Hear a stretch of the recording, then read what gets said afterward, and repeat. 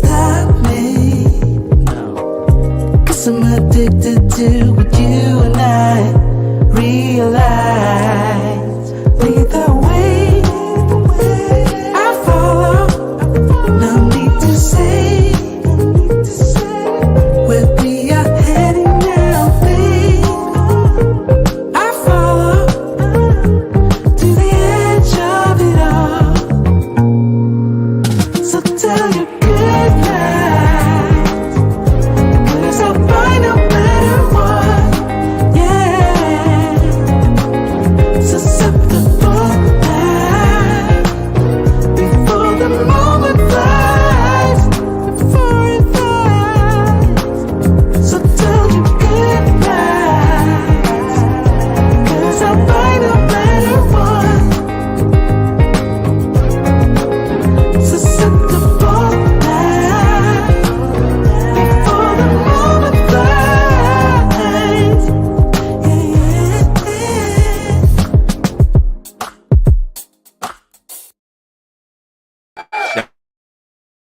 Shout out. All you ladies and men that are here and dare to tread this channel. Today is that day, gentlemen. Today is that day. We've been living in Thailand for 25, almost 30 years. You've been enjoying Kenya for about almost, 43 years? You've been in Colombia almost 25, 26 years. And today's that day. You've been living overseas, living la vida loca. Let's go crazy, let's go nuts. And now, today is that day. The day of graduation, the day of fulfillment, whatever you want to call it. It's the day that we pass on. That's what we all have in common. We are all going to pass on. But before we do, as expats, nobody wants to talk about this, but Ronin Travelers and I are. What preparations do you make while you're living abroad? Do you have life insurance for somebody that you fell in love with or had children overseas? What about the property you have back home? You have that established? When you get older, statistics show we spend more on medical bills in the last 2 weeks of our lives than any point combined. We're going to talk about that tonight. That's why I'm dressed for funeral. Because today is that day. Want to embrace it or not, that's up to you. And I hate the fact that I'm freezing. Whether you want to embrace it or not, that's up to you. But at the end of the day, we want to make sure that you are well prepared as an expat when it comes to what you need to do on that fateful day or prior to that fateful day of you passing on, of me passing on. Because I really don't plan on passing on in the United States. So what do I do since I plan on passing on in another? Shout out to all you guys that are here for this particular episode of Love Crossing Borders.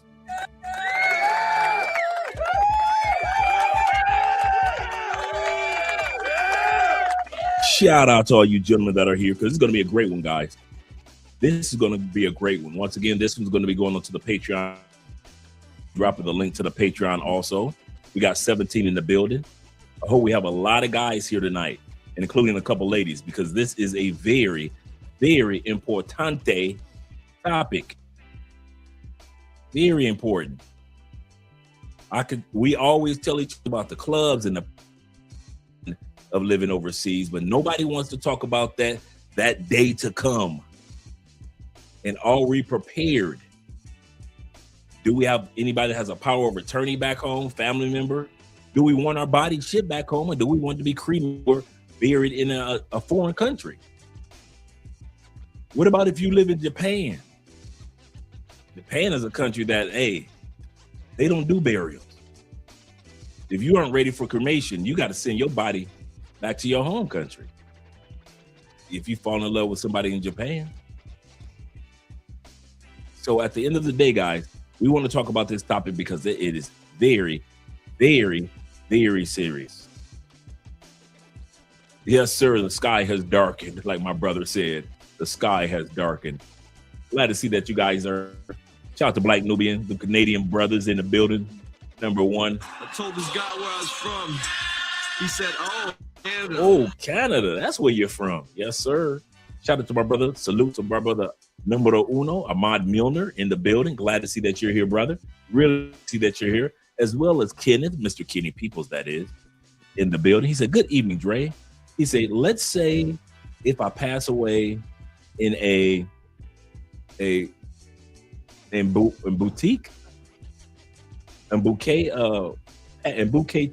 Panama, ship my body back or burn it at the stake and scatter the ashes. My family honors my late father's wishes back in 2015. Shout out to your late father and his, like me, scatter the ashes. Scatter the ashes.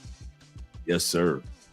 Shout out to my brother Bronx and condolences to you and the family as well. A late condolence, almost 10 years to you, Kenny.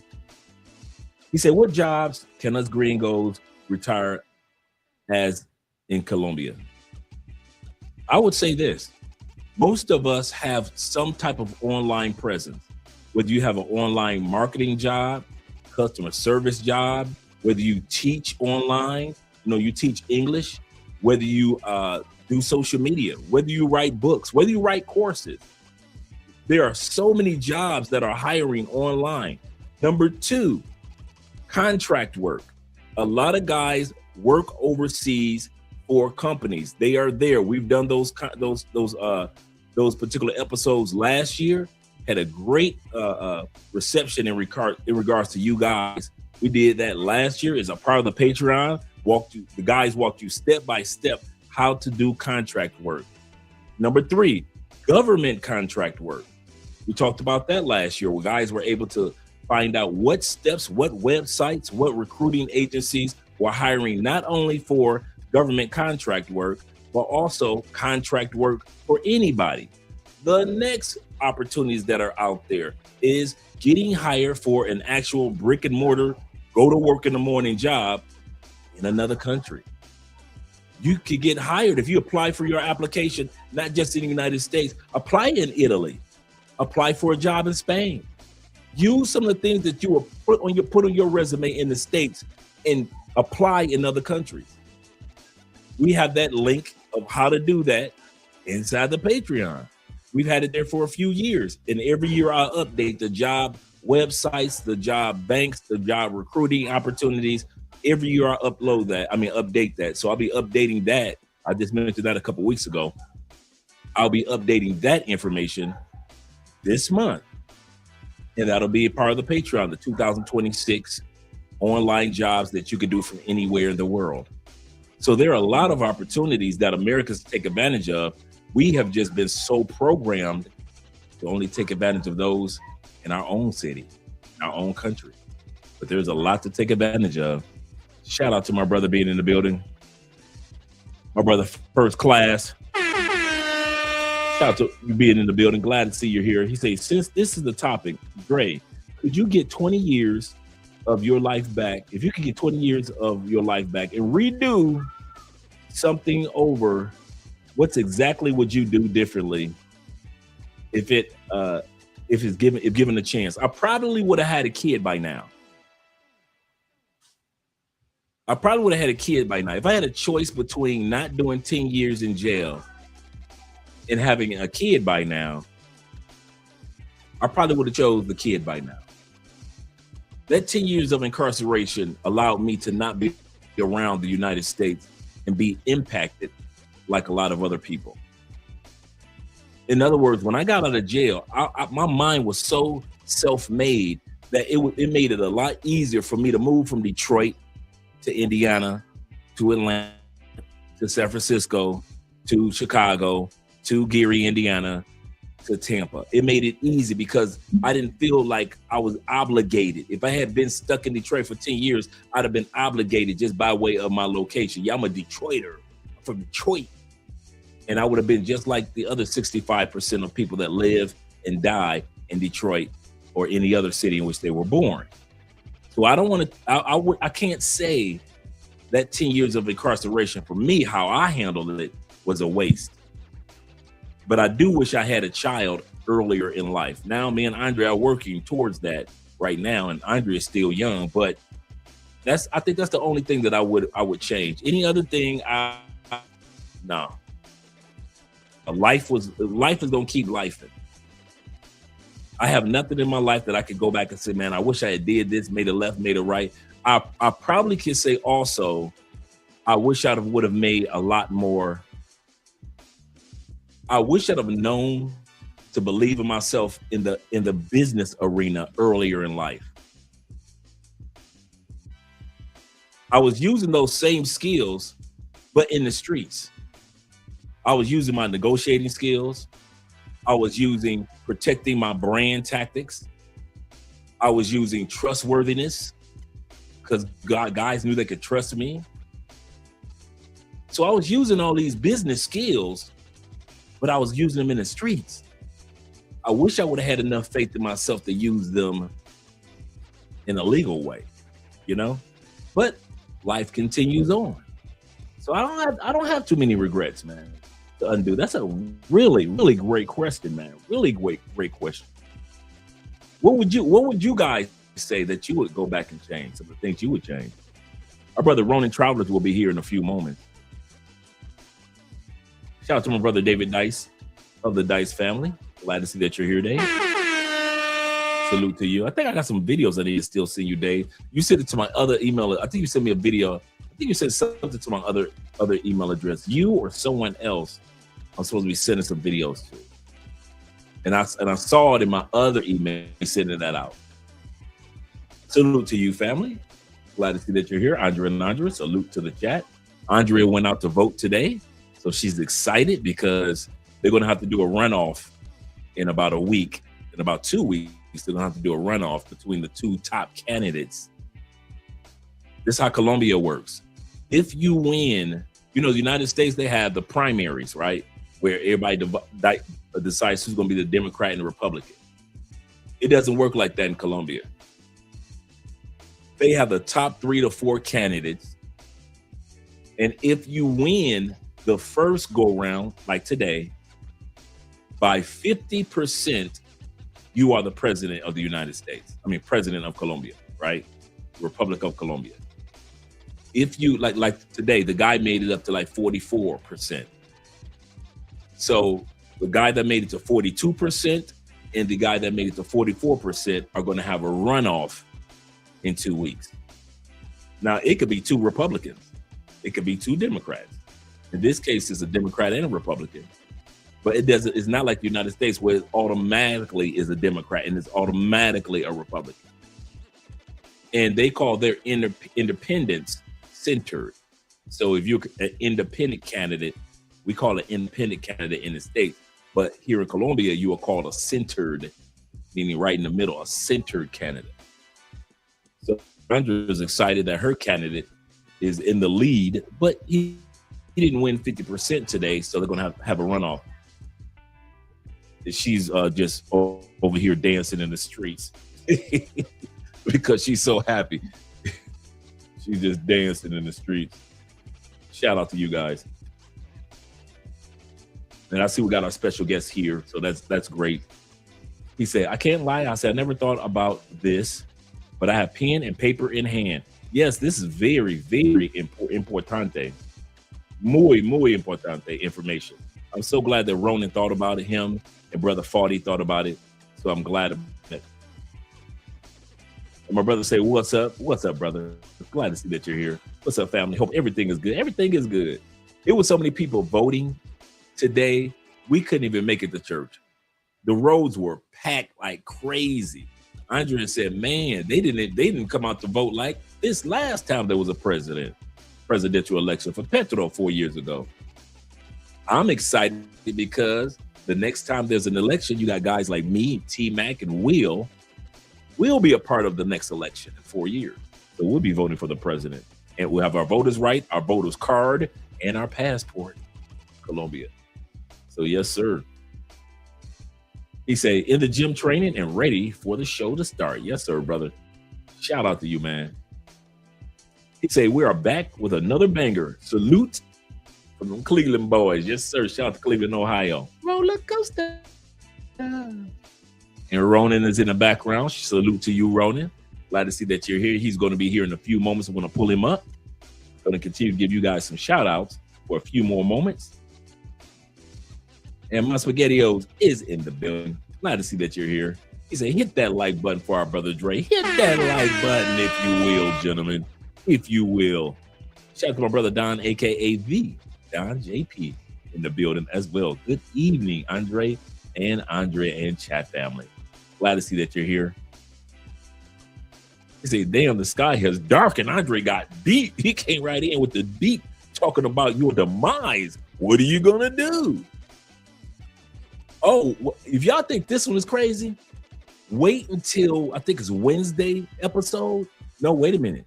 Tomorrow's episode is the cost of living versus the cost of dying in the United States.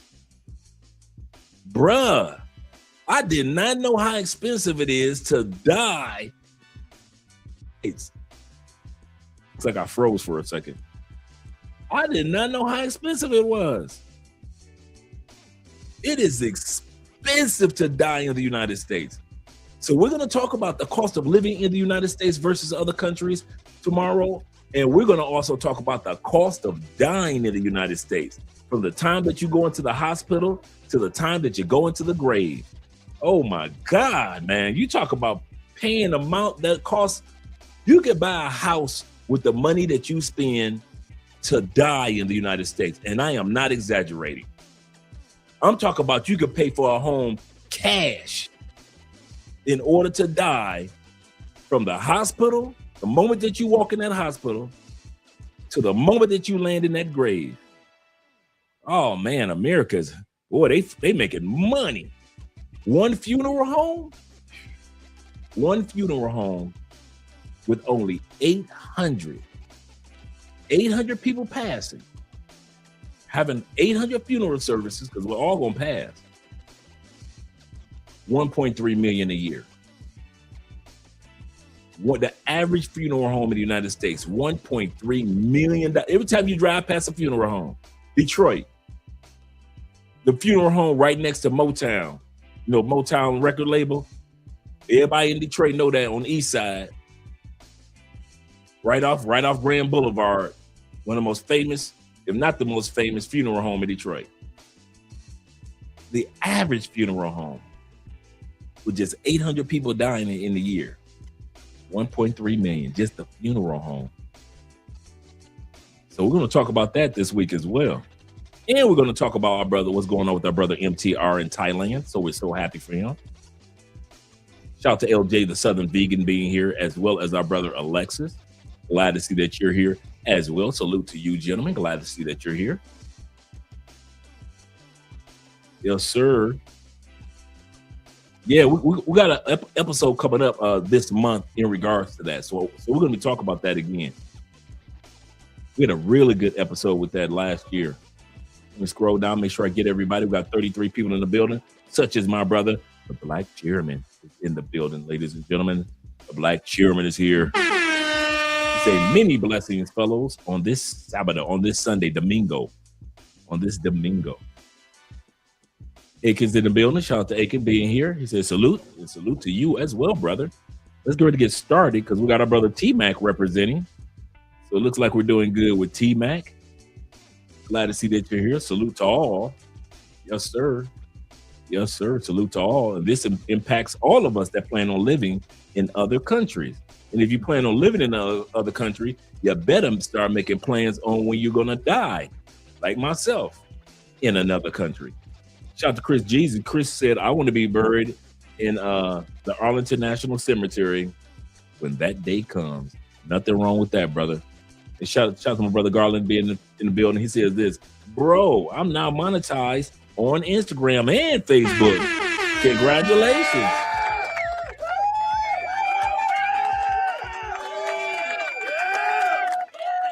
He said, if any of y'all not on Facebook, y'all better get on it because Mark is paying. Okay, cool. I need to holler at you about that one then. I need to holler at you about that one because I've been on there forever. Doing episodes. These episodes go live on Facebook. They go live on YouTube. They go live on Instagram. Yes, sir. Shout out to my brother Arizona Marine being in the building. Glad to see that you're here. And Silverus One being here. Silverus One is in the building. Shout out to you. Say shout out to brother Andre and the chat. Glad to see that you're here too, bro. We got MJB representing us, sir. What's good? We're having a good night. And Dave says this.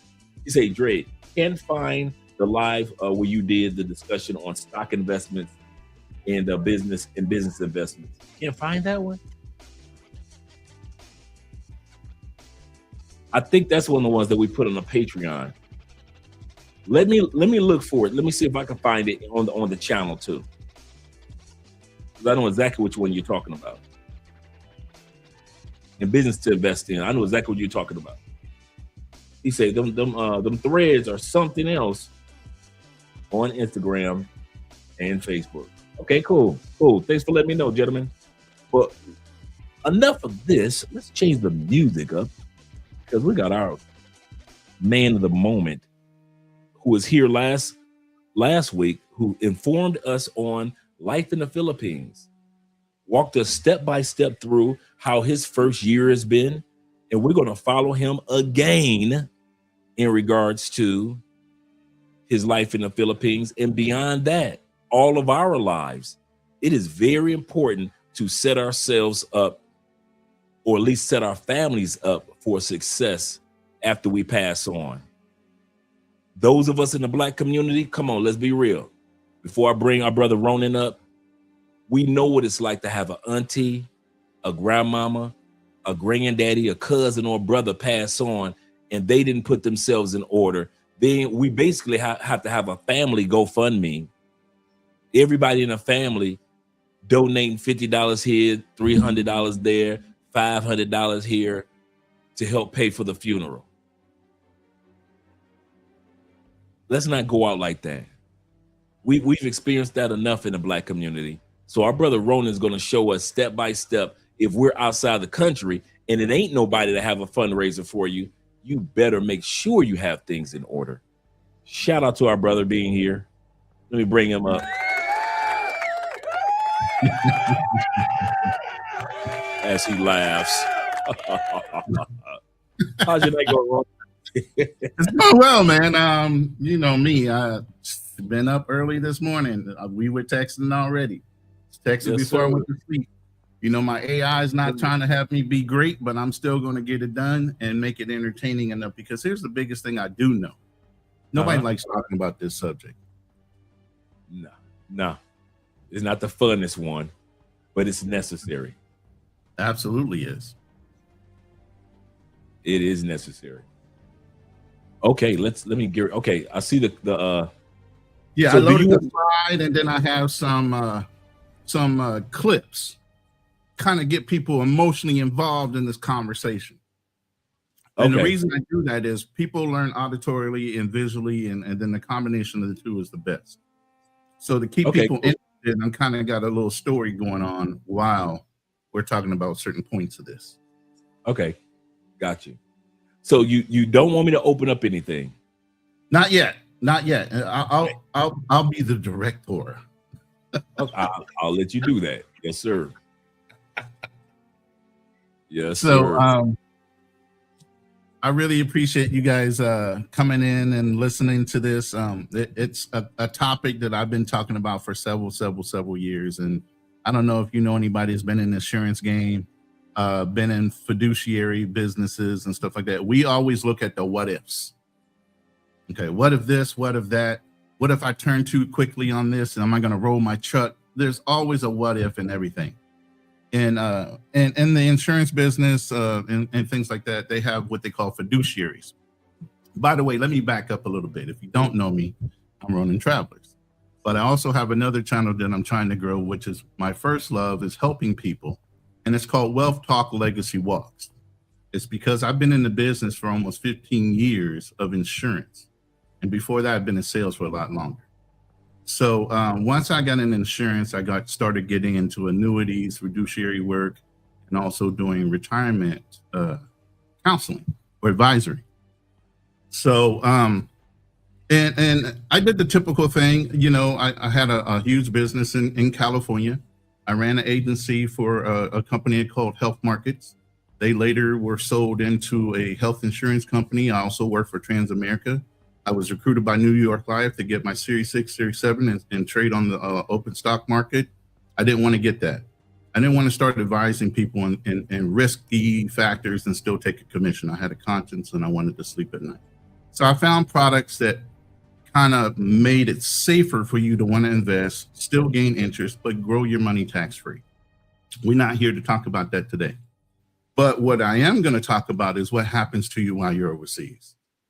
Okay, so before I get into tools and strategies or anything like that, I want everybody watching and understanding that what actually happens on the ground the moment Americans die overseas, it's like a movie, because now it's a whole investigation going on. Why you died, autopsy has to be done. That country has to kick out a death certificate, has to be certified by the consulate. There's a whole bunch of processes that go in place before they can even get your body. Okay, and then that's a whole nother conversation. It's called repatriation. We're going to go over some glossary of terms. We're going to go over a lot of different things during this live. But what I want you guys to wrap your head around, this is a real thing. What I know in my business and what I know from talking to people, when you're on vacation, you have a vacation mindset, you're the most relaxed and you do more things that you never trained for in your life that you want to do it for fun. Some of those fun activities can get you dead. You know, you want to skydive or parachute, or you want to go rock climbing, but you never did that in the States. Just choose to do it now. Maybe you're a content guy, maybe you're not. Doesn't matter. One false slip and you're falling down that mountain. One parachute that doesn't open, basically the law of averages, you're dead. What do we do? What do you do? Did you have things set aside? Because we all think we're going to live forever, God forbid. You know, we're not going to die. We're invincible. No. There's going to be a time and a place that no man knows. I've had so many clients come in, and I've had husbands fall on the sword for their wives and want to insure their wives, but don't insure themselves, but they're the bread maker. I've had the vice versa. I've had the wife that falls on the sword for the husband and make sure he's secure, but then she winds up getting sick and getting brain cancer and dies, and now he's got kids and responsibility. The hell with no life insurance. Now he's got to be able to take care of all those things, life balances, right? Nobody thinks about that. It's all happy-go-lucky until that incident happens. Then it's like, damn, you know, somebody's having a cookout or a fucking car wash, excuse my French, in order to pay for a burial. It happens too much. GoFundMe's are not life insurance policies or burial plans. So tonight we're going to get into all these steps. I got some nice, pretty slides for you to keep you occupied visually. I got some little clips that are going to go on, but Dre, you can pull yourself back up real quick if you want. Yes, sir. Give me a All right. second. And I'm not looking at the chat right now, so I'm totally in a whole nother element. I got too many windows open, so I don't know if anybody's addressing questions to me or whatever. Give me a second. I don't know why that is not. Okay, there we go. Here we go. So here, let me pull back into studio here real quick. Okay. All right. All right. If you like, let's get everybody in the mood. That first video that you see down there says Act 1. Yes, sir. Go ahead and play that. Okay. Su familia.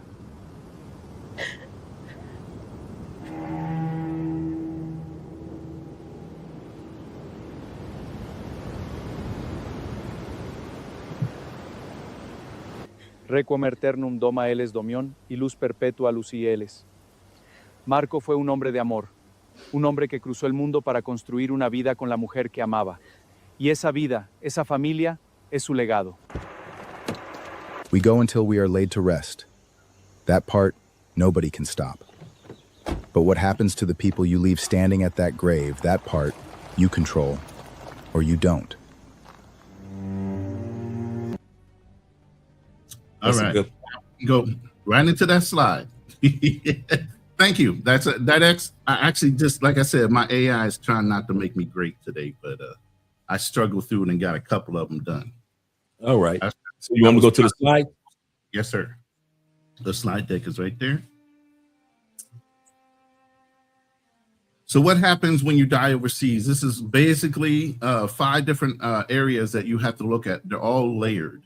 Okay, Before you get any deeper into it, guys, if you are interested in the slides in which Brother Ronan has put together, shoot me an email and I'll send you these new slides as well. So he's made some new slides. So some of you guys got slides from last week. Just shoot me an email, and you guys know my email address right here, aspence2011@gmail. Shoot me an email, and all the slides that he's going to be going over today, you guys will be able to get those directly from me as well. These slides are going to be going into the Patreon also. All right, Ronan. Thank you. All right. Let me just drop this one thing in here. By the way, only thing I ask is if you guys could promote my new channel, that would be great. All right. And I'll back chat. This is my channel where I'll be talking more about this. So I'm actually simulcasting between the 2 channels right now. All right. There we go. All right. So let me put So- this in the comments. Go ahead, Ronnie. Yeah. So you can see there's 5 sectors. And look, there are multi-layers, and I'm not going to get boring with this because there's multiple layers to each one of those sections. Okay. And overseas death triggers a lot of different tracks, one on the local side and one on the U.S. estate administration side. Back in the United States, people are already grubbing to get access to your money, especially family members. And there's a pecking order to this.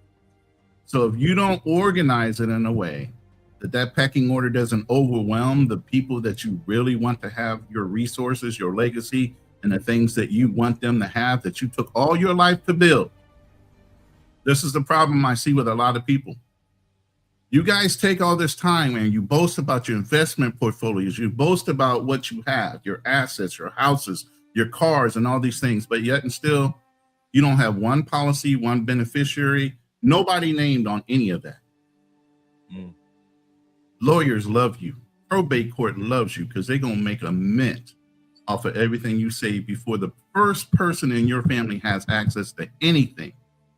They will lock your stuff down. And if you have crypto accounts with nothing attached to them, guess what? All that wealth gets lost. Period. Because nobody has all your little codes or anything like that to access it. It's digital currency, right? So if you don't have a plan in place on who has access to that, or if you don't have a folder in a safe deposit box that has, the codes on it, that's lost to the internet. It's digital currency. It's dust. Goes to nobody. Nobody knows about it. You've been secretive all this time about what's in your account, how much you have it, and all those things, which is good. You should be.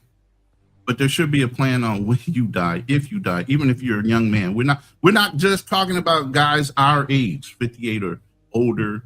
No, young guys die all the time, all the time. Some guys succumb to pressure and self-delete. You just never know.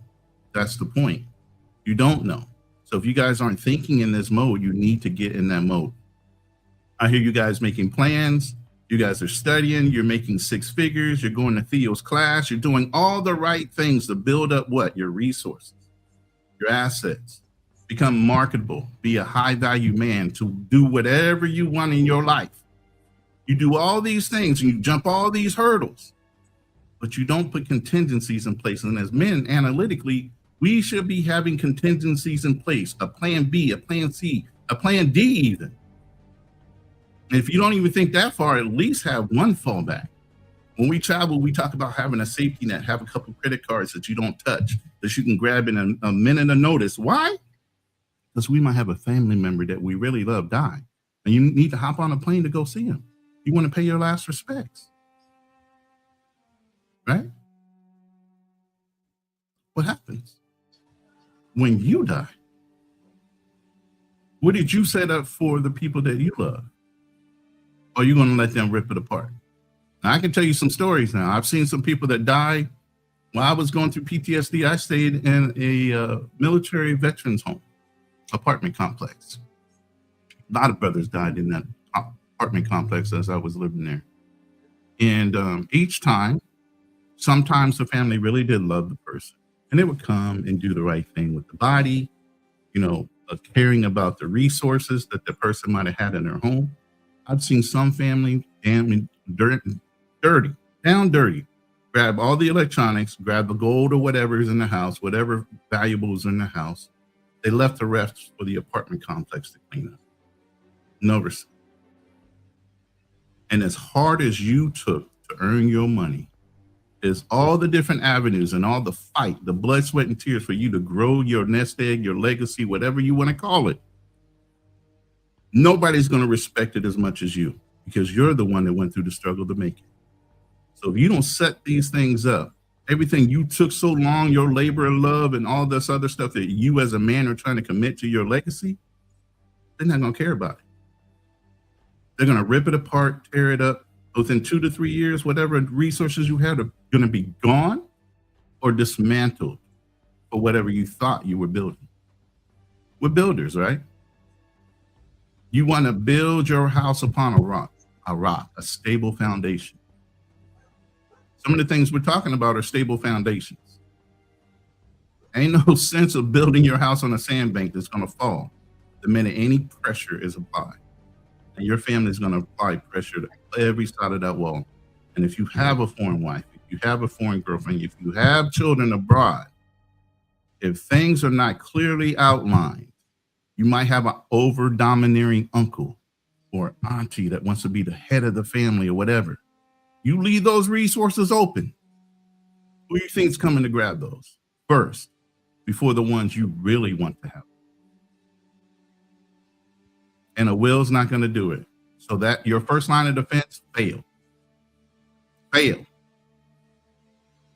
There is nothing locked into a will. It can always be argued in a court. You're not of sound mind.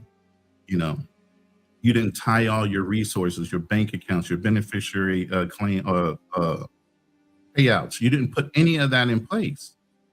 That all goes to probate court. Probate court is where they ripped it up even more. And now the lawyers and the judges want their fair share, right? That could last anywhere from 3 to 6 years. All the while, whoever you really love has no benefits, no money, no nothing. Okay? So while we're talking, I want you guys to be looking at these charts and at these infographics, because they're giving you the basis. And like Dre said, you can have those infographics and start to sit down with somebody in your state. Because as we go through this, every state has different rules upon death. Just like every country that has a treaty or no treaty has different rules when it comes to death, estate, and everything else. If you own land in another country, that's a whole nother thing. That doesn't necessarily fall in the U.S. probate court. That goes to the country's probate court or whichever way they hold estate planning in that country. You need to know all the rules. You're taking all this money. You're a competent individual. You can afford to buy a business. You can afford to buy homes. How come you don't know the laws when it comes to distribution of wealth? And why haven't you set something up? You guys always talk about somebody's going to take something from you, but you put no guardrails on or any protection to prevent it. This is what me and Dre are going to be talking about today. How do you prevent people having access to your wealth like you would if you were alive once you're dead? How do you make sure the people you want to have your resources, your wealth, your legacy are set up to where they have no hurdles?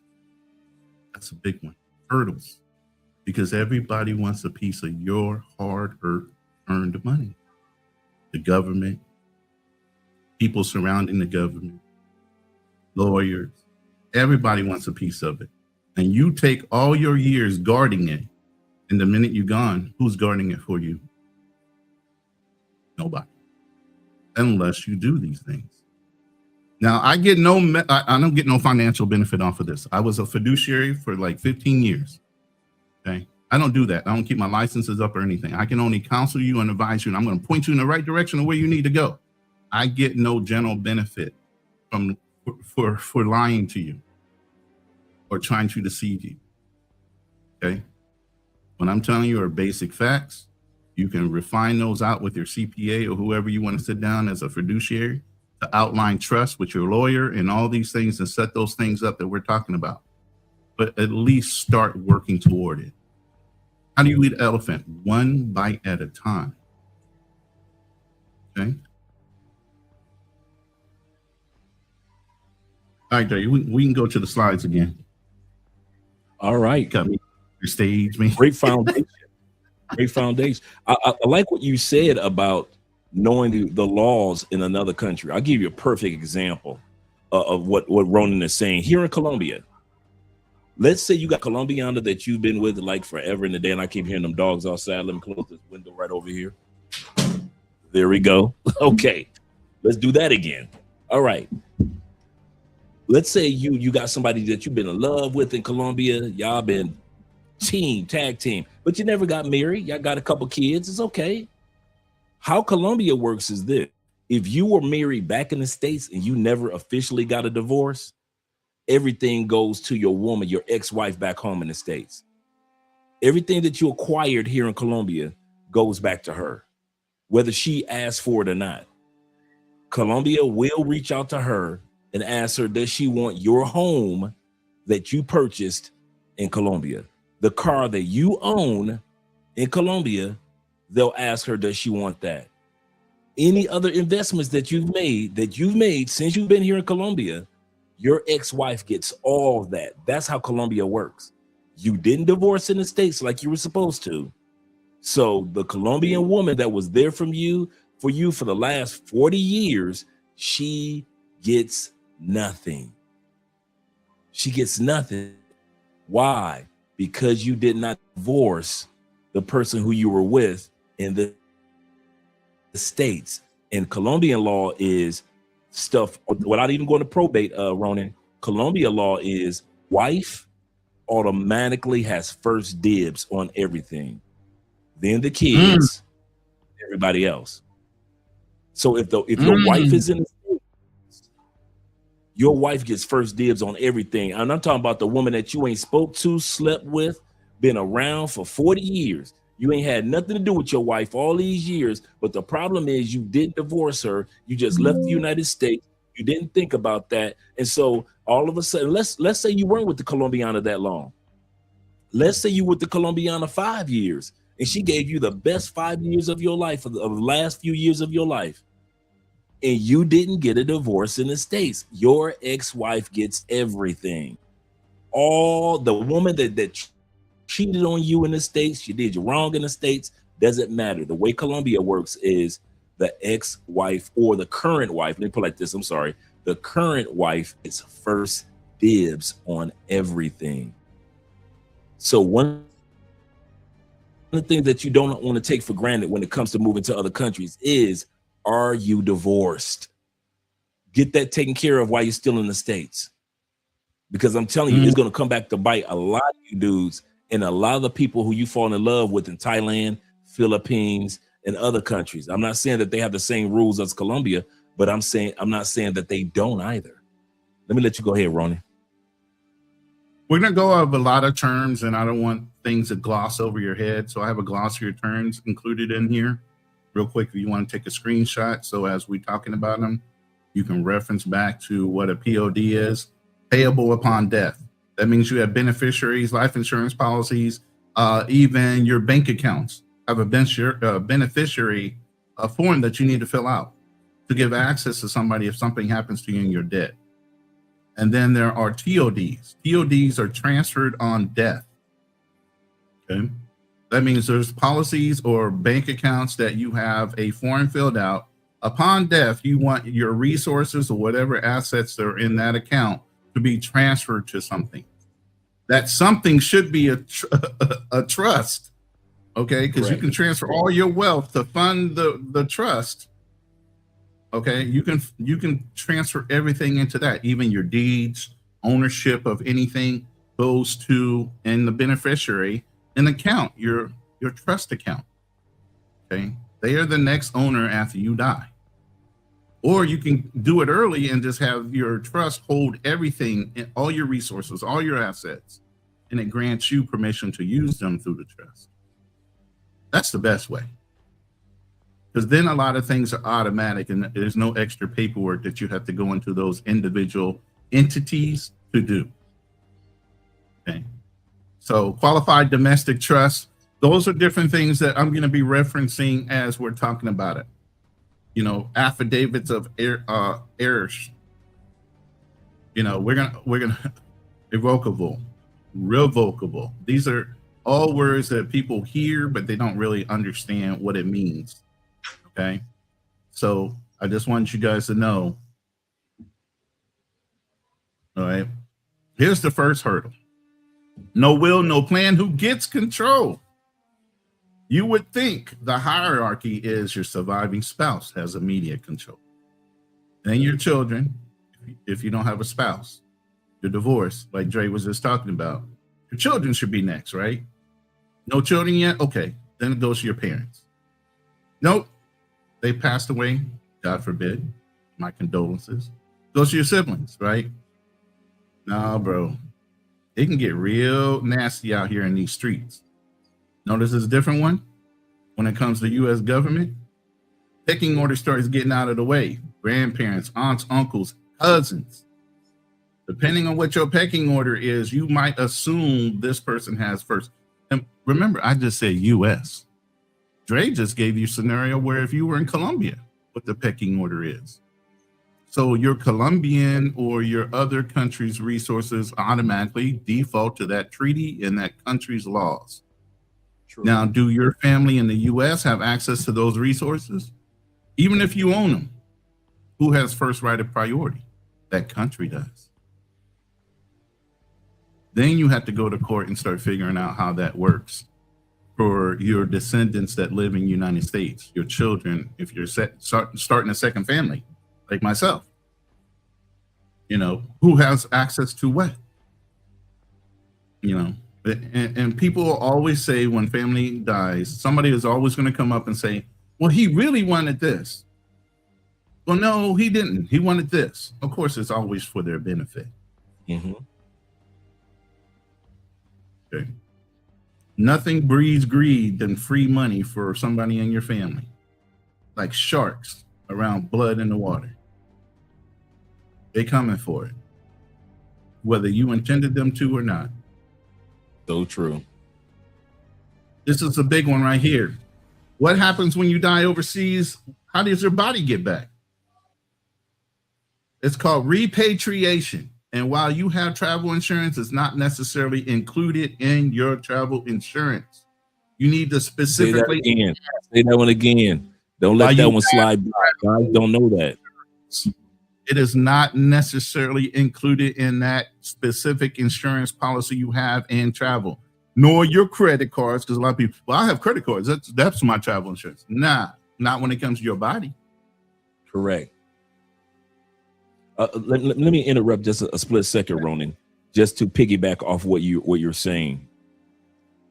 Andre and I have life insurance policies in the States, but to even piggyback off of that, I have MetLife, the same MetLife insurance that you guys have in the States. We have MetLife insurance here. One of the things that I made sure of, Ronan, was that if something happened to me while Andre and I are on excursion in another country, are our bodies covered for being shipped back to whatever our home country is, whether it be Colombia, whether it be Spain, whether it be Brazil? What country, our home country, does that cover?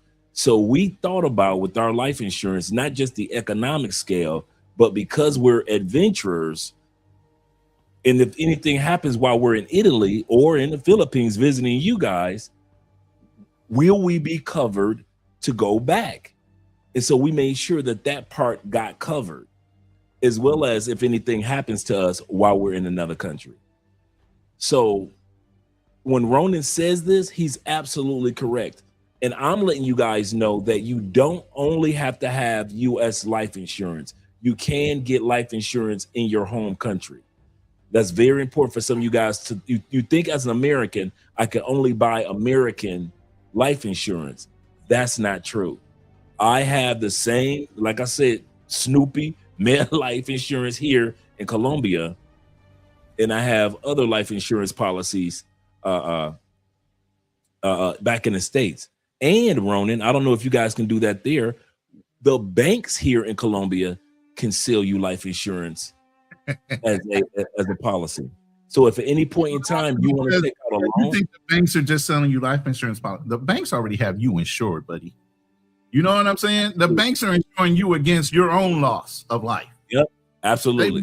Money. You take out a loan, they got a policy on you, probably 2 or 3 times the value of the loan. They gonna get their money, and then they still gonna come back after your descendant and say, you owe us. In Colombia, you can't even get a loan without insurance. Exactly. You can't even get it. It's funny that how you would say, like in the States, they automatically do it. In Colombia, they don't. However, you can't get any type of loan without it. So you can open up all type of bank accounts and savings accounts and money market accounts. But if you want a loan to be able to do something, whether something minute or whether something major, the first thing Colombia's bank accounts are going to ask you, did you buy an insurance policy with this bank to be able to cover anything that may occur upon your demise?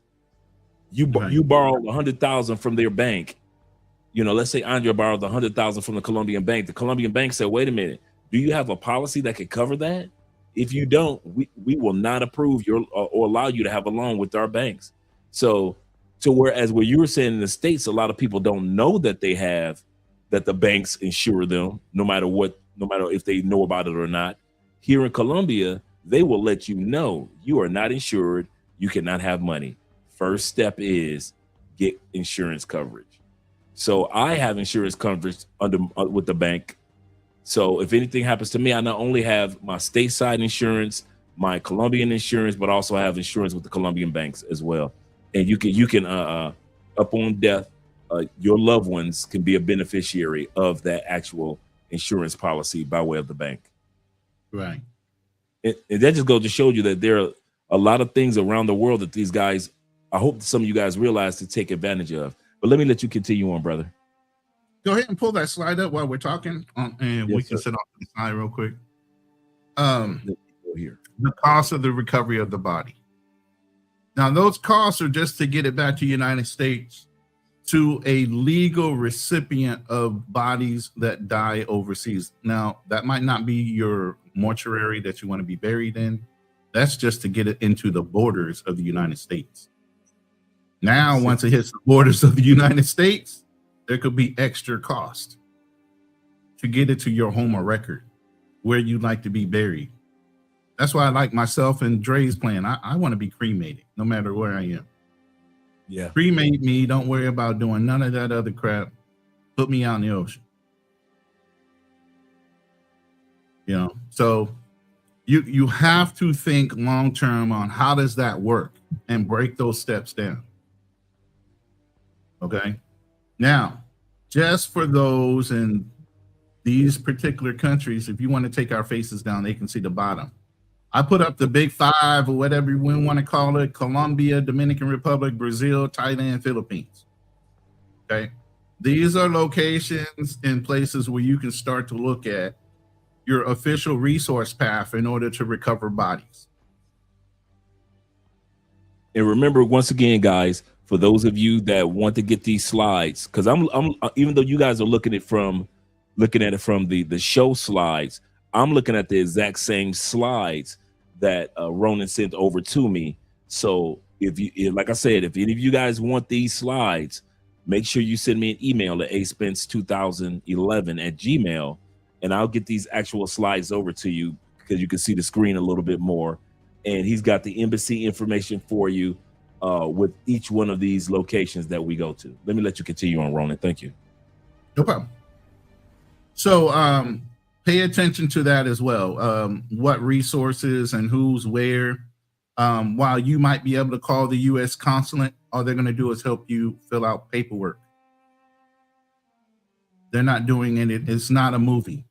They're not going to do anything additional to help you besides help you follow through on whatever paperwork or give you resources for those paperwork. That's it. If you don't know, so the whole key to this is not only do you have representation in the United States, whatever country you're in, if you decide to settle, own property or anything like that, you need to put somebody on retainer as a resource for your significant other, whoever, to gain access to and help fill out paperwork that's necessary. So with that second clip, you can hit that second clip to kind of tie that all together. The second clip? Okay, here we go. Closest to the slide, yeah. All right, let me move us over here, and I'll hit the second clip. Sole primary beneficiary. It bypassed the will, it bypassed probati, it deposits directly into your bank account this week. That is. Let me get a second. Let me bring that back. We can go to that one. Yeah, we can go to that one next, but I want the one closest to the slide. Oh, there is another one. Let me bring this one down. Move this one and add this one. Will happen. The question is, what did you leave her to deal with when it does? Plan today. It is the last act of love you can give her. Now you can hit the next one. Okay, cool. No problem. This is the mindset. I'm trying to get Sole them in primary their mind. beneficiary. It bypassed the will, it bypassed probati, it deposits directly into your bank account this week. That is the fastest asset transfer that exists, and your name is on it. The beneficiary form overrides the will every time. The fastest thing Marco could leave her, he left her. There you go. So All right. what that basically is saying is, start planning. And then secondly is quick accesses to money. The POD is one way, the life insurance is another. As long as you have that death certificate, you can get the life insurance policy to pay out pretty quickly. But the whole point is, if you're dying overseas, it could take a little while to get that death certificate. So the POD is what kicks in right away.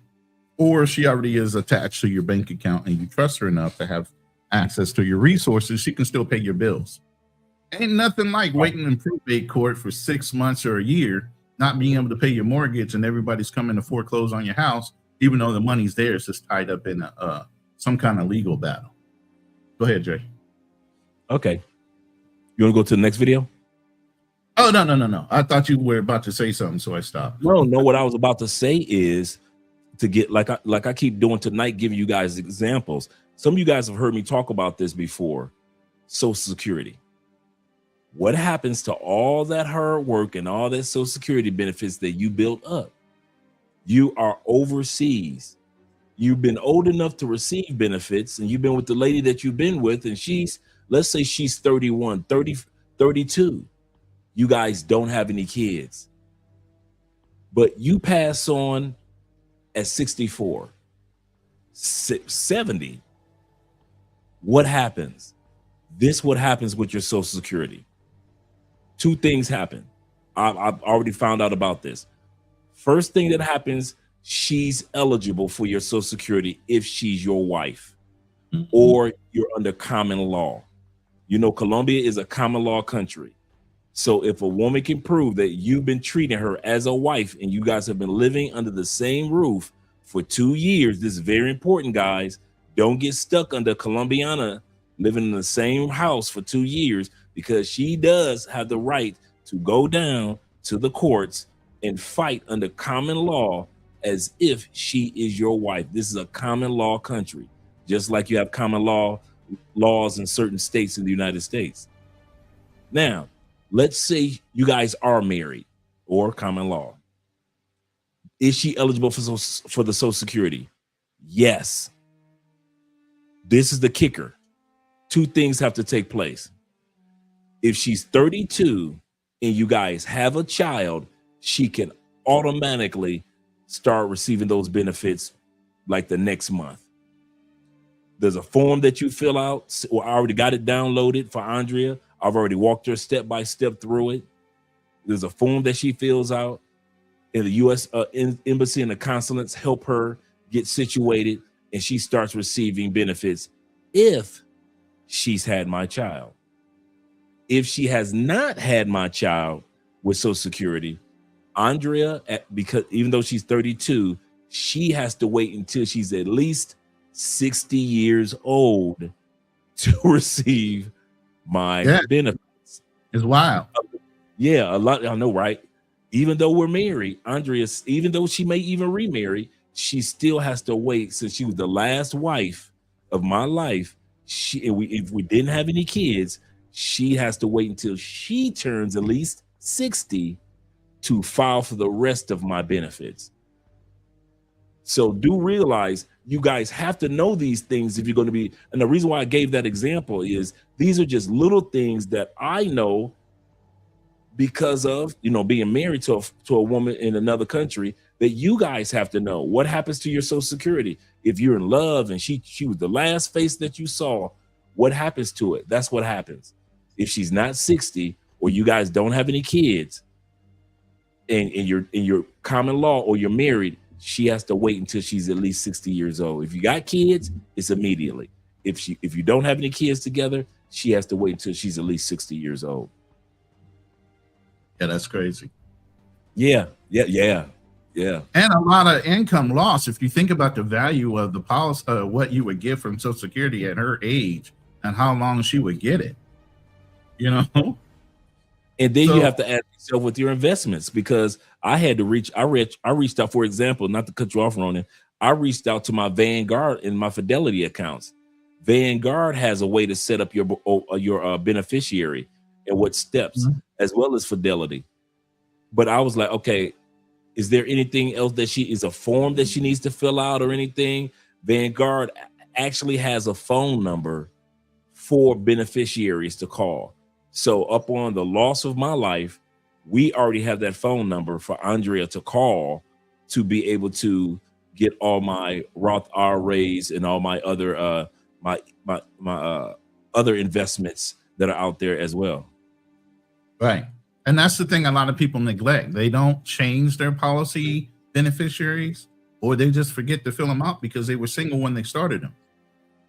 Yep. And they just kept the ball rolling. And you don't think about dying, so you don't go back and say, oh, I'm married now. Let me go ahead and add my significant other and my children to the beneficiary form. Before you go to the next part, Ronan, I just want to speak on this. Guys, we're not just talking about what you're leaving for somebody else. You guys often hear me talk about Andrea and I have insurance policies. Andrea has more policies than I got. So if she passes on before me, I get a chunk of change. What's my point? Andrea's had family members that were the young woman. She was one of Andrea's closest friends was her cousin. Her cousin was the young person who married an older guy. They had 2 kids together. She was the one that passed on, even though she was young. Today is the 10th year anniversary of her passing on. Today just so happened to be the 10th year anniversary. Yeah, me and Andrea was having prayer, and she mentioned it during prayer that this was the 10th year. And I know the impact. And so Andrea is so adamant about making sure that I'm taken care of because she lives through the younger person in the relationship dying. So don't think that when we're talking that it's just you looking out for the woman, you looking out for the woman. We're also talking about be prepared with insurance policies regarding the woman that you love in this other country, making sure that she's able to look out for you if she passes on first as well. So me and Andrea are both adamant about looking out for each other. So we were getting our insurance policies and I didn't even know about the other 4 that she had. And I'm looking like, okay, so how much do I get? Okay, how much? All right. I just wanted to make sure. And so then she was telling me about all the other policies that she has.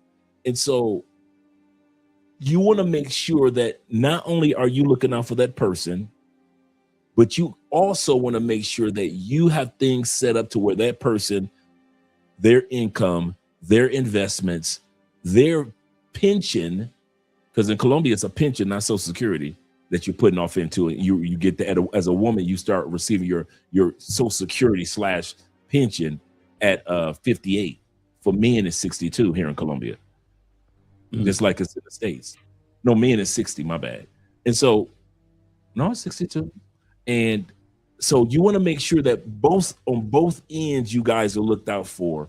So as we're sharing this information, don't think that we're talking about, man, y'all just want us to look out for all these women. No, we want you to set things up to where you're looked out for also, because if anything ever happens to that young lady that you're in love with and you've got kids by her, you're going to wish that you had set everything up for her as well as setting everything up for yourself. And it's not even about that. It's looking out for the stuff that you work so hard to get. What you mean? Max, this is lifetime. And labor of love, blood, sweat, and tears to grow this legacy that makes you a high value man that you beat your chest about. But you got no protections on where it goes the minute you expire. Yep. Paper house. I call that a paper house. That'll burn up with one match. Say one. That's all it takes. One. But the other thing, like you were talking about with the insurance part, and we played that, so I'm going to go ahead and talk about this real quick. Partnership, sale insurance, and mortgage life policies. Okay, those two policies right there. A partnership sale policy is, say you're in business with somebody. Now, you know, maybe your significant other doesn't get along with that person, or that person doesn't get along with your significant other, or you don't get along with your partner's wife either. They can start messing up your whole business, the aspect of it, how it proceeds, how it benefits, and all that if the partner dies. So what you do is you fund this through your partnership and your business. The insurance is paid through your business. It is a business experience. But what it guarantees is once you pass on, the life insurance policy pays out to where the evaluation of the overall business, you get to receive that money from the life insurance policy, which goes to the surviving spouse. They get a lump sum, they're out of the business. They don't get to tell you what to do. Now you are a whole subsidiary owner of that business without your partner, and you're free and clear. Okay. And vice versa, it works if your other partner dies, then you get paid out from the life insurance policy that you give to the spouse to pay them out of ownership. So that's one thing. And then the mortgage life, you're building a nest egg, and yes, we leverage things in order to buy other things.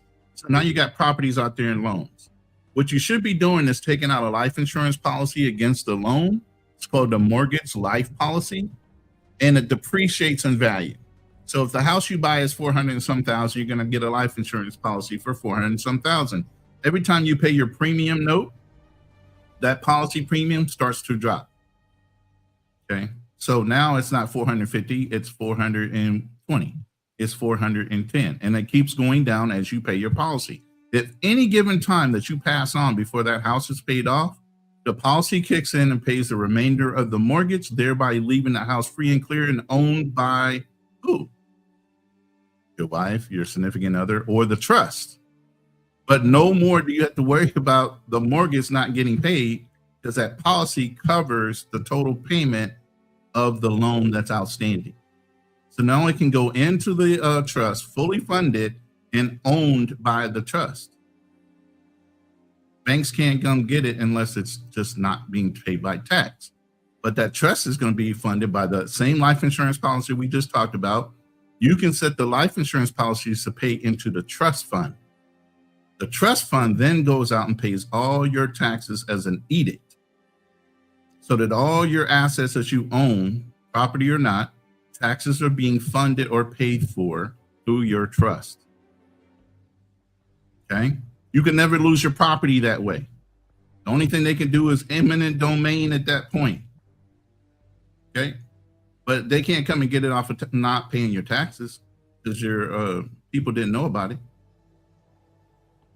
You know? So those are the two things I wanted to talk about with the life insurance policy. There are other policies in order to protect you or your partner against loss and to make sure your mortgages are being paid off, not, oh, I'm going to give you 2 to 4 months living expenses. That's nice. What's nicer is knowing that there's no debt incurred and no debt outstanding once you pass on. And you can do that through that mortgage policy. Okay. There's a question here for you, Ronan. And it is, shout out to I think it was T-Mac that was asking. I think it was a question for T-Mac, but you can answer it as well.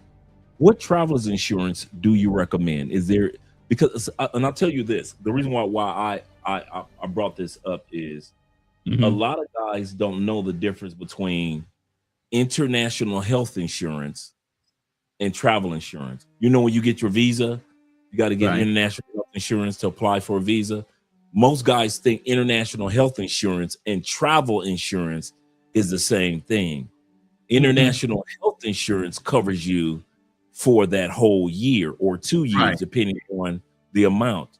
Travel insurance covers you for that particular trip. And it depends on what they cover you for. So remember, there's international health insurance for most of you guys are going to apply for a visa to live long term in most countries. That international health insurance covers you and you pay month to month, or you can pay for the full year. But international health insurance, and we have that in the Patreon already, is available for, it covers you for a year to 2 years, just like your insurance covers you in the States.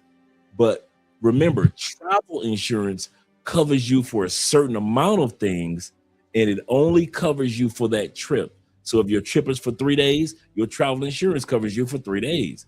And it depends on what it covers you for. If your trip is for 10 days, it only covers you for that 10 days. And it depends on what it covers you for.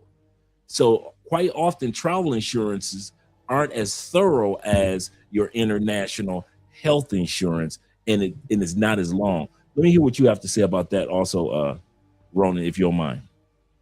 Yeah, I mean, you actually did a great job, and there was some programs or some international health insurance policies you brought out during your live. I think it was I Am Global. There was one called World Nomads, and then you recommended another one called SafetyWing.com. Yep. Now I used to sell Blue Cross Blue Shield and others. Blue Cross Blue Shield has a global policy that covers you. It's very expensive. So I would say shop around, and you might start off with one, but you might want to migrate to another, because the level of coverage that you would get from Blue Cross, you could get from a local insurance that's an A-rated insurance company in that country that gives you access to the A-rated hospitals and care versus a public hospital or some kind of clinic. And you wouldn't be paying as much because you're paying off of their rate versus, oh, I want to have travel insurance, and you might start off a month and then all of a sudden you're 6 months to a year in, and you're paying US rates for something that you can get cheaper once you reassess in that country and say, oh, I can get the luxurious suite here for this much, and I'm saving how much from the American policy? Because travel insurance is prorated per day that you're out of the country. It's not the same. It's not the same as having insurance in the United States. You're going to pay 2 to 3 times more for that travel insurance for that short term, because that's what they're thinking. Short term actuarials know you're going to go out and do the most riskiest shit while you're on vacation. Okay. So then they're going to prorate that premium higher than what you would pay if you were in state paying a monthly premium. Okay. So the travel insurance is for short term. Okay. You know, you got to get what you can get, but make sure it has the right coverages. Make sure it has repatriation in it and some other things on your short-term travel health insurance. But I would recommend, like Dre had earlier, those 3 companies but also get into the country and figure out where the A-rated hospitals are in clinics and doctors, figure out what program they take, and file for that kind of coverage in the country of your choice. But go ahead. The way that Colombia works, for example, and I believe other countries might work like this too, and I use the word might, guys, you're gonna have to do your homework. Colombia works like this. When you are applying for a year visa, you want to live in that country for a year or 2 years, digital nomad visa, real estate visa, investment visa, whatever it is, right? Colombia and many countries look at you like you're in limbo when it comes to your protection of your body, your health. You're not technically living in the States anymore, but you're technically living in going to be living in Colombia, but your visa hasn't been approved, so you can buy Colombia's visa. So what do you do in that limbo time where you're not going to be technically in the States, but you haven't had an approved visa? What do you do with that month, that time, that window? That's why they tell you to buy international health insurance, because you are technically, you don't own Colombian visa yet. You haven't been approved for a visa. Colombian insurance yet. You have not been approved for a visa. You're still stateside resident. You living in Colombia. You've been here for 60 days, right? You applied for your application. Colombia is like, okay, if anything happens to you in that 60 days or beyond, until you actually buy, for example, we have the best one in the country, SORA. Until you officially have a SORA insurance policy, which could take maybe 3 months for you to go ahead and apply for it and get it approved. If anything happens to you while you're on the land of Colombia, how are you going to get covered without cash? So a lot of guys, because of the cost of living and the rate of exchange, can afford the cash. Cool. But a lot of guys say, I really want to be covered.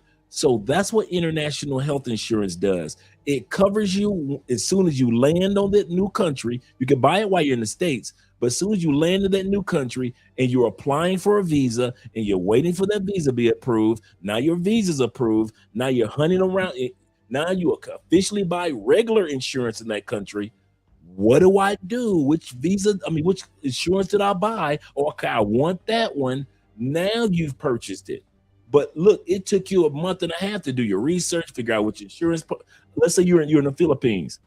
You're in the Philippines. Which insurance do I get? Do I get this one? Do I get that one? Oh, I slipped and fell playing basketball. I twisted my ankle. What do I do?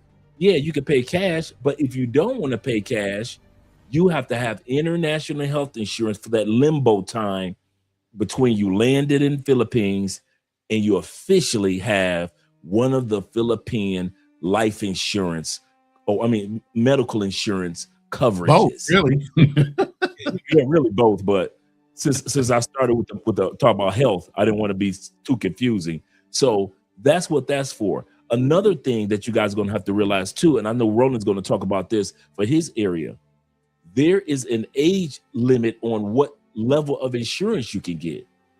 Your insurance, just like in the States, might be, for example, both of Andrea and I are on MetLife, like I mentioned. My coverage is a little higher because I'm 58.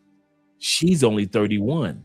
So even for the same coverage, which is really great, her month-to-month policy might be a little lower than mine. The other thing that Colombia does here when it comes to health insurance, if you're a big boy, Colombia won't let you get on health insurance. Mm-hmm. Get that damn weight off your body. We're not about to cover your fat ass. Seriously, Colombia will tell you if you do a physical and you are too big. Now, I'm not saying that you're a big boy and they go give you no insurance, but if you're obese, Colombia will tell you, a man and a woman, you can. That's why y'all don't see too many fat people in Colombia. You notice that you see a few every once in a while. And when you see somebody fat like that, I promise you, they're not insured in Colombia. They are not. Too. Yeah, and you're right. They will prorate you. That's what they call it, prorating. Okay, and then the other thing is, they might not necessarily cover you for a pre-existing condition. Yep. So you still might need to carry a first-class insurance, international insurance policy because of pre-existing conditions. Even a lot of travel insurances will not cover you for a pre-existing condition. So you're going to have to pay that out your pocket if something major happens from a pre-existing condition, beside for the things that Dre named off. So that's why we're saying that's why it's so important to apply for international health insurance. When I post this video on the Patreon, yeah, babe, thank you. When I post this particular episode on the Patreon, I'm going to have the listing of in the hyperlinks to the international to several really good international health insurances that guys have used to apply for their visas with us as well as other agencies, including all the ones that Ronan was mentioning that we talked about before in the past. So, and I'm going to, in each one of them, I'm going to have information about the insurance company, and I'm going to put down why I chose this list. It's easy for me to give you a list of insurance policies or companies, and you're like, okay, why did you give me these instead of these over here, Dre? Mm-hmm. I'm going to have down there the why these particular policies work best with expats, guys and ladies that want to relocate outside the United States. But do remember, guys, it's very important that you realize what the policies are in each country. For example, once you come to Colombia and you get an approved visa, one of the reasons, like Ronan was saying, why you want to keep your international health insurance is this. Even after you can buy a Colombian visa, is this reason. Thank you, Sexy Boo. Cafe. Now I'm here with Ronan enjoying some cafe. Yeah, I'm almost getting ready to get a refill here. I know, right? And one of the things that you guys are going to have to realize that in Colombia, there's an age cutoff for your insurance level. Under 60 years old, I always recommend pay for the best of the best of the best insurance. Why? It's only like $150 to $200 a month anyway. You get house calls, you get free surgeries. Like I said, my copay every time we go to the doctor. Never get that in America without paying thousands of dollars in premium. Oh, I know, right? I've had 2 surgeries, 0 copay. And so, but here's the kicker, Ronan, that a lot of guys don't know. That's why you have to know the country's policies. Once you hit 60, you can't change your policy level. So so if you come to Colombia at 58, trying to be cheap, I'll get the cheap one. You know, you've been approved for your visa. You've been hunting around Colombia for the best insurance. You say, you know what? I'm healthy. I'm good. Let me just get any policy. Don't do that. First of all, Colombia's money exchange allows you to have the best of the best for next to nothing. But if you do that and you hit 60 years old, you can't sit back and say, oh, I'm getting older now, let me get the best of the best policy. It's too late. You're stuck on that level that you purchased. That's how Colombia works. So for me, for example, since I purchased the best of the best in this country, once I turn 60, I'm gonna always be on the best of the best of the best level. But for some of you guys, you're gonna come to Colombia and be cheap with your life insurance and your health insurance policy, and you're gonna be stuck on cheap level for the rest of your life in Colombia. And then you're gonna have to lean on international health insurance to kind of like work hand in hand with that. So just give you a heads up on the policies are different in different countries. United States don't care how big you are. They'll cover you with insurance because they're trying to get that money. Colombia doesn't play that. If you got pre-existing conditions or you got pre-existing obesity that's going to cause conditions to come down the line that everybody knows that if you're too big, certain things are going to happen to your health as you get older. Colombia is like, we're not going to cover that. Once you lose the weight, come back and see us. That's how Colombia works. Yeah. Pre-existing conditions is a big one. And one of the things that Obama law kind of took away from prorating. That's why in health insurances back then, with Obama care was cheaper because pre-existing conditions went away. The age thing went away. There were limits on policies back in the day. I don't know if you remember certain movies where They were always talking about you hit your maximum policy amount. Those Right. all went away with that program, which made it great. But the minute Donald Trump started messing with that whole situation, that's why your health insurance policies have skyrocketed. Oh He yeah. took away those protections, to allow those health insurance companies to start overcharging again for your pre-existing conditions. Believe me, a health insurance business is a worthwhile investment. A lot of wealthy individuals make their living off of health insurance policies. They're leveraging your debt. Actuarials are very good at predicting how long you're going to live based on your height, weight, your job function, all these different factors. There's a whole mathematical system when it comes to actuarial work in the business and how long you're going to live. So that's one thing you have to pay attention to, your pre-existings. And like I said, find the best policy in the country you're in. Aside for the ones we know that work internationally, find a good local one that gives you grade A prime service. No matter what you pay over here, is way less than what you would pay for an HMO program in America per month. True. So go ahead and splurge in your own mind and get the quality. Like Dre said, once you hit a certain age, if you didn't pay into the program, it's like the more you pay, the more they trust you that you're in good health and all that. If you're a brand new client and all of a sudden they know you're getting older, it means you're gonna start leveraging their system more. You're gonna start using their product more, and they're gonna have to pay out more to whoever you're going to. They're gonna run your rate up. They're not in the business to lose money. They're in the business of not paying out and make money. And that's what I said, not paying out. That's the game. They don't want to pay you for shit. That's why even when you go to file an insurance claim, there's an argument. Not that it didn't happen. It's like, well, should we pay for this, or is this something that you caused? How do I cause getting sick? That's the environment. That's a whole bunch of other things.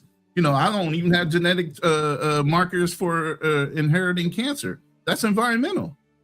But they'll blame it on your family line somehow. Yeah. But yeah, we can go back to the slides. Okay. Good points, man. Hope you guys are taking something away from this, man, because this is excellent information. Go ahead, Ronnie.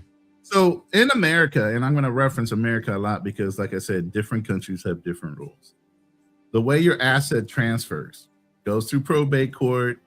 Once you pass probate court, it passes directly to whoever.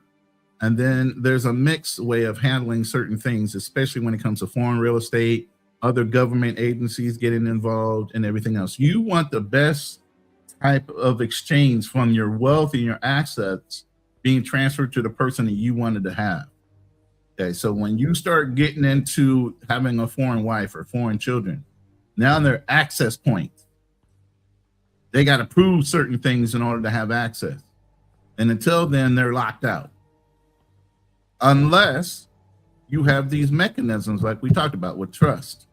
If you have a life insurance policy, naming them directly. If you have PODs on your bank account that allows them access to the money right off the bat. Other than that, these systems that are built to lock you out and not give you access, one, have a lot of fees and a lot of government regulations and things and hurdles that you got to jump through. So that's a delay plus money for them before your family gets access to the money. All the while, all your assets and everything else that still need payments being made to them, unless you have policies like the mortgage agreement, unless you have a policy where if you had a partner, that policy is already paid out, the partner's paid your significant other, and they have money to live off of. So many different variables come in. That's why I said actuarial work ain't no joke. They predict every factor that can possibly be calculated. Okay. So again, like I said, named beneficiaries. You got to be named in the trust, and the trust has an executor. You can hire a firm. You can hire a whole bunch of different things that are going on as far as a trusted attorney. You can have a family member as the executor of the trust or the administrator of the trust that ekes out how things are paid out. But if you play that next slide, this kind of ties it all together. I mean, the video, the one closest to the slide. Okay, cool. So with the last one with the guy on it? Yeah, the one with the guy and the lady sitting at the table. Okay. A monthly payment to you on the first of every month from the trust. This protects the principal. You are not spending the core of the estate every time a bill arrives. Not just fast cash. Retiree manages the distributions. You receive the income. The estate stays intact for you and your children long term. The difference between an estate that lasts and one that is gone in 3 years. That's a good So point. now you have a revocable trust. Like I said, if you've done this right and you've structured everything right, all your assets, all the things you own are all titled into this trust funding. Okay. So that means they have, or the executor has, immediate access once he files paperwork on your death to all those resources, all those accounts, aside for the ones you gave her direct beneficiary to, whether that be your life insurance policy, your bank accounts, or whatever. Okay, that she has her name on. Okay. Now, even if she has her name on it, it's still an asset. And if it's not outright owned by the trust, it still can go to probate court. Because you have relatives that want to be paid and they want their quarter of fucking skin and weight off of your body, even though you're dead. You owe them. And they're going to harass the one that you really love and that you really meant to have the money. They're going to harass her to give it to you or your children. Okay. Don't think it's going to go by quietly in the night. Your family knows how much you make. You know who you trust in your family and who you don't. You know who's greedy in your family. You know what aunt, uncle, cousin, at any time or place, they will turn or try to scheme to try to get you to give them money because they know you're well off. That will not stop. That's why you have in our society right now, every famous black man that marries outside of their race, oh, you're transferring wealth. What's Dr. Umar's favorite thing? Oh, you're transferring wealth into that community. My brother Kenny says, he said, that's what I'm going through now. He said probate for my late mother's property. Mm-hmm. And Bobby, and just to let Bobby and anybody else know that, once again, if you guys shoot me an email tonight, let me go right here. Shoot me an email tonight. This is my email address. Tonight or tomorrow morning, I'll make sure that you guys get a copy of these slides. That's what I'm looking at. I'm looking at my copy of what you guys are. That's why I keep turning it this way, because I'm looking at my copy of those slides, those exact slides that Ronan created for us. Shout out to Ronan for that. And so I'll be able to give you a copy of my copy of the exact same slides. Just shoot me an email, guys. No cost or anything. And these slides will be going on the Patreon as well for this particular video once I upload it. Yeah, and even the slides I sent you earlier were way too detailed. I mean, we were going into a whole bunch of the legal ease because of 4-day. And since this is just me and you and not 4-day, then I don't have to go that deep with it. But 4-day will give you all the legal T's and C's and try to dig you into that area that you don't necessarily, that layer you don't need to go to right away. So this is why I'm saying I'm giving you surface level to try to keep you guys entertained, because a lot of people don't want to sit through this. Okay. So the two lanes of survival is immediate cash and then long-term control. You want to have a pathway to both. Okay. Especially you have a significant other, you have kids. You want to make sure they're being provided for immediately and not relied upon the family and at their will or leverage, because family like to use leverage on you. Okay, so the POD, okay, that's the one that they get automatic access to. That's your bank accounts. That's the life insurance policy. It takes days if they have a death certificate. Okay. Okay. Now, like Dre said, I would carry life insurance policy in both countries. Both countries. Okay. So if you're living in the Philippines, you're living in Colombia, get a life insurance policy in that country. Why am I saying that? I'm saying that because it's easier for her to get a death benefit or death certificate in her country real quick so that she can file that with the life insurance company and get her payout. Okay. The one in America is going to take a while because all that has to be certified. Some documents have to be translated, and then it has to be sent over to U.S. consulate. And then the U.S. life insurance policy will kick in upon all that being verified to pay her out. But in that country, it's a lot easier to get that death benefit for that country done and over with, so she can submit and get additional monies besides for what you set aside in the POD. Now, if you have a trust set up, all those things start to fund the trust. And then, like you saw just a minute ago, matter of fact, let's just go ahead and play this last video, and that'll talk about exactly what I'm about to get into. Okay, let's play this. Okay, is there one more video? Yeah, it's just that last one sitting there with the two people at the table. Oh, I thought I showed that one. A monthly payment to you on the first of every month from the trust. This protects the principal. Right. You're not spending the core of the estate every time a bill arrives. Just fast cash retiree manages the distribution. Is this the one? Yeah. Okay, So, let me bring it back. yeah, that's the one. I thought I loaded another one, but maybe that is the last one. But yeah, go ahead. Inside the trust, there is a distribution schedule. A monthly payment to you on the first of every month from the trust. This protects the principal. You're not spending the core of the estate every time a bill arrives. Just fast cash retiree manages the distributions. You receive the income. The estate stays intact for you and your children long term. The difference between an estate that lasts and one that is gone in 3 years. Inside the trust, there is a distribution schedule. Okay. So that is the big thing, is the trust has the wealth. So then whoever's your executor, whatever firm you'll set up or person that you set up that you trust to execute your rules within the trust, that's how that gets done. They also pay the bills. They pay all the taxation on your property and your assets so that they can't be reclaimed by a bank or country or state or country, because that's how they reclaim land after you own it. And that's why they say you never really own land, because you're still subject to what? State, federal taxes on your land or state tax on your land. And they can always come and get that. If you don't pay after so many years, they can put a lien against your property and take it. So that's how you're protected on your assets. Other than that, we're going to go through this next one here. We're on slide 10 to 13. There was 17. So Social Security survivor benefits. It's the big one. Okay.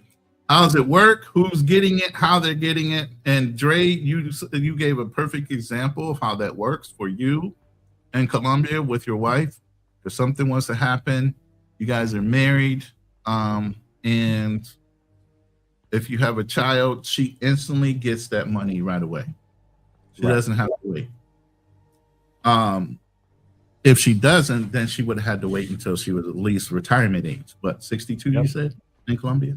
Yeah, but actually, it's 60 for her as a foreigner, because here in Colombia, retirement is at. It's kind of funny how it's set up. Retirement is at 60 here, so I guess they're going by the policy here in regards to 60. But in regards to the policy itself, or my security itself, she can't. If we have kids, she can get it immediately.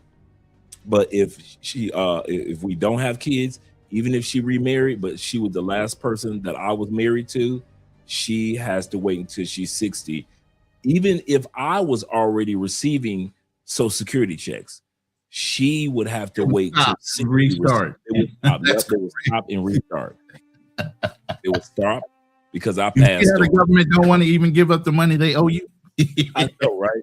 And then would the Social Security trust be even there once Andre turned 60? You know, right? And see, I sent you a video earlier this week where Sunshine Shoulders here in the Philippines was trying to do something similar. He makes enough money in his retirement that he doesn't need a Social Security check, so he was just trying to attach his daughter to a bank account that had the Social Security money going to it. So if something happened to him, his daughter is attached to that bank account that's constantly getting the Social Security funds. And the Philippines took him through a round robin type of situation. You got to go back to your U.S. embassy and get this form and that form. He goes, I got it all right here. What do you mean? This is my daughter. You know, but every system has its own thing. And then you got to worry about who you're talking to within that system and whether they're knowledgeable or not, or they're going to see you running around. That's why it's better to have representation in every country you're in when it comes to legal matters, because at the end of the day, it's just going to make things a lot smoother when it comes to implementing what you have planned, because all plans go awry when things don't go the way you think they're supposed to go. And I can tell you, here in the Philippines, the government works really, really slow, but they make you pay for fast access, even though you're not getting anything fast. Yeah, it's the same thing here in Colombia. things will go slow unless you have everything in order.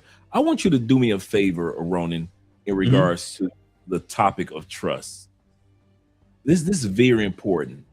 One of the misconceptions of a trust is people think that I've got to be a millionaire because it's sold to us like it's something that only the rich talk about. Television, the rich only talk about it.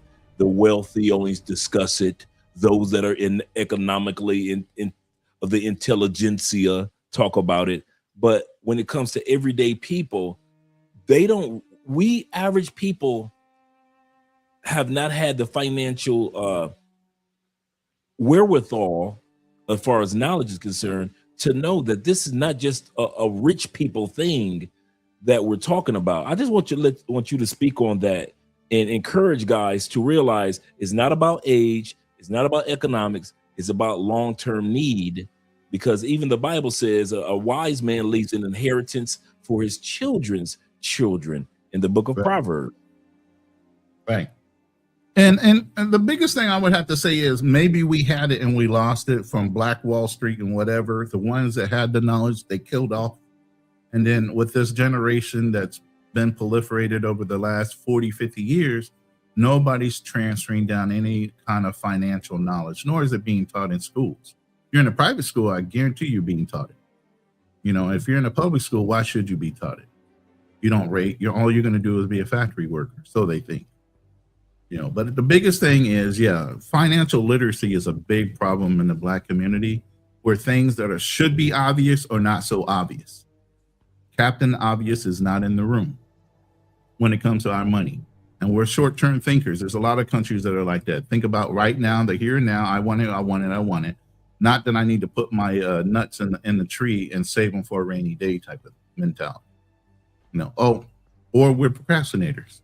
Oh, I'm going to get that life insurance policy. Oh, I have this life insurance policy with my company, but you left that company. So your life insurance policy stopped when you left that company to go to another one. Did you go fill out another form? Did you go get another life insurance policy? Most likely not, because you're just trying to pinch a couple pennies. But again, like I said, nobody knows a time or a place when you're going to pass away. So you were gambling.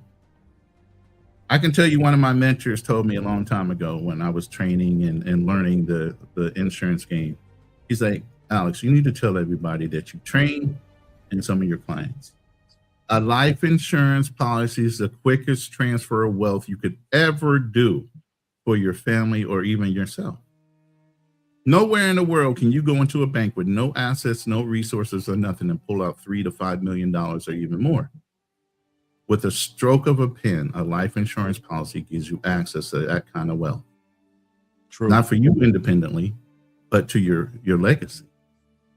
So you should be leveraging out life insurance access, period, whether it be long-term or even short-term policies, but you should be going out and getting life insurance policies no matter what. Matter of fact, when you go to get loans, like Dre was saying, even in Colombia, first thing they say is, do you have a life insurance policy?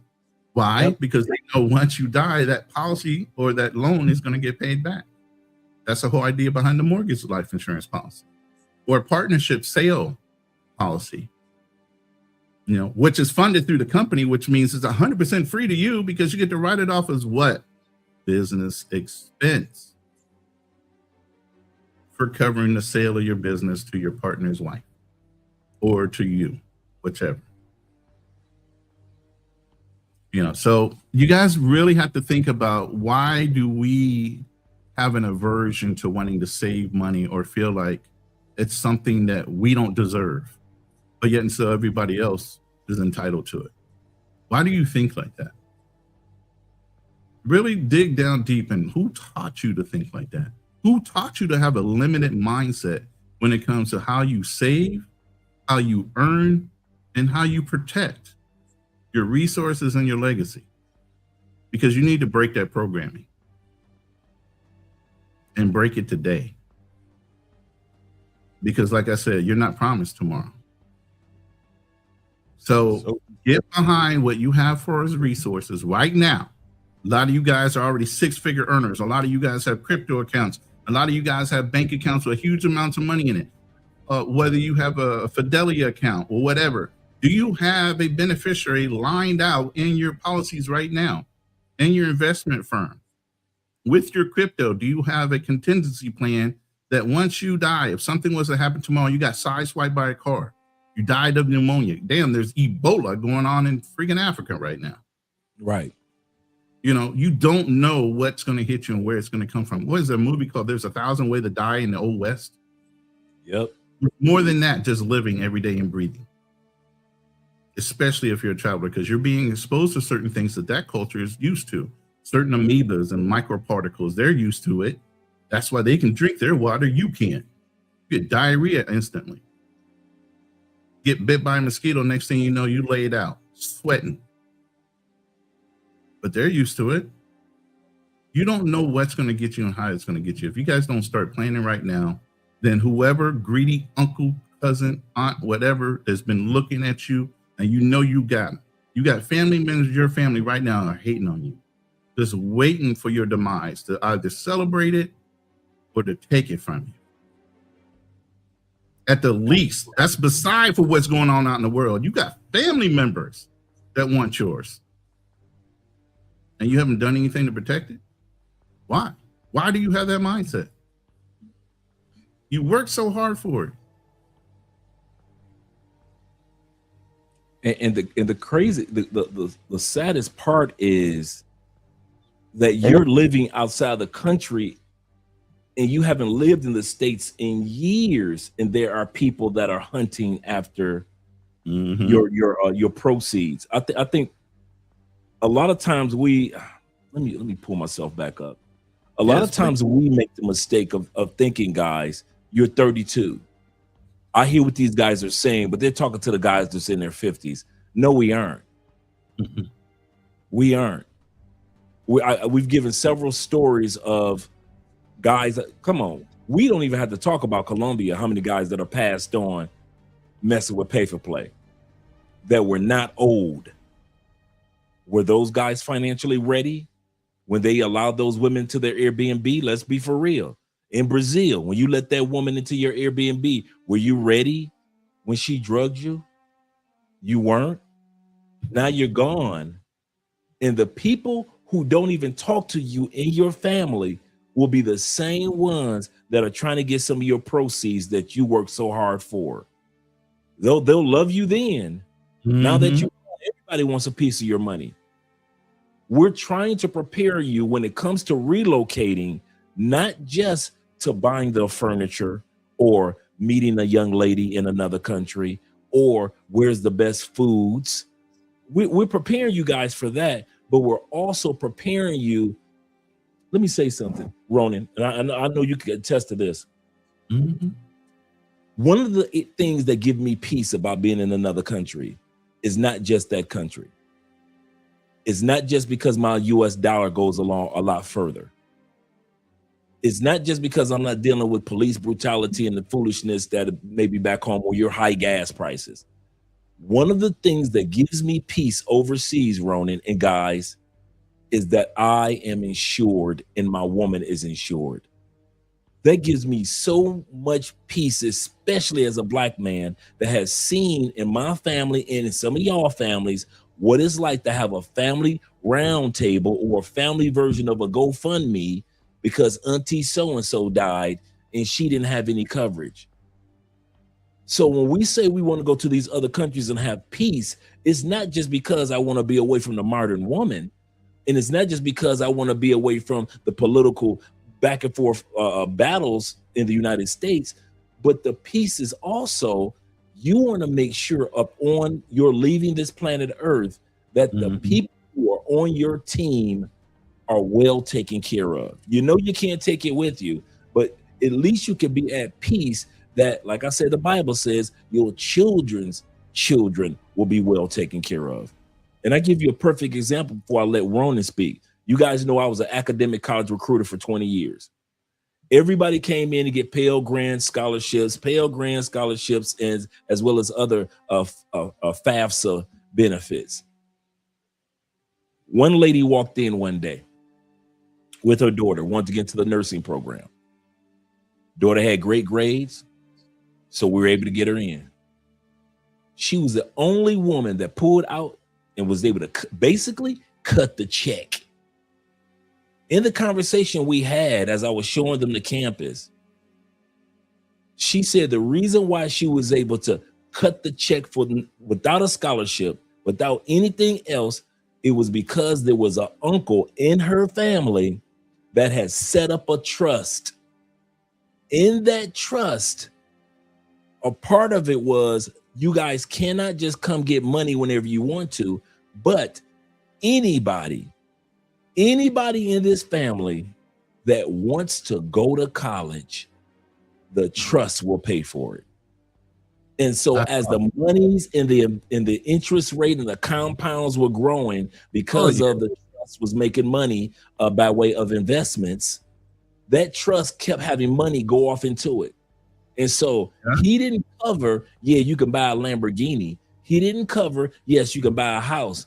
But any family member, as long as that trust existed, years upon years after that uncle died, any family member, their college was completely covered.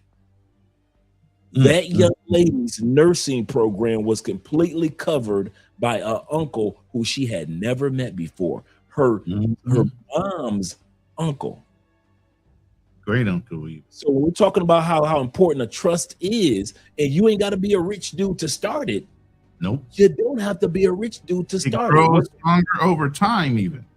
Yeah. What did the Rockefellers always say? Own nothing, control everything, because they have insurance and because they have trust.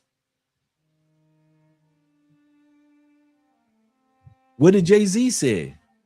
I can't help them if I'm one of them. I can't help the poor if I'm one of the poor. I can't help them if I'm one of them. So guys, take this information that we're sharing with you guys and apply it, and don't assume that you're either too young to start applying it and building on the trust now, or you just ain't got enough money to set up and get insurance or life insurance or a trust now. I'm telling you guys, the peace that I have, if anything happens to me, man, feels so good. Because I'm gonna tell you something, Ronan, I was kind of worried for a couple of years because I had insurance policies for the States, but I wasn't sure if it covered me, my insurance policies, and the headaches that Andrea was gonna go through if I passed on and I had American only insurance policy.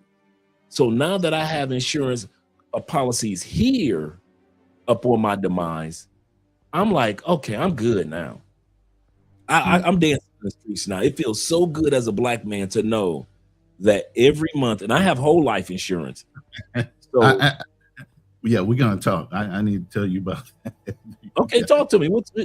Talk to me, because we might have to make some. I have no problem with learning to make adjustments. Yeah. But let me say this: Warren Buffett, Howard Hewitt, Rockefellers, the Rothschilds, they all own insurance and insurance companies. Do you know what the thing about an insurance company is?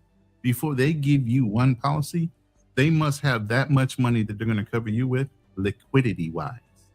Oh, wow. So tell you something here. How many people do you think they have policies on? That means they have cash assets that they can access immediately. They can't leverage one against the other in order to sell you a policy. Whatever policy, whether it's 3 million, 5 million, 6 million, whatever the policy is that you take out, before that company can issue it, they got to have that in liquidity, not in investments. There's huge sums of money owned by insurance companies.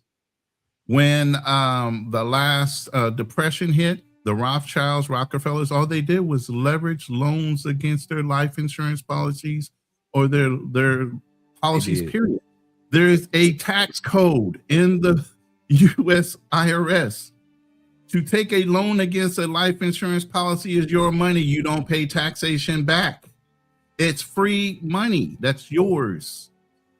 Okay. Now, I say loan option for a reason. You really don't pay it back in some policies till you die, and they just leverage against your death benefit. That's a policy that they have out there.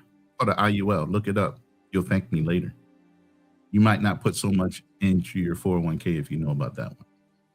But just to let you know, even the wealthiest individuals in this country own and leverage their life insurance policies, period. in times of downturn or famine or whatever, they don't use their money. They leverage against their life insurance policy. Absolutely correct. Absolutely correct. You want to continue on with the slides, or do you want to give me advice on whole life? I think you were going to, I don't know what you're going to say. Go ahead.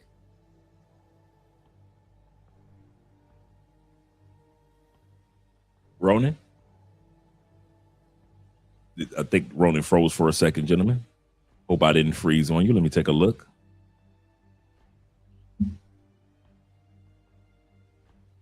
I'm going to drop Ronan down for a second, and then he'll be able to come back up. So I'm going to drop him from the studio for a second, then he'll be able to come back up. But I know he's broadcasting from his channels as well. But guys, I pray that this information that we're sharing with you guys, that you're going to go back and watch this video again, that you're going to sit back and say, you know what? My insurance policy, just a regular term life policy, is like $25, $50, $100 a month. Listen, if I cut back on some of my beers, I can go ahead and give me a regular inexpensive term life insurance that covers me for $50,000, $100,000. Start there. You don't have to start with, yes, I have $1 million, $2 million in coverage. You don't have to start there. And when it comes to investments, man, you can start with $5, $10, $50 a month going into your Fidelity or your Vanguard account. Vanguard holds the two largest financial holders on the planet: BlackRock, Vanguard. BlackRock controls over 13 to 14 trillion dollars in buying power assets. Number 2 in line, Vanguard, at 10 to 11 trillion dollars of asset control. So when I say get with Vanguard, set you up or Fidelity, set you up an account, start putting off a little bit of investment monies here and there, and then it'll grow. You start putting in $25 a month, then it'll grow, and now you put in $100 a month. Do you know that a lot of rich people only live off of, they put themselves in a position where they only live off of about 60% of their income? I was watching Shaq. Shaq say, I only use for myself 25% of my income. That's what he spends. He said, every time I'm making money, I do not spend all my money. I put far more weight in investments, in building businesses, in buying businesses, than I do in spending. So guys, I'm telling you, you can afford it. As long as there's somebody out there buying season tickets, I know Americans can afford it. As long as somebody's out there buying Beyonce tickets, I know you guys can afford it. I know times tight. Times are tight. If times are so tight, how come we always can afford to buy $15 lattes at Starbucks? Y'all said times tight. You know, y'all Americans told me that times are tight, and I believe you. Let me pull my brother Ronan back up, and I believe you. But at the end of the day, do realize, and if you want me to, Ronan, I could pull up a screenshot of the slides if you want me to. I think I can still load them. I just okay. You know, Philippines internet just will stop you from being great, brother. Welcome to that island life. I'm thinking about really getting that the satellite one. The Elon Musk one. Yeah, the star something. I forget what it is. Starlink. Thank you, Starlink. Yeah. Mm-hmm. Yeah. But yeah, guys, I kid you not. You don't have to start with much. We just have a habit of looking at those that have a lot, and we assume that we have to start with a lot. You know, in the Black community, we always say scared money don't make no money. This is not about scared money. It's not about starting with a whole pool of money. It's about just when you get ready to move to another country, your peace is not just going to be because you got a good woman. you're eating healthy foods. You live on an island. You live in a nicer city than you did in the States. I promise you, a part of your peace will be that you've got everything set up for the day that you pass on and you ain't got to worry about it. That feels good. And I won't lie to you guys. That gives me so much peace to not be scared to pass on, because I know Andrea will be taken care of and our future children will be taken care of. And speaking of another trust, Ronan, as many of you guys know, I was incarcerated for 10 years.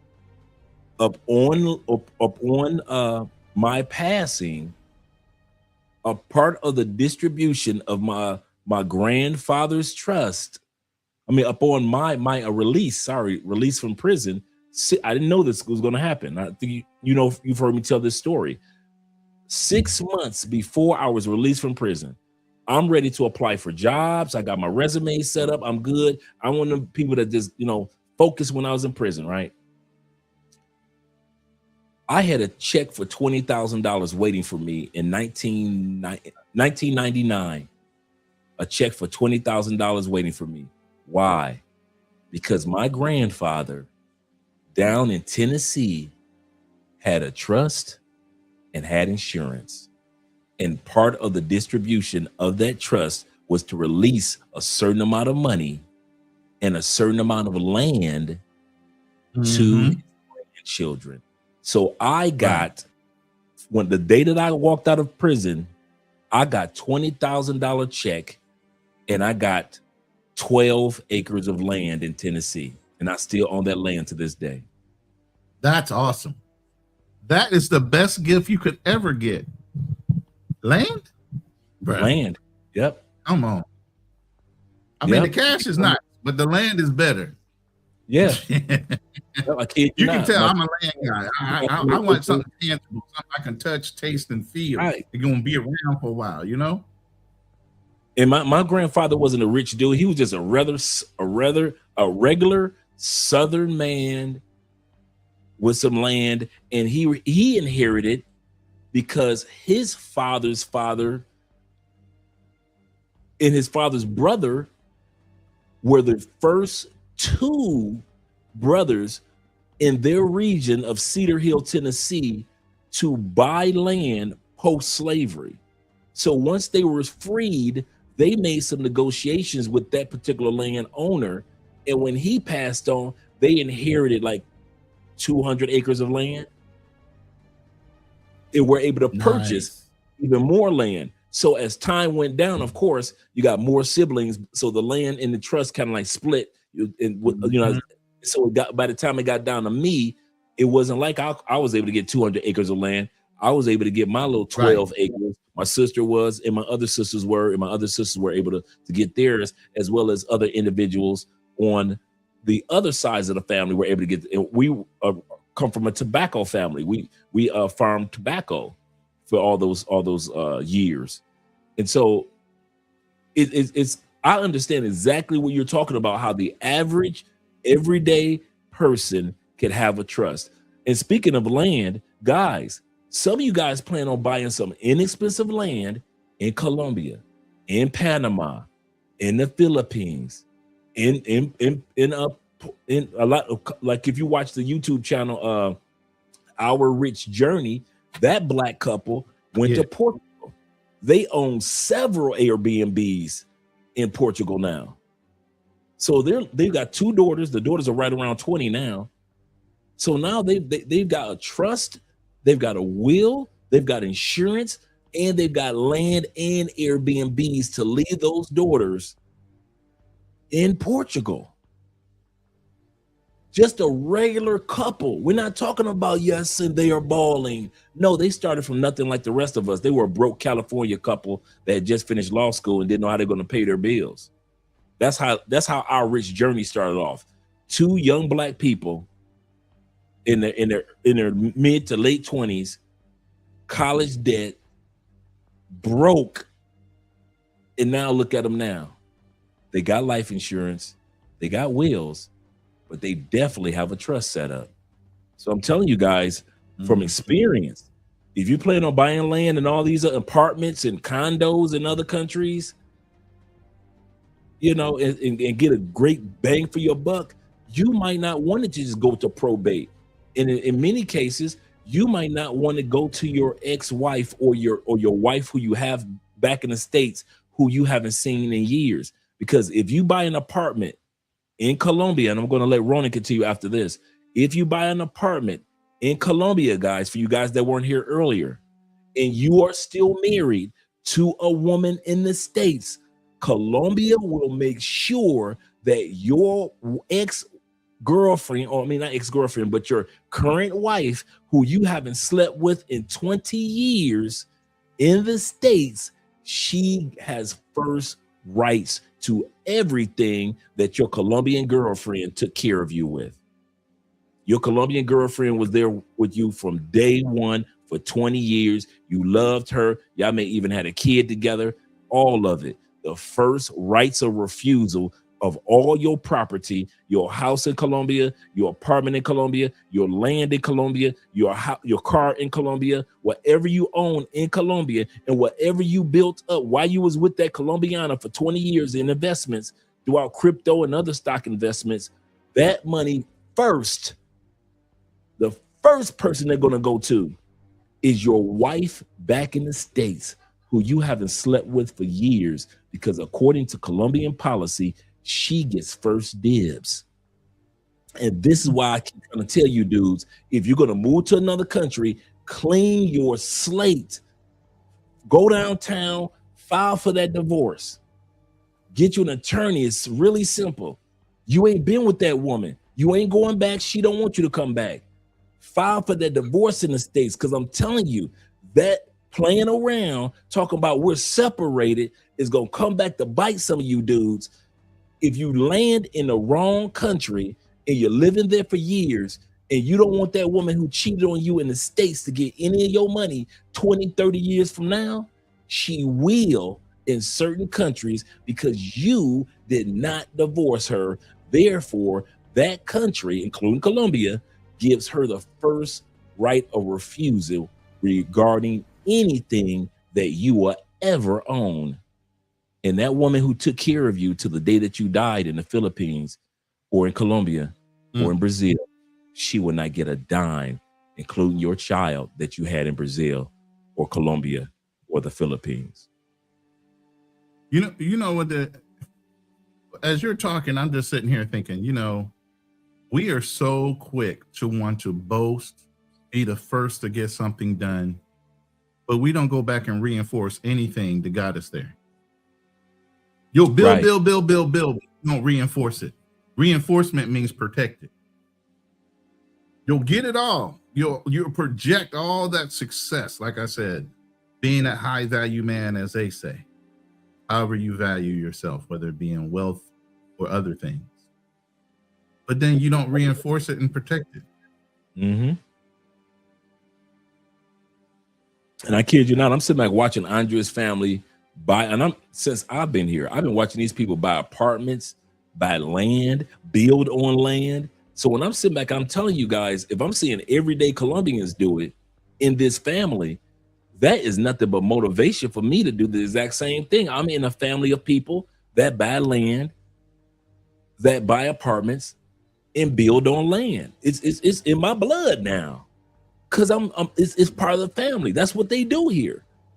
In Andrea's family, I mean, on both sides of the family, this side of the family, they own a whole apartment complex on dad's side. On mom's side, they own 2 or 3 fincas, villas. They own land outside of Medellin and even other small towns. All throughout Cali, her family owns all type of apartments and Airbnbs. These are just regular, everyday people. And guess what? Just like Ronan said, they make sure that they are covered with their insurance and their trusts. We're just talking about people that I talk to and drink aguardiente alcohol with all the time, just regular folks. So if these regular people in Colombia knows how to do this to cover their assets, how much more we who come from a truly capitalistic society should know to cover up our home, our hard-earned work. All right, you ready with the slides? I'm not sure if that's the slide. I added another slide right there by my head. I see two slides. And you know what? I was on another panel. Yeah, go to the other one, the one that's not the same color. Yeah. I did a hypothetical the other day on a live, and I ran the infographic real quick. If the government and all the different systems that were put in place, from redlining to the things that would hinder us as a people, were not there, where would we be in 2026? How much better, and where would we rank? What would be the difference? If you look at that third stack over there, the shift from current population rank, that's not going to change much. Income rank would have changed. Wealth rank would have changed. Ownership base would be a hell of a lot stronger than we are now. Intergenerational transfer of wealth would be so deep. Like you said, your great-great-grandfathers and people of your family were able to obtain over 200 acres of land, and that's proliferated itself down to your family. But that would be even greater if there was no interference. And local business density, we would be so strong. But again, it's our limited thinking that stopped us from being this way, regardless of whether the government was in our way or not. And we got to break that cycle. That's why these conversations are so important. You guys got to start loving these conversations, not the Jerry Springers and all the other stuff in the other rooms. Wealth building, legacy building, those things are the things that are going to carry your family far after conversations are done.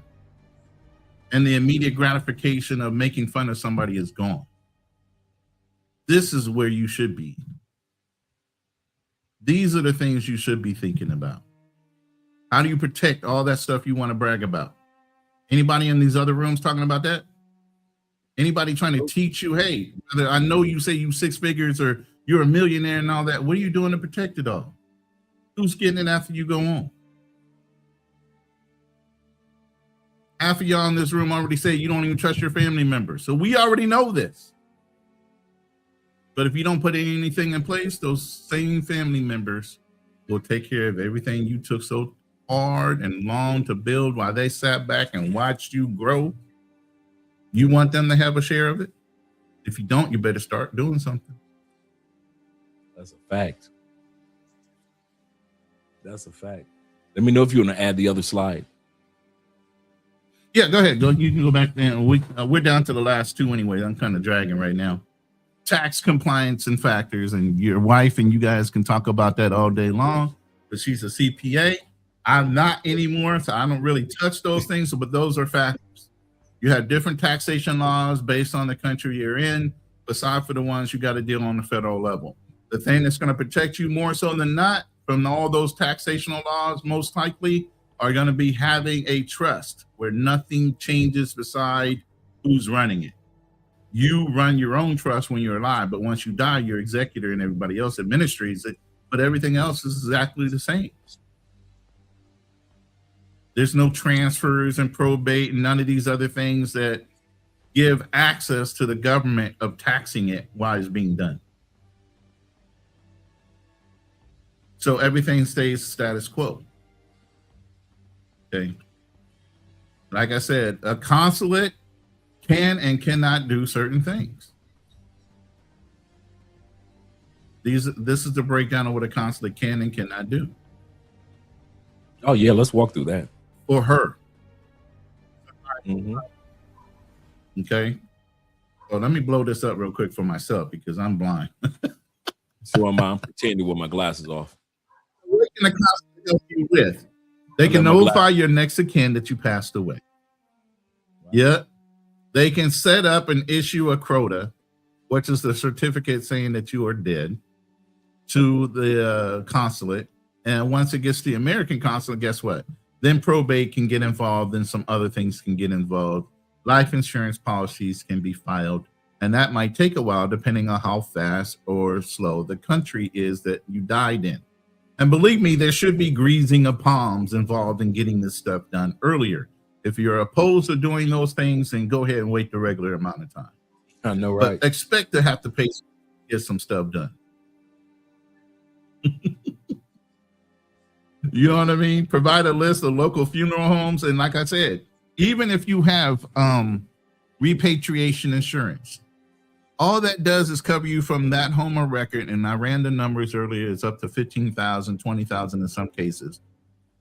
But that stops just to get you to the border inside the United States to a funeral home or a mortuary or someplace that accepts foreign bodies or American citizens that died into their facility.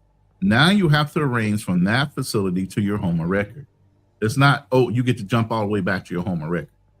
No, it's get you back into the borders of the United States, then whatever extra arrangement it is to transfer your body from there to your home of record where you want to be buried. That's a lot of hoops. I hope you guys are not averse to having cremation. Just what are you doing with your body anyway? I'm gonna tell you this. My brother is buried in a mausoleum right now in Kansas. Okay. I barely have any time to go and go back to that mausoleum to even see my brother. Obviously, I'm in the Philippines. Even when I was in Texas or some other state. My mom's about to probably leave. She's 82 years old. So that body is going to be there, or that coffin or that mausoleum is going to be there. And nobody in the direct family will ever go and see that thing. What are you keeping that for? To document you've been here? Leave a legacy. Leave a trust. Be a philanthropist. Put out, different funds for people to take advantage of, like college and things. Right. If you don't have children. If you have children, your legacy is your children. Why do you need to leave a marker? Have a marker on your land. And here's a tip. Guess what? If you own a lot of land, if you set aside a portion of that land and make it a family cemetery, you know what? They can never reclaim your land. It's now a family cemetery. Yep. Go look up your cemetery laws and land ownership and see if it doesn't change the way you own your land. They can't reclaim your land once you have family buried on it. Some old law on the books. But go take a look in your country to see if that applies. There's a lot of people that have little burial plots set aside on the land somewhere that makes and protects the rest of the land that's owned. You got to know your limitations in your country. You got to know your limitations in the state that you own land in. Because again, like I said, you don't really own your land. Anything that can be leveraged in taxation and taken away from you, or eminent domain and being taken away from you, do you truly own it after 30, 40 years? Because you're constantly still paying taxes on it, right? I'm leveraging it because Texas gives me a benefit for being a disabled veteran at 100%. I don't ever get taxed on my land that I own there. Why wouldn't I buy? That's true ownership without fear of somebody coming and grabbing it later. But even when you own land in the United States, you have a fear that somewhere, somehow, somebody neglects doing something like paying taxes. Even after you're gone, they can reclaim everything you worked so hard for just being irresponsible. That's the point of the trust. The trust dictates and gives you control, even after you're long gone, on who benefits from everything you blood, sweat, and tears grew from nothing. You have control. Not your siblings, not your kids even. Some kids are ungrateful. They don't appreciate things. Kids are entitled nowadays. They don't know how hard you work to get it. So they'll blow it away if you don't give it. Give it context or direction. That's the whole idea behind the trust. It dictates, like you saw in that little video clip, how much of a stipend you get monthly as a payout. My brother, my brother was killed. I'll share this little story, by a policeman, indirectly out of jealousy. My brother owned a security company. He wanted to be a local cop. They didn't want him to be, because as a younger man, he did some criminal activity. So he cleaned up his life, martial arts, qualified the Olympics, all this stuff. Still, the local cops didn't like him. So instead of being a cop, he turned around and opened up his own security company, leveraged his fighting ability and everything else, became a U.S. Marshal, did all these things.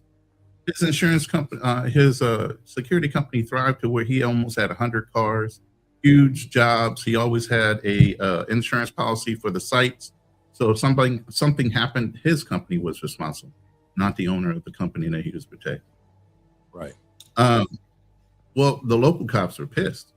This is a good old boy network in Kansas. Got a black guy owning cars and running security companies, and they're just working for the city. They shot and killed him in public. On 80 witnesses, we sued the hell out of that city. Almost $8 million was given to my nephew, put in an account, leveraged it to where he was getting interest while he was going up. And this happened when he was 8. When he turned 21, he got his first lump sum. And every year after that, he got a stipend. And he learned how to use his money. So by the time he was 32, he had full access to the rest of the money that was in that account at that time. And by then, he should have learned his mistakes and his life lessons as far as handling money. So when we talk about things like Dre and myself, we really are calling from personal experience or things that we know about because we've experienced it ourselves. We've seen it happen. I've delivered way too many life insurance policies, seen way too many family members go gaga over money, and don't matter what color they are. And people doing the wrong thing with the money they get out of the policy. Understand this. When you get a life insurance policy, 3 million, 8 million, guess what? It is not. It is not taxable money. That means just 3 million, 5 million, however many millions or hundreds of thousands of dollars, that is tax-free money. Do not take that money and go put it in a bank or go put it in an investment fund where you now leverage it as taxable income. Put it in something that grows tax-free. There are plenty of Roths and different policies out there that you could do that in. Absolutely. That way you're getting money tax-free instead of leveraging against something and having to pay taxes on free and clear money. Common sense is not common because people are greedy by nature. But understand, you guys work way too hard and way too long to get to the level you young men have been and getting to now, and you're still growing towards, because you leverage most of your wealth and your earning potential by the time you're our ages, 40s, 50s, even into your 60s. That's your highest earning potential. You built all this time to get to these places. You didn't shore up your base. You got to start doing that now. Start being responsible as you were getting into those colleges, responsible as you were getting these certificates to make this kind of money. Now start leveraging your fiscal responsibility and your fiscal knowledge and understanding how to protect everything you just sat there and learned in order to gain access to those resources. Now learn how to protect and keep them.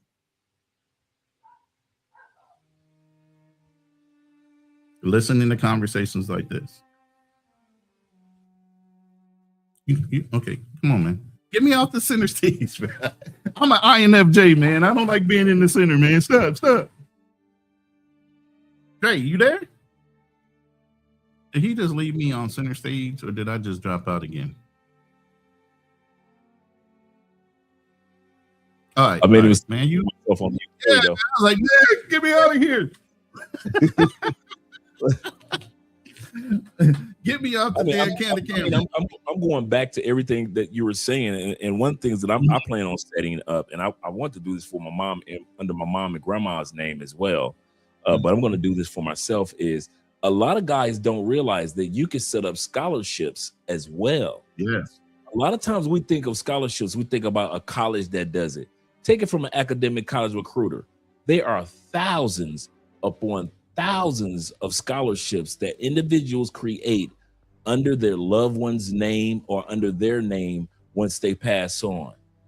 And in their trust, they make sure for everything from $100 scholarship, I kid you not, $100 scholarship, all the way to $1,000 or $10,000 scholarship, to where a young person can apply every year. That $100 scholarship comes up, or that whatever you want it to be, $1,000 coming out of your trust every year, and it's applied for. Take it from me. I've helped young people with hundreds of scholarships. Number one cause of young people not getting scholarships is not academics. The number one cause of young people not getting scholarships is not applying. Most young people don't know that they can apply for the church scholarship, for Pepsi scholarship, for Amway scholarship, for my grandmama's scholarship. Your grandmama may have a scholarship that she created and created a trust. A lot of guys don't realize that. I plan on, a part of my trust is a scholarship. I want to continue to be a philanthropist and give to the communities back in the States of young people, to be able to make sure that somebody could be able to at least pay for the books. Your $300 scholarship will help a young person pay for some of his books in school. So it doesn't have to be a $30,000 scholarship every year. No, most young people, the scholarships that get them through are, yes, many academic scholarships, like that college gave them a scholarship. But I'm gonna tell you, most young people that I work with, they were able to pay for school by way of all those little scholarships. I'll give you a perfect example before I let you continue on, Ronan. There was a young man that I worked with. He was a C student in high school. C, just average kid. This kid had started applying for scholarships from the time he became a senior until graduation. This young man walked away with $75,000 in scholarships. He didn't get an academic scholarship because he was so smart. He didn't get a sports scholarship. He applied for all those little small scholarships, and you know how he got them? Number one reason, nobody else applied. He had no competition, no other, all them scholarships for little black girls and little black boys, and he was the only one that was applying. And so he kept getting them, this $100 one, this $300 one, this $1,000 one, this $5,000 one, that $500 one. He just kept on applying while he was going through his senior year. A regular C student. Was nothing special about this young man. And this young man walked away with $75,000 by the time he walked across stage, because nobody else applied. Nobody else applied. Instead of a scholarship, he just got his education paid for free. Yeah. You know, Corporal just said because he went and applied. Yeah, just because he applied. He said, Dre, my family created a scholarship under my grandmother's name at BCU, Bethune-Cookman University, where my stepson went. So guys, don't even realize that you can do that, guys. You can create a $100 a year scholarship that some young person can apply for every year, that's a part of your trust or a part of your will or part of whatever it may be. Hopefully it's a trust that will go towards some young person. And that's how you be remembered far more than a headstone at a grave that nobody's probably, that only maybe in the next century, somebody might visit your grave times. Yeah. Yeah. And for those that are just now coming in the room, I gave you my background before. The information I give out is from years of experience. I don't sell anymore. So I'm basically giving you free advice, learned advice over 15 years of being in the industry. And I don't sell one policy. I get no benefit to lie or try to make you come to me and buy anything, because I don't sell. I don't carry current licenses. I let them all go for my sanity. Well, I'd be out here figuring it up still to a whole nother level, you know, because I was leveraging almost 3,000 clients and almost 600 agents. Ooh. I was running an agency. They weren't running me. I was running it. So at the end of the day, I'm doing this out of just experience. And believe me, if I don't get it out now, I forget more than I remember. I get these epiphanies and remembrance of certain things, but at my point with how much PTSD I go through, I forget a lot. I used to be able to recall whole reams of legal paper. I look at a bullet point and I can tell you everything that went on in that conversation in that minute. Can't do that anymore. You know, so I have these flares of brilliance because of my situation. So I don't do this full time. I consult with people. I tell them the direction they need to go and tell them go find somebody that can sell it to you. But I don't sell anything. So there's no benefit for me to lie to you just to get you to buy from me. Okay. All right. Go ahead, Here's a Jay. question for you, Omar. I mean, here's a question for you, Ronan, coming from Mario. He says Yeah. this. He said, "What if I have no wife, no children? Mhm. How does the trust work in terms of beneficiary?" That's a good question. Same thing you just named. Somebody has a name of a scholarship in your name, some kind of philanthropy work. You can donate it to cancer. You can donate it to whatever good benefit you think it is. And that trust will fully keep on paying out a stipend or a scholarship to the field work. Say you want to get into the idea of somebody developing a cure for something. You can give that research facility a certain amount of money every year they apply, or other research facilities, and it became more competitively, and that money continues to help those type of grants. You can set it up as a grant, or you can set it up as a scholarship. You name it what you want to name it. But once it's established, it's continued to earn money, right? Now it's up to how it gets distributed. The executor will do whatever you instructed them to do before you passed on. If that means continue to find things to benefit other people, you can set it up that way. You know, if you want to help other family members, like you brought up, somebody in your family set something up to where it's set up to where anybody of your blood that wants to go to college, that grant or that trust will fund that family member to go to college. Even if you don't have kids, you can still help out other family members in your family. But they have rules in order to get that money. It's just not going to be given to them. So you can set it up any way you want, even if you don't have children. And that was the rule of the trust. The trust said, no, it's not going to be dispersed for people to be able to splurge on what they want. The trust was set up only for educational purposes. And anybody of any stage, of any age, throughout the history of the family, if they wanted to go to college, the trust paid for books, paid for dorms, paid for classes, paid for everything. The trust paid for everything as long as it went towards, it had to be do a part of your education. The trust paid for it.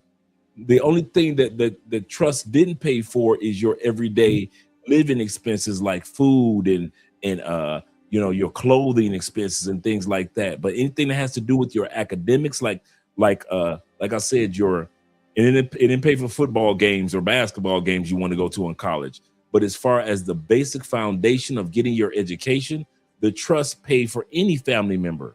It didn't matter if a person was 80 years old or if a person was 18 years old. That trust would cover that person if they wanted to go to college. And you may want to set your trust up like that. You may set it up and say, hey, I ain't got no kids. But anybody that wants to use this trust in my family, and you can even set it up in a way that that it may not be able to afford to pay for everybody to go to college. But you may have it set up in a way that anybody that needs money towards books, or anybody in the family that in regards to college, anybody that needs their first semester of college paid for in my family, I'll pay my trust from now on until the end of compound interest. My trust will always pay the first semester of a family member going to school. So maybe your trust is not big enough to take care of the full ride for somebody, but you may be able to say or even somebody that's going to college and they want a computer. You can buy a computer through the trust if you're going to college. That's a good point. Yeah. Yeah. Any way you want to set it up, it's up to you how you want to set it up. Once it's set it up and you have a firm or somebody that's an executor of it, they'll make sure before it gets issued out that they qualify under those terms, and the money gets issued out. But if you have kids and not married, it does work the same way. You know, you can set up, like I was saying with my nephew, with his inheritance or his trust based on my brother's death. You know, he got a lump sum when he turned 18 that enabled him to buy a car, set up things. If he wanted to go to college, it was no stipulation on him going to college or not. You know, and then once he hit 21, he got another huge lump sum. Every year on the year, he got a stipend. How he figured out how to spend that money in that stipend, that was up to him. Again, it was a lesson of him trying to learn how to use that money in a beneficial way before he got the full lump sum of the money and just blew it. So that happened almost 10 years before he turned 32. And the reason we picked 32 is that was the age my brother died. Wow. So once 32 hit, he had enough life experience. He had enough mistakes with money and everything else. So whatever was remaining in that account at 32-year-old, he had full access to it. Aside for whatever he was generating at that point on his own. His entrepreneurial spirit is at an all-time high. He was doing every kind of MLM, figuring out things, doing this, doing that. He didn't go work for anybody. When you have that kind of advantage, why would you? He'd call me for advice and say, what do you think about this, that? And I'd give him the rundown and I'd let him go. I don't babysit my own sons. Their basis is their basis. All they can do is consult with me at that point. You're all your own men. Take what you want to take and throw the rest out with the bathwater. I don't give a damn. And I kid you not, that's exactly how I want ours to be set up for our children. I don't believe in the giving the child everything at once and just let them run rampant through life and then it's gone because I didn't have enough to disperse it and then have a lump sum later on in life. Perfect example, as many of us know, Allen Iverson set his money up with, I think it was with a Reebok, that a certain amount of millions, I think it was 40 plus million, was set up in a trust for when he was after 40 years old, because he knew that he would burn through a lot of his money. And so once he hit 40 or 50 years old, he received this lump sum from Reebok. And his attorneys told him to set his trust up like that. You don't want to get the, now he could have taken everything when he was young and he was famous AI, but when he was young, he was told, listen, the wise thing would do is take a certain amount now and take a huge chunk and keep it that you can't touch until the age of, I think it was 40 plus years old. And that's what he did. Plus, that's compounding interest in whatever investment vehicle or whatever. That's gaining interest too. So whatever that lump sum started at, it'll be much higher by time he got to the age of 40. Ronan, shout out to my brother Zay in the building. Zay says this. He said, how do we pay for a consultation with Mr. Ronan Travelers? You can look up my website. It's Ronan Travelers. There's a calendar lead there. You can schedule something there with me. You can reach out to me email wise. And by the way, fellas, I don't have to lie about anything. My LinkedIn and my real name is on my website. As a fiduciary, I can't lie. Won't lie. I've carried a top secret clearance, not only in the military, but the FBI and everybody has me fingerprinted too. Right. I've never hidden who I was. Okay. So my work speaks for itself. You can go look at my LinkedIn and say that. And that's the benefit, guys. But yeah, you can look at my website. Go ahead. Hey, Ronan, do me a favor. Just drop the link in the private if you want to. If you drop, like last time, if you drop your link in the private, I could put it in the comment. And then we can continue on with the video.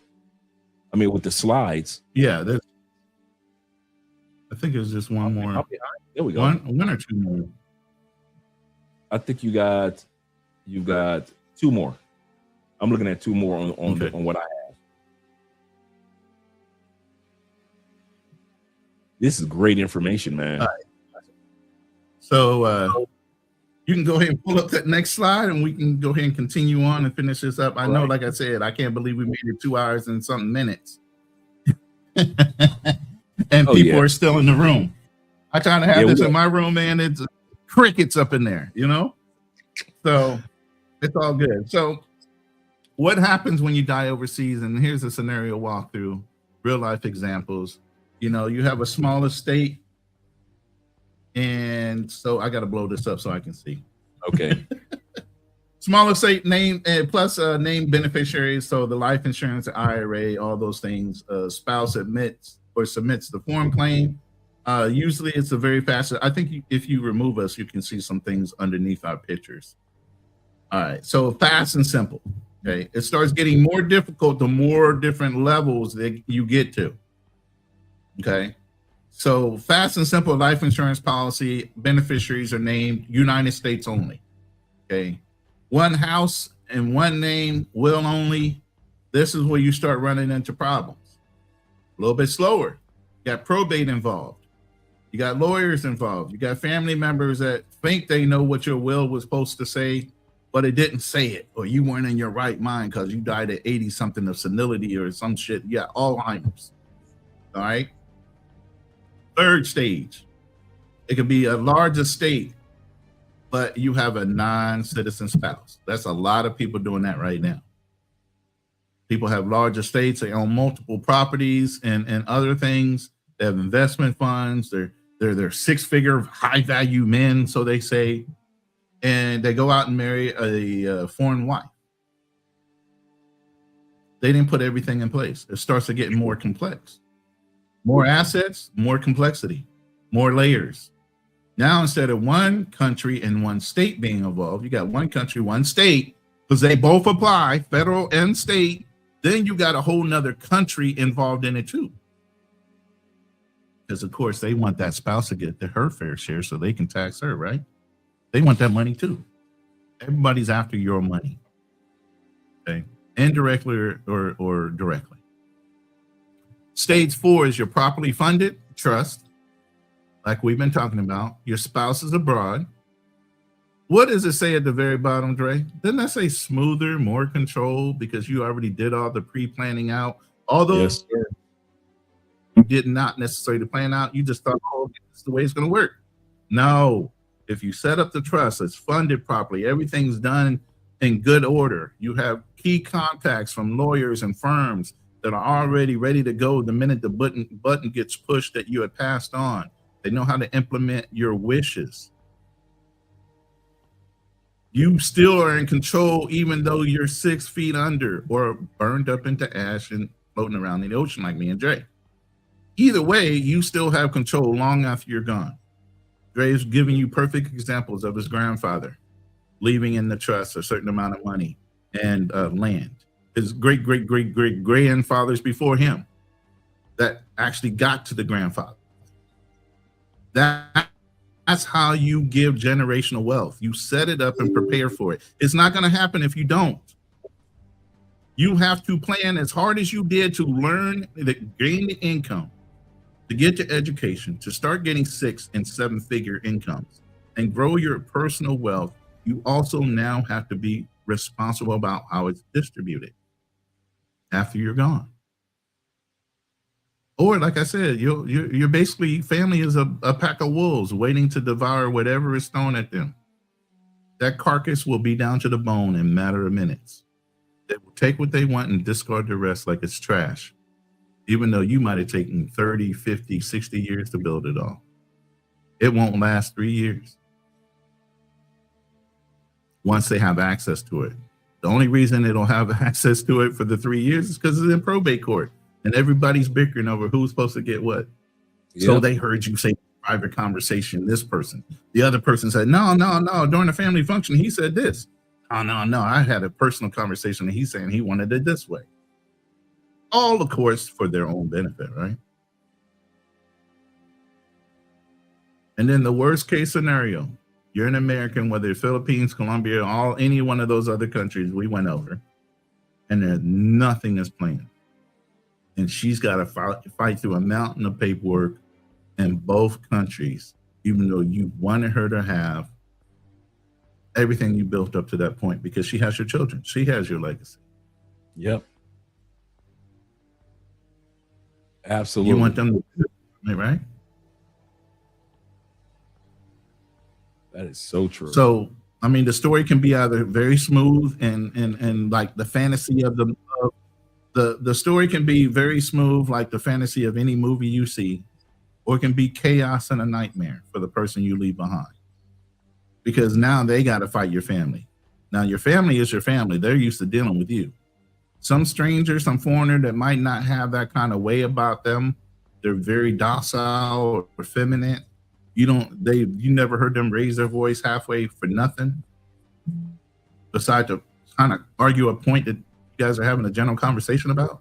Now they got to argue with your ruthless, trench mouth fucking family that can get downright dirty and medieval with the way they talk to people. You want them to deal with them? I ain't trying to subject anybody to that. Especially when I distance myself from them in the first place. And they know it too. But the minute you're dead, all that is gone, because now they want your money.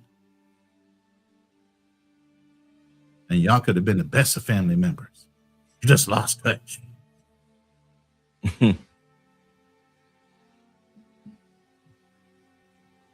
But yeah, that's it.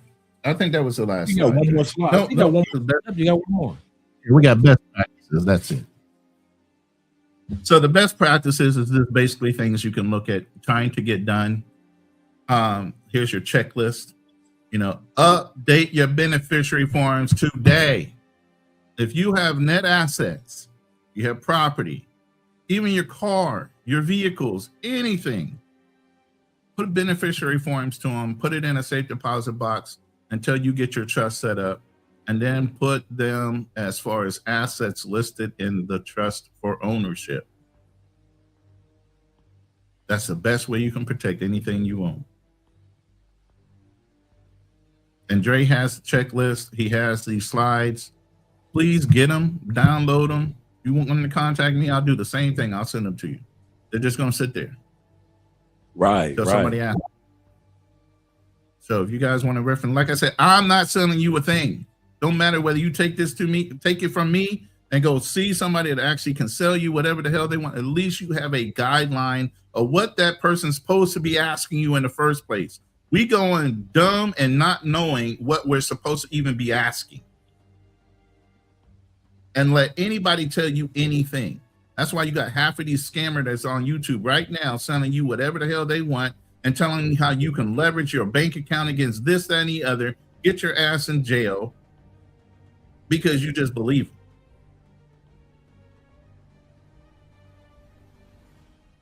them. This is experience.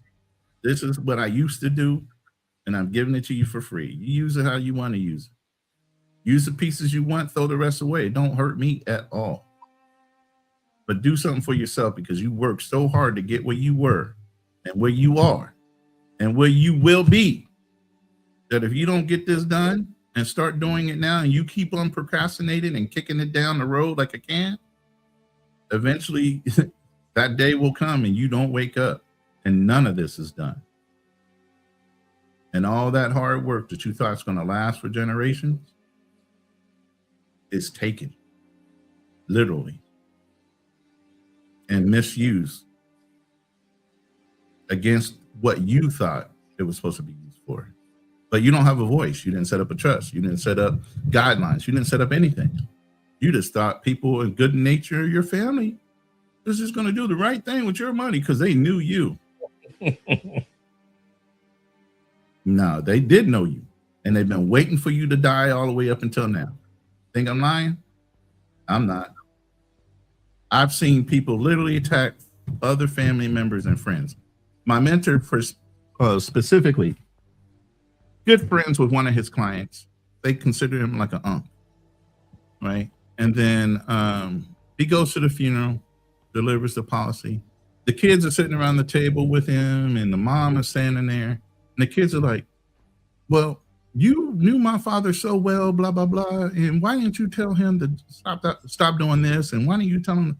He goes, I did. No, you didn't. You didn't try at all.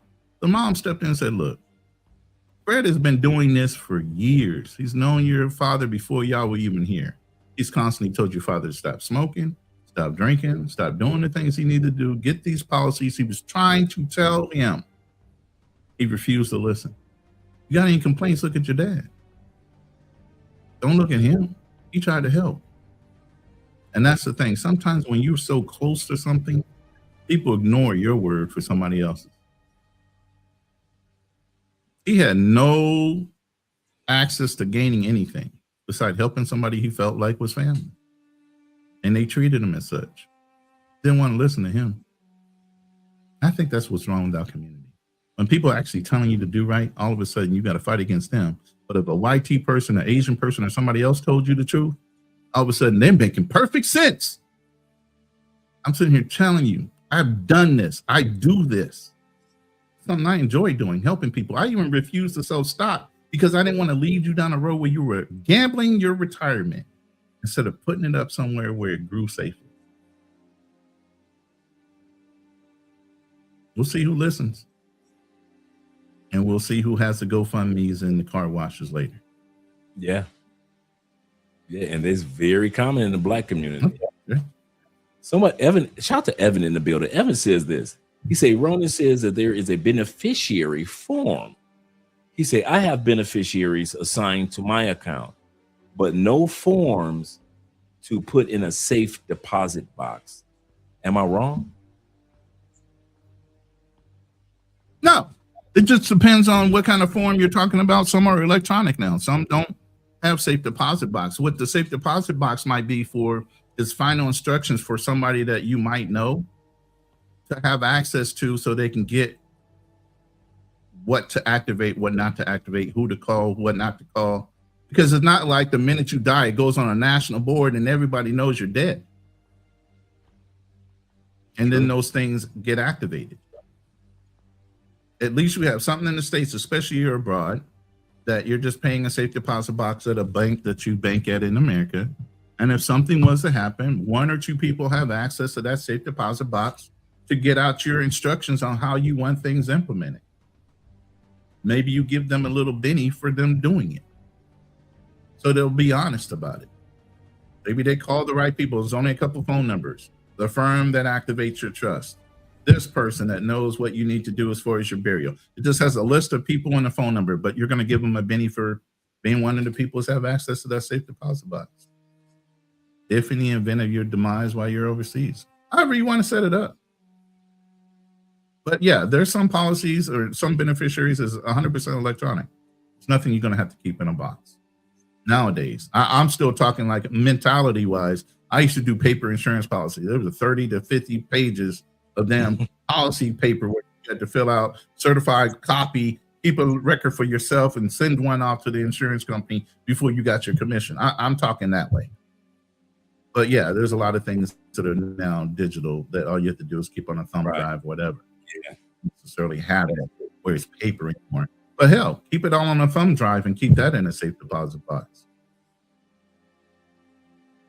Or somewhere where they can locate it in your house. I mean, catch up to the technology. Yeah. Also, you guys, you want to reach out to your investment or your Roth IRA or your 401k investment firms. What I mean is some of you guys need to make a phone call to Fidelity, to Chase, to Charles Schwab, to JP Morgan's, if that's where you got your investments. In my case, Fidelity and Vanguard. I call Fidelity and Vanguard and I ask them, could you connect me to the department that has to do with if I pass on, how do I set up my beneficiary? Is there a beneficiary form online that I could make sure my wife is in, so forth and so forth. So you guys have to make some phone, there's some homework involved in this. Make a basic phone call, reach out to your investments that you're at work, you got a 401k, you guys are using Fidelity or Charles Schwab or whatever your company's 401k is, or whatever your Roth IRA is, that you use outside of the company, and reach out to that brokerage firm and ask them, like, listen, if I pass on and I did fill out the part that says beneficiary, how do they reach out to you? Do they just call you? How can you validate that that's the right person? What do they need to do now that I'm gone? And so Vanguard walked me through their steps. I took those steps, I typed them out with the phone numbers and everything, and I had them in a form, not only an email that I sent to Andrea, so everything is an email form, just in case the paper form or disappear. I'll also have them on a flash drive, all the information. So everything that has to do with my Social Security, how to get my Social Security, everything that has to do with my investment accounts, how to get to those investment accounts, bank accounts, my regular everyday bank accounts. How does she get to those? How does she get to everything that has to do with our business? Google AdSense and all that from the YouTube channels. How does she get access to Patreon? All these things, your beneficiary should know these things. If anything ever happens to you and mom in an accident, what do the kids need to know? What steps do the auntie or the uncle need to make in order to do this? When you have a trust set up, it kind of alleviates a lot of things because everything is up under the same umbrella. So basically, everything's going to go directly to the trust, and the person that's in control will be the distributor of the funds that will go to your kids if you and your loved one, if me and Andrea pass on at the same time. These are the things you're going to have to consider when you're living in another country. I know you guys are taking it from the perspective of the United States, which is great. We're talking mainly to you guys that plan on relocating in the next 5 months, 5 years, next 15 years. You need to have everything set up so you are at peace while you're living in Bali, while you're living in Thailand, while you're living in Portugal.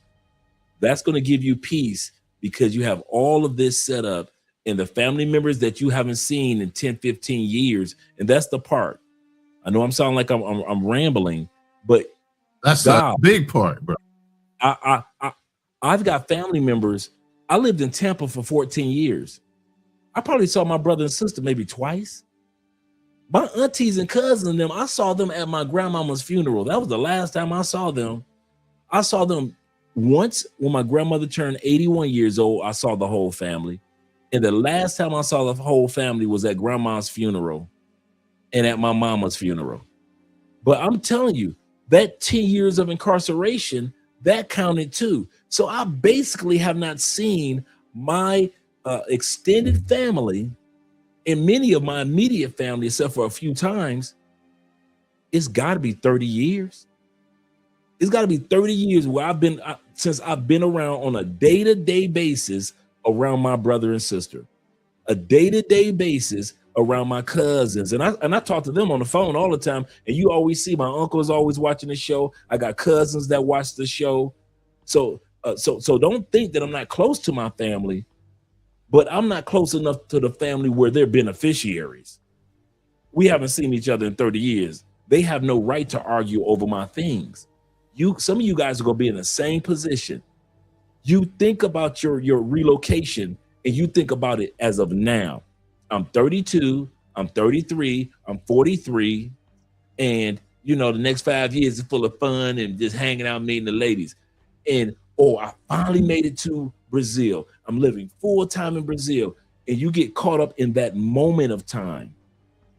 You forget when you move to Brazil, you might be in Brazil for 30 years, 30 more years. Even though you're traveling to other countries and you're going back to visit family every once in a while, your home is Brazil. You've been with that Brazilian chick for 25 years. Y'all had 2 kids in that 25 years. So when you guys are getting excited about moving to Brazil or moving to Colombia, you've got to think about what's called longevity. You've got to think about, if I'm here and Brazil is the country that I love, and this is where I'm going to die, what happens upon my death in another country, and as well as information that was shared about if you die in the United States. Because this is very important, and you have to know the death laws in that country. I mentioned this earlier. Japan does not do burials. Japan mainly is a cremation country because it's an island, and for the most part, there's not enough room in Japan to bury everybody. The Muslims are understanding that right now. The Muslims that have moved from other countries to Japan just recently, I'm talking, this is fresh news, have gone to court in Japan. This has gone to Congress in Japan, and they voted it down. Japan says, even though you're from another country, we are not going to break our rules of burial because your traditions as a Muslim is burial. And Japan has said just recently, over the last month, if you want to bury your loved one, send them home. So now people relocating to Japan are like, wait a minute. So if I'm Islamic, yes. I have a great job here in Japan, yes. If I die in Japan as an Islam, I can't be buried in the country that I've learned to love. No, nope. It's an island, and we don't have enough room to bury everybody that dies on this island. And you have to be ready to embrace that. So whatever country you guys go to, you need to know the burial policies. You better chat GPT or use Claude to find out what the burial policies are in a country that you're going to. Don't assume that it's just like the US, because in many cases, it's not. Oh, by the way, Ronan. You're absolutely right. Go ahead. You about to say something? No, I just say you're absolutely right. Yeah, every country doesn't have to respect the fact that you're an American, even when you're traveling there, let alone when you die. You want to practice your religion and they'll allow you to do that, that's fine. Doesn't mean they have to circumvent everything they believe to allow you to practice your own religion the way you see fit. That's true. Like you said, you your body. Yes, and sir. if you know that, and you've known that for 20 years while you lived there, why didn't you set up repatriation insurance so that you know you could ship your body back? You had plenty of time to plan for this. You lived there for 20, 30 years, and now you're using that as an excuse to try to circumvent a law because they're supposed to have empathy for you. They're looking at you like you had 20, 30 years to prepare for this. Yeah, one lady, one of the Congress ladies stood up and talked about that. I just watched it yesterday because it's so fresh news. You know, the two fresh news that I saw was Japan's law against burial, and Will Smith and Jada have officially been divorced.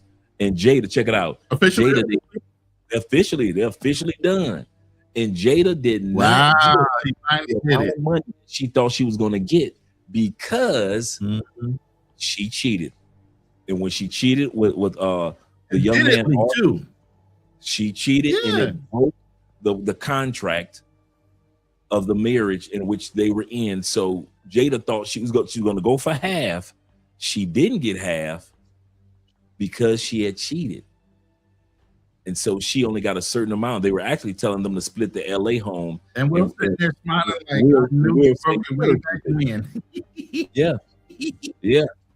He should have went on ahead and divorced for a long time. Yeah, I'm planning on coming back to that. I know, right? He said, shout out to T-Mac in three ways. Shout out to T-Mac with the $5 love on the super chat. Shout out to T-Mac with the $10 love on the Cash App, and shout out to T-Mac with the $5 love on the Bitcoin. As you guys can see up here in the corner, if you want to support the channel, all you got to do is go to your camera. Yes, sir, by way of Bitcoin. So shout out to T-Mac. T-Mac say, show both Ronan and Dre some support. Yes, sir. Support the channels, guys, if you can, by way of PayPal, Super Chat, Cash App, both channels. Cash App, Super Chat, PayPal. Blow my Wealth Talk. Hey, I'm just working on that Wealth Talks, the Legacy Walks channel. I'm gonna put some more effort on it. But yeah, blow that channel as quickly as you can, please. Yes, sir. Please, yes, sir, please, guys. please. Make sure you blow the channel about these subjects more. Yes, sir. Also, Ronan, if you want to hang around a little longer, I got that video from the brother in the Philippines that talked about the biggest problem of living overseas. I've got that, and we can watch it together right now. All right. Producer for Yeah, you know me. I love reaction videos. That's what I do. So. Okay, cool. Producer says, he said, I know that Brazil, if you die today, your funeral will be the next day. They put you in the ground quick as F. Quick. I did not know that. Mm. I didn't know that. And those are the things Maybe that they guys don't have enough storage. Yeah, maybe they don't have enough storage, mortuary or whatever. You know, they got to get rid of that body before it starts to decompose or whatever. You know. Yeah. Yeah. The African Wolf said, he said, wait, Will and Jada divorced? Yeah, they divorced now. It's official. It's official. Mm-hmm. We know it's been in the making for a while, but now it's official. Yeah. I mean, this is like 7 years, 10 years ago. Will's like, I'm retired. I was like, what the fuck is Will talking about now? He said, I'm retired from trying to make you happy. I remember you you do your own that. thing. You know what I'm saying?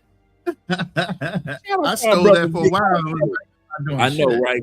Yes, sir. Shout out to my brother Victor Ashwood with the $10 love. He said, I'm on here, T-Mac. I'm on here. He said, T-Mac says this. It takes time and effort to assemble the information. Absolutely correct. So, guys, I'm telling you, this is well worth it. I love when Ronan is on. He's always informative, and he's always transparent with the information that he shares. Before we go up with the video, because I'm about to pull the video up right now. Let me pull that up right now. This brother's been on YouTube for quite a while. Really good content creator. Let me go right here. Pull up the video. Welcome back to my channel, Sunshine and Shoulders. I'm Calvin. Thank y'all so much for stopping. Before we go and watch our brother Sunshine Shoulders, I still got a question for you. I asked earlier, but you kind of dropped off, Ronan. Whole life insurance versus term life insurance. You know, I have whole life here. I've got term life in the States. Why? And I think I know the answer. I think I know why not whole life insurance. Okay. If you look at the rate that you pay for your whole life insurance, even though it's an investment vehicle, what's the interest rate of gain on your whole life? Maybe about 3%, 2%, something like that. Yeah. As far as how much you're getting for the amount that you have in there, right? Right. Well, term life is great because you get to rent the amount of money you want to rent for the term, whether it be 20, 30 years. And I would try to max that out as much as possible because your age is going to dictate how much that premium is going to be. So the younger you can buy term life, stretch that shit out 30, 40, 50 years if you can. Lock that policy rate in there because after that term, you're going to want to keep it. That's when they hit you on a prorated basis. They're going to reevaluate you, see what your health status is at that point, see if you have some things that you've gone through like cancer or whatever. Because once you hit cancer or you hit something like that, all of a sudden the policy rate is going to go astronomically high. So odds are if something happens when you get sick, when you first get that term policy, try to push that out because they can't keep on reevaluating you. Once you're locked in on that rate, stay at that rate. The minute you give them an opportunity to run that thing up, they already know what the law of averages are. They're actuarials. Get what I'm saying? There's always going to be a rebound of having the C word, you know, and so forth. So if you buy a term policy, max it out for as long as you can that you can afford for. Okay. Based on the dollar amount. And I would go at least 500K to $1 million plus. So let me ask you this. Now, whole life. Why I don't necessarily like it. Let me finish this one. The whole life thing. Okay. This is see the smile on my face is because I'm excited to tell you guys about these things. Okay. Whole life is a great policy. It's a great product. You get some kind of interest, and sometimes it's way higher than the bank interest that they were giving out at the time. So whole life wasn't a bad way of making up money. It grew tax-free and different things like that because it grows inside the insurance policy. Plus the money you put in there is already it's already taxed, right? So the gains are not taxable unless you're putting it in something that leverages it against the market. Well, there's a little thing that's out there. It's been out there for since the I want to say 1990s or so. It's called an IUL. That's the improvement on a whole life policy. An IUL is like a Roth IRA, which you guys hear about all the time and they tout them all the time. An IUL is an insurance vehicle that gains, and I would say it's better than Gerber Baby. It's better than anything you can think of, even a college fund. Even your 401k plan, it's better than that. Because it's like all of them mixed into one product. And why I say that is, once you start the policy, you can front load it for retirement, not as a death benefit. So you can drop a huge lump sum in it. The longer you don't touch it, they give you bonuses. You hit that 11th year, they start giving you bonuses every year. You don't touch that money. Okay. So it compounds on top of compounding. Okay. I ran a scenario where I knew a couple football players, and one of my mentors, his grandson was the son of a San Diego Charger defensive tackle, winds up killing himself because he had CTE. Well, they inherited the money that the NFL gave out to all the kids and family members of the football players that suffer from CTE and self-deleted or whatever. Okay. And so when they had that lump sum of money, I said, look, just give me $250 from each kid. I'll sit down and talk to them and tell them why. And just forget about the money. Put it in an IUL and let it grow. You can go below the 30 million, 40 million, whatever they got. Doesn't matter. By time the kids, and they were like 16 at the time, by time they hit 65, there was another $25 million sitting in the IUL account that was tax-free money they could touch at 65 as a retirement, whether they worked or not. Whether they did a day of work or not, there was $30 million sitting in the account. That's how well the IUL works. Why does the IUL work? Because it's off of a fixed account like S&P 500. It doesn't put your money in the S&P 500. It uses to pay out the interest gained every year off the S&P 500. Anybody knows anything about the stock? The S&P 500 is a constant, steady performer of the top 500 companies on the market. Okay, so usually it's about a 7 to 8% average. Sometimes it can go up 13, 20% depending on the year. The nice thing about the IUL is there's a stopgap. What that means is, say, point to point, every year you get paid whatever the interest rate is. Okay, I'm giving y'all a lesson for free. All right, so point to point, say you bought in April and the market was at a certain rate in April. So the next April year it comes in and say it's up by 13 points. You would take that full 13-point gain against your account. Okay, say it went down below where you were. You take zero loss. Why?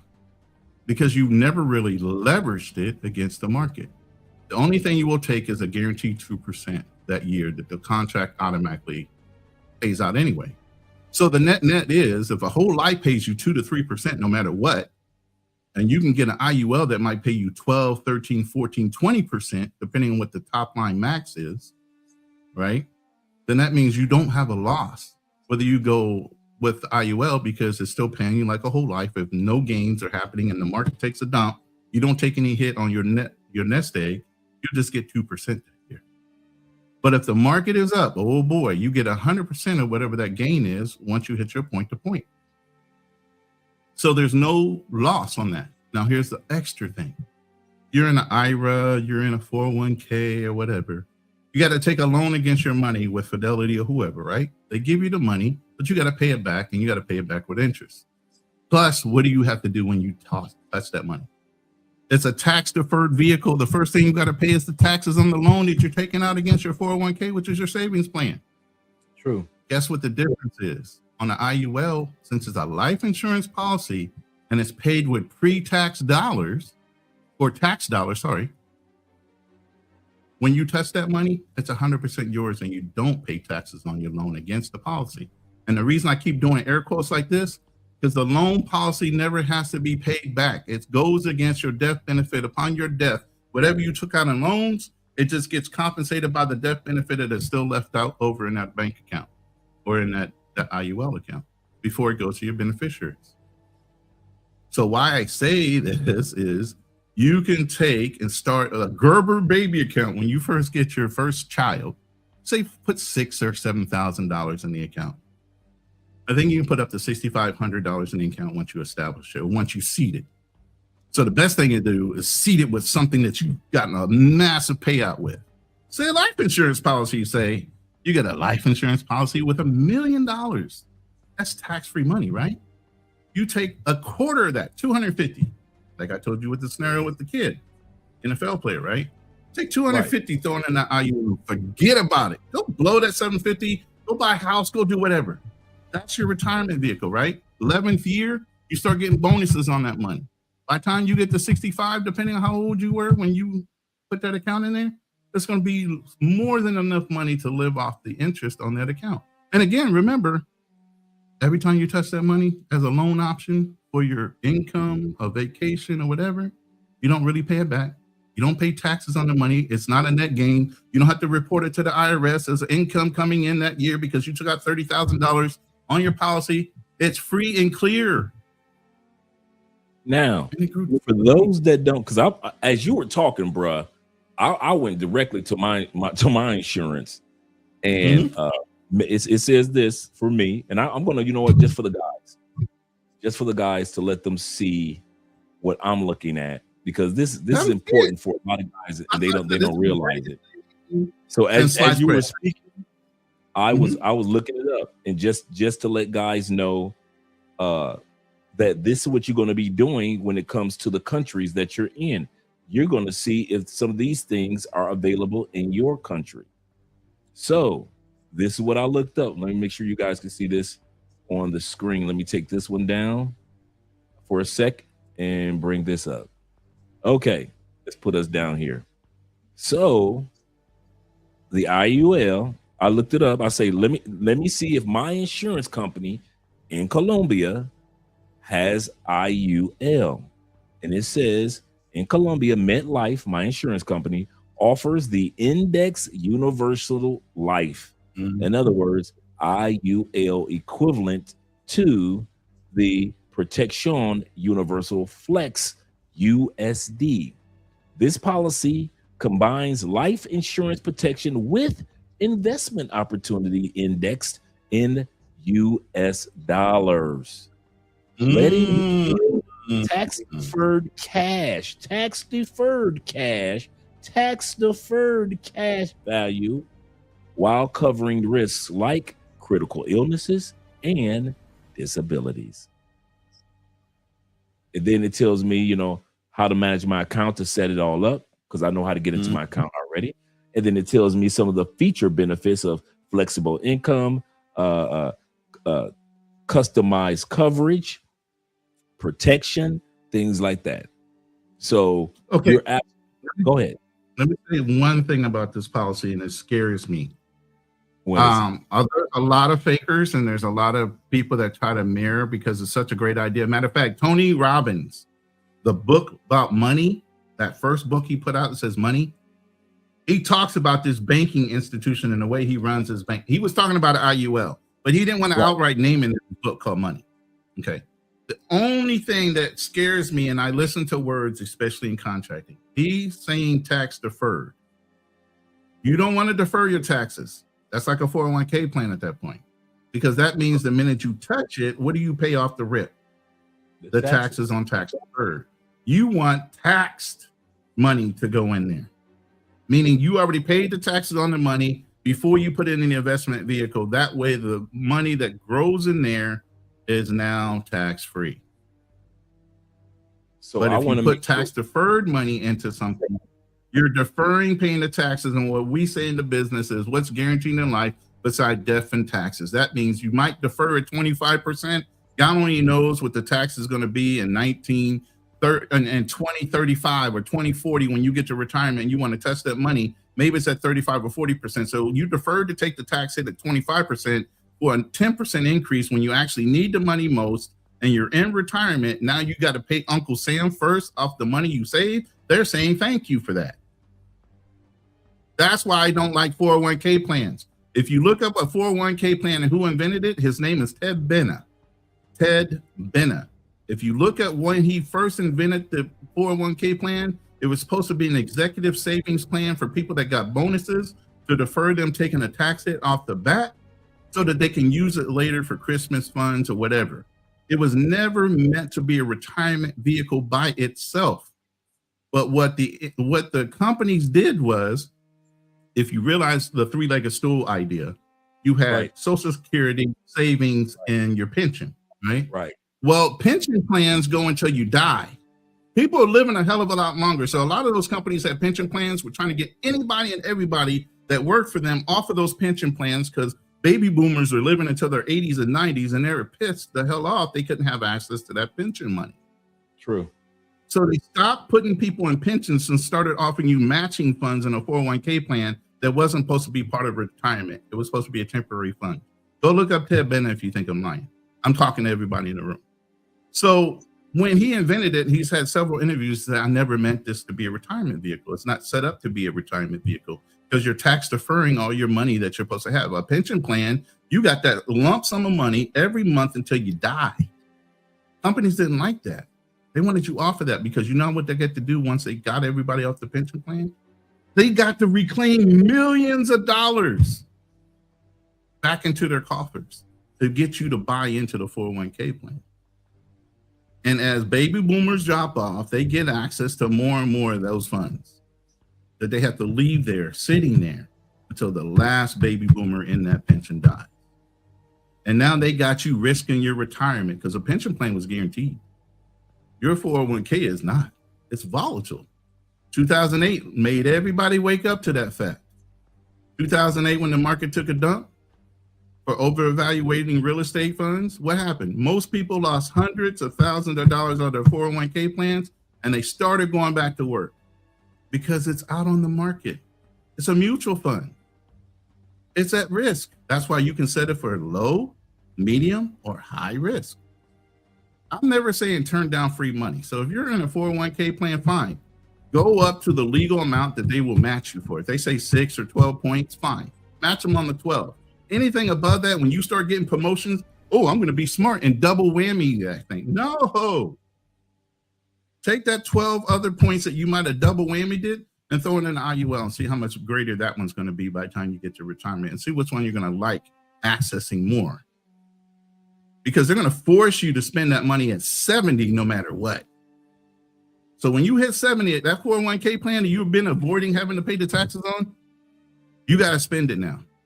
You got to start paying Uncle Sam that money back that you grew for them. It's the fix. The fix is in on that money. I'm just saying. So I have a question for you then. Mm-hmm. Which one would you recommend that? Okay, I got three scenarios. Three scenarios for me. Keep the whole life, and because it only in Colombia it's only 3 to 5%. I do know that, so it's 3 to 5%. So it's not like I'm dancing in the streets. Right. Get term life and take the balance that I would normally use towards my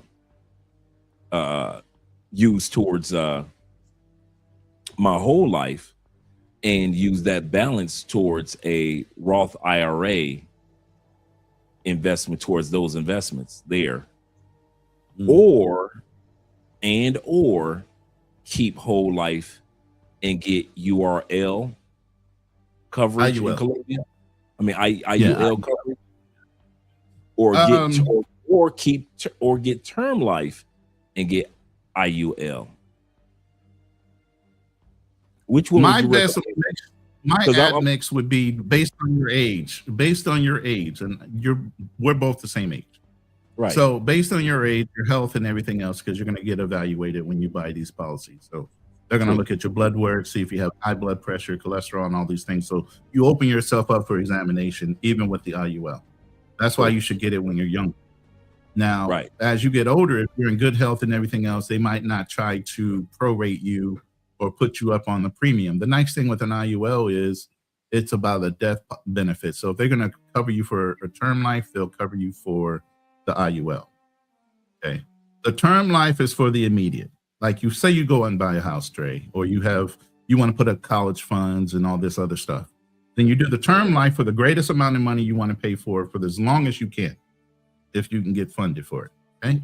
So if you say $5 million and the premium's only $200 or $300 a month, and that's something that's affordable, then fine, do the $5 million for 30 years. Basically outpace how long they say you're going to live. right? Because that's guaranteed payoff for what you're paying in, right? So that term life policy, you're going to use and fund your trust with it. That's going to dictate your college funds for your kids, your wife, and all that. So the smart play is to use the term policy to fund what? The trust. Now in the IUL, same thing. That's going to fund the trust as well, but that allows you to have immediate spending money off of your growth. Okay, so depending on how much you feed into that term policy, if you front load it for retirement and not the death benefit side, then you will have the greatest gain and benefit of being able to draw that money out without having to pay taxes on it or report it to anybody, while you're spending maybe that 401k money, which you're taking the taxes on. So the Uncle Sam, it looks like you do have some kind of income that you're paying taxes on, which is that 401k plan. So you're kind of tricking the government and saying, hey, yeah, I got a 401k, I'm liquidating that. But all the while you're drawing a secondary income from your IUL that you don't have to report at all. You get what I'm saying? So go from whole and just guesstimating, go from whole. It depends on what your penalty is on liquidating your whole life policy and whether you feel like that's a benefit for you to go ahead and take the knot, meaning take the hit on liquidating it and whatever funds you felt like you built up in it. You know, if you feel like, hey, I'm only going to take a 3% loss on this, but at least I can get myself out of it free and clear, and then I can roll that lump sum into something else, then yeah, go ahead and do it. But if it's too much of a knot to take, then I mean, I wouldn't put any extra into the whole life and just make another plan. Say that last take out part another again. policy, in other words. Okay, you know make what I out mean? another. On the direction you want to go and start growing that. Then you have two That's policies. Nothing wrong with having multiple policies. True. So I would say if the knot, meaning if the nut is too big for you to want to pay the taxation or the penalty, I would say just go ahead and open up another policy and just start from scratch on that one, but keep your whole life running. I'm never going to say not have multiple policies. Right. Because you never know when you need to draw off one or the other or both. So in my case, I would just hypothetically, and the reason why I'm bringing this to the table, gentlemen, is to let you guys know this is how you're going to have to think in other countries. For all you guys that are back in the States, don't think that when you go to another country, you don't have to think and talk like this. You're looking at two men and two of your brothers, your brethren of the community. Shout out to my brother, Obsidian, of the community that are in the Philippines, in Colombia, and you see how we're talking. This is how we will be talking even if we were off camera. So this is why I brought my scenario, even though I'm not giving you guys any numbers, any personal information at all, but I'm letting you guys know that you're going to have to think like this. So you're going to have to know what an IUL is. So I'm like, okay, what is this? Okay, let me see how it works for me. So now I can hear what Ronan is saying by getting another policy, get a term, and then with that term, get IUL, correct? Yeah, well, like I said, what are you funding your trust with? If you're going to go through this process we just went through, say you're starting from scratch, you got your assets already acquired. Now you're going to start funding your trust. What are you putting in that trust to fund it? And then what are those vehicles going to be doing while they're in the trust? Are they just sitting there gaining interest? Are they going to be paying ancillary thing like your real estate taxations based on what you own as far as your property? That's what the fund is for, is to pay out things or to pay your beneficiaries that are taking advantage of the trust as well. That's true. So that's what you're doing. You're funding, right? You're funding the vehicle. So the term policy is just a money grab. If you can still get at our age, 58, with good health, a good low rate of premium, a term life policy for 30 years. Now we're 58, we're hoping we live to 100, but 80 something is a big bet that we're pretty much close to the end. So if you can get a 30, 35, 40 year term policy for a couple mil, that's a big bump in your trust for funding things on a guaranteed, hey, they're going to have to pay out. That's why they would bump up your premium. They know they're going to pay. The actuarials ain't done. You know what I mean? So actuaries are not done. So that's what I'm saying. The term life is really a bump in just immediate infusion of wealth or funding. whichever way you want to look at it. Okay, should I buy term life or this is a good question because guys want to know this. In order to buy any type of insurance that's United States, do I have to be on US soil in order to buy US as a US citizen to buy US policy? See, this is where the gray area gets involved. You know, I've been selling online way before the pandemic, and it made it easier for people. I set up Zoom calls, and I was always selling online, no matter where I was. I was already a nomad in the United States. So I kept my clients, whether I was in California or whether I was in Texas or whether I was in Kansas. I was still selling to people in California. So I had licenses in multiple states. Anywhere I went, I had a license for that state because I wrote off everything. As an insurance agent, you're 1099, so it don't matter. So I just I'm gonna leverage to the hilt. If I gotta go somewhere, I want to make sure when I talk about insurance, I'm getting paid. I get to write off my meal that day. I get to write this off. I get to write that off. I'm writing everything off. You get what I mean? So I ain't paying Uncle Sam shit. In other words.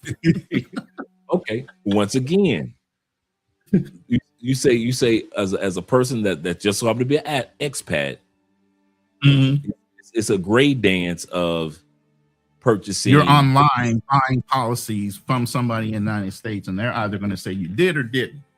That's up to them.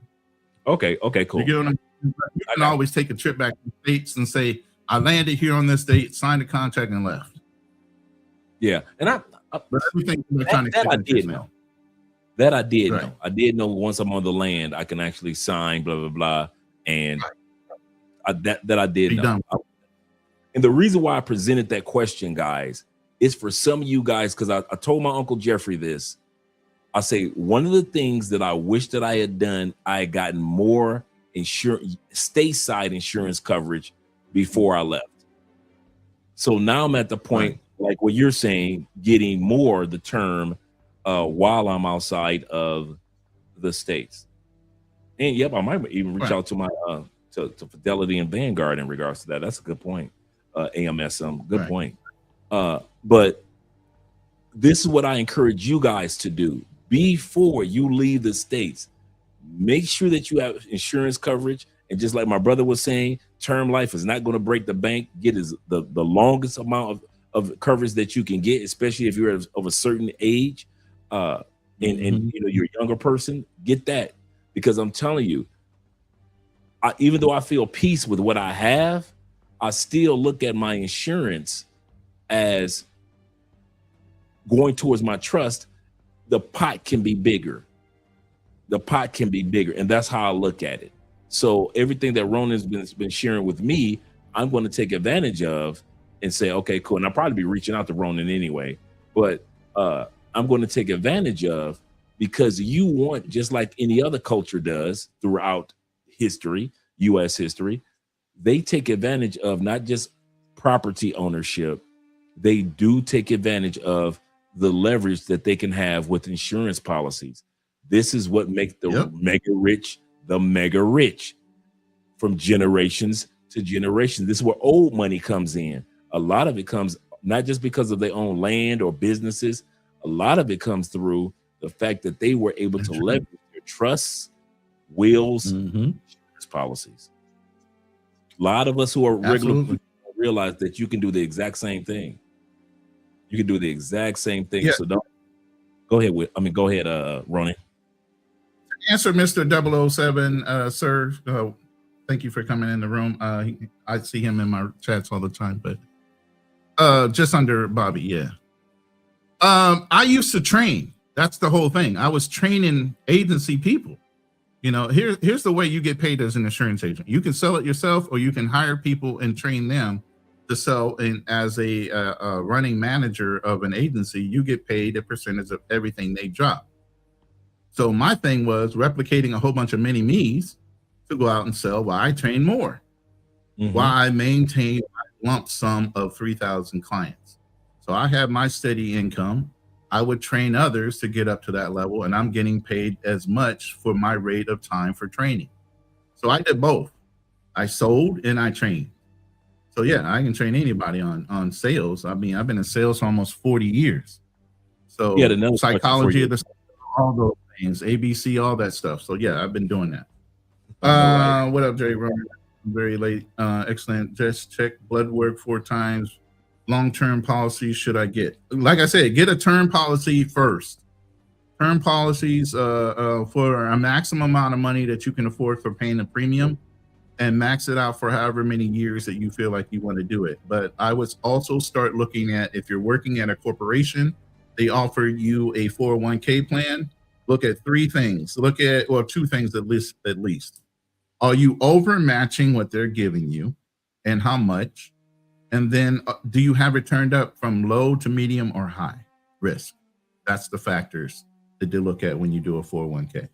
Okay, so look at those things. If you're young, I would say go ahead. You can always replace the money. Go high risk, and then if you see the market's taking a downward turn, you can always change it. But if you're older and you still have that high risk because you're getting close to retirement, I'd tell you to turn that shit down to low. Less risk on the market if another 2008 situation happens or something other. You know what I mean? You don't want to risk your nest egg right at the end of your working.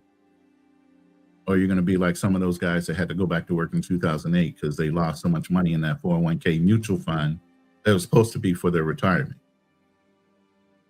So for you being so young, I would say figure how much you can afford to have in a long-term policy, especially if you're in great health. The premium should be super low for a couple mil. See if you can eat that premium every month and see how long they do it. I think they're 30 years. I don't know if they've gone past 30 years now, but I think the maximum is about 30 years for a term policy. That'll get you down the road if something happens before then. That gets you at 29 up to about 59, our age. Then you have to look at refunding that premium again. That's the problem.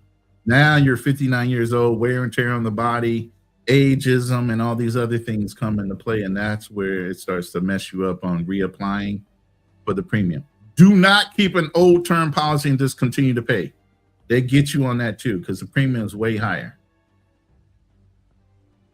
But sometimes you do because you can't afford to go get new blood work, and it's still going to be lower if you did get the new blood work than the new policy would be.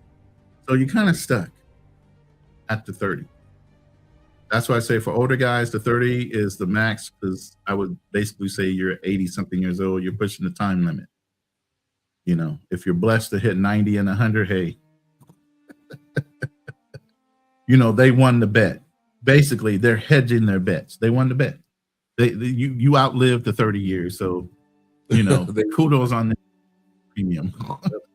But you should already have other vehicles that are funding your trust anyway. I would let it go. Let that dog go. Like they're trying to tell me to let my hair go. You know what I'm saying? They're saying let that dog go.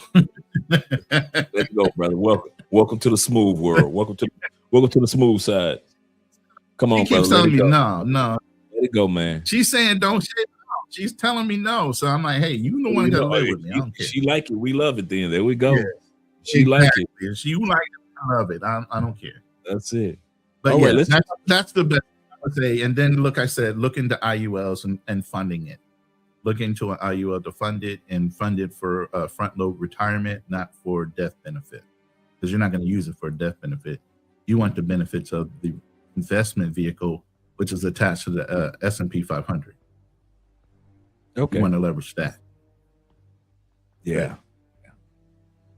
All right. Let's check out the video. Dave, shoulders. One of the biggest problems. Give me a second. Pull this down and bring him up. Add to the stage. I have with living overseas is. Welcome back to my channel, Sunshine Shoulders. I'm Calvin. Thank y'all so much for stopping back in. Let's lay a foundation. I want you to lay the foundation for this brother's channel. He's in the Philippines, and yeah, he's very positive, not direct. If you can't handle brutality as far as him not giving a damn about your feelings, but wanting to tell you the truth, this is not the brother you want to listen to. He will hurt some people's feelings. Yes, and give the name of this video. His video here, he's talking about, him trying to arrange something for his daughter in the Philippines because he's applying for Social Security, he just hit 62. And he wants his daughter to have access to the Social Security like it's like a form of child support because he doesn't need the money. So he goes to try to get this set up, and then you're going to hear the hurdles and the frustration he's having trying to get this done. And if the same scenario happened after he listened to our show, he probably would have already set up a trust in some way and had the accounts attached in the trust so that he wouldn't have to worry about whether his daughter was going to have access to the money because it already would have been pre-set up in the trust anyway.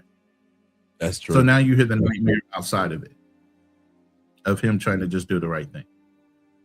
Okay. Day, one of the biggest problems I have with living overseas is conducting business. It can be frustrating, and I didn't retire to be frustrated all the time. It doesn't matter whether you're trying to conduct business here in the Philippines or in your home country. Sometimes it can be like pulling teeth, man. I'm just going to give you a couple of just brief examples of why I want to pull out the rest of my hair today. But anyway, Boobie's getting ready to receive her Social Security benefits. So just like my sons in America, I want the money going to them or to their mother, not to me. I'm 63. My daughter's 5. Anything could happen to me.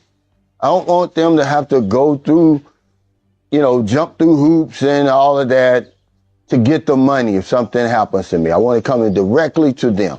So I just said, let's make it simple.